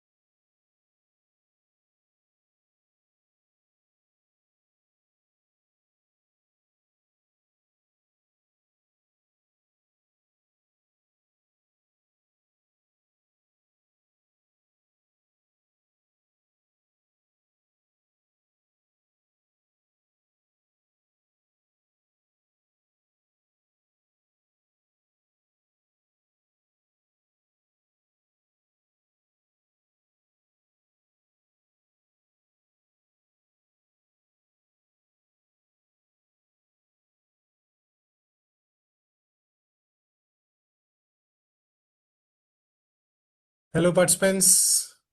I hope you have started the labs. Okay. So again, let me remind, once the labs are done, please update in the chat box. Please give me your full name so that I can update your attendance as well. Okay. Yeah. Thank you. Oh, I hope you are doing the labs.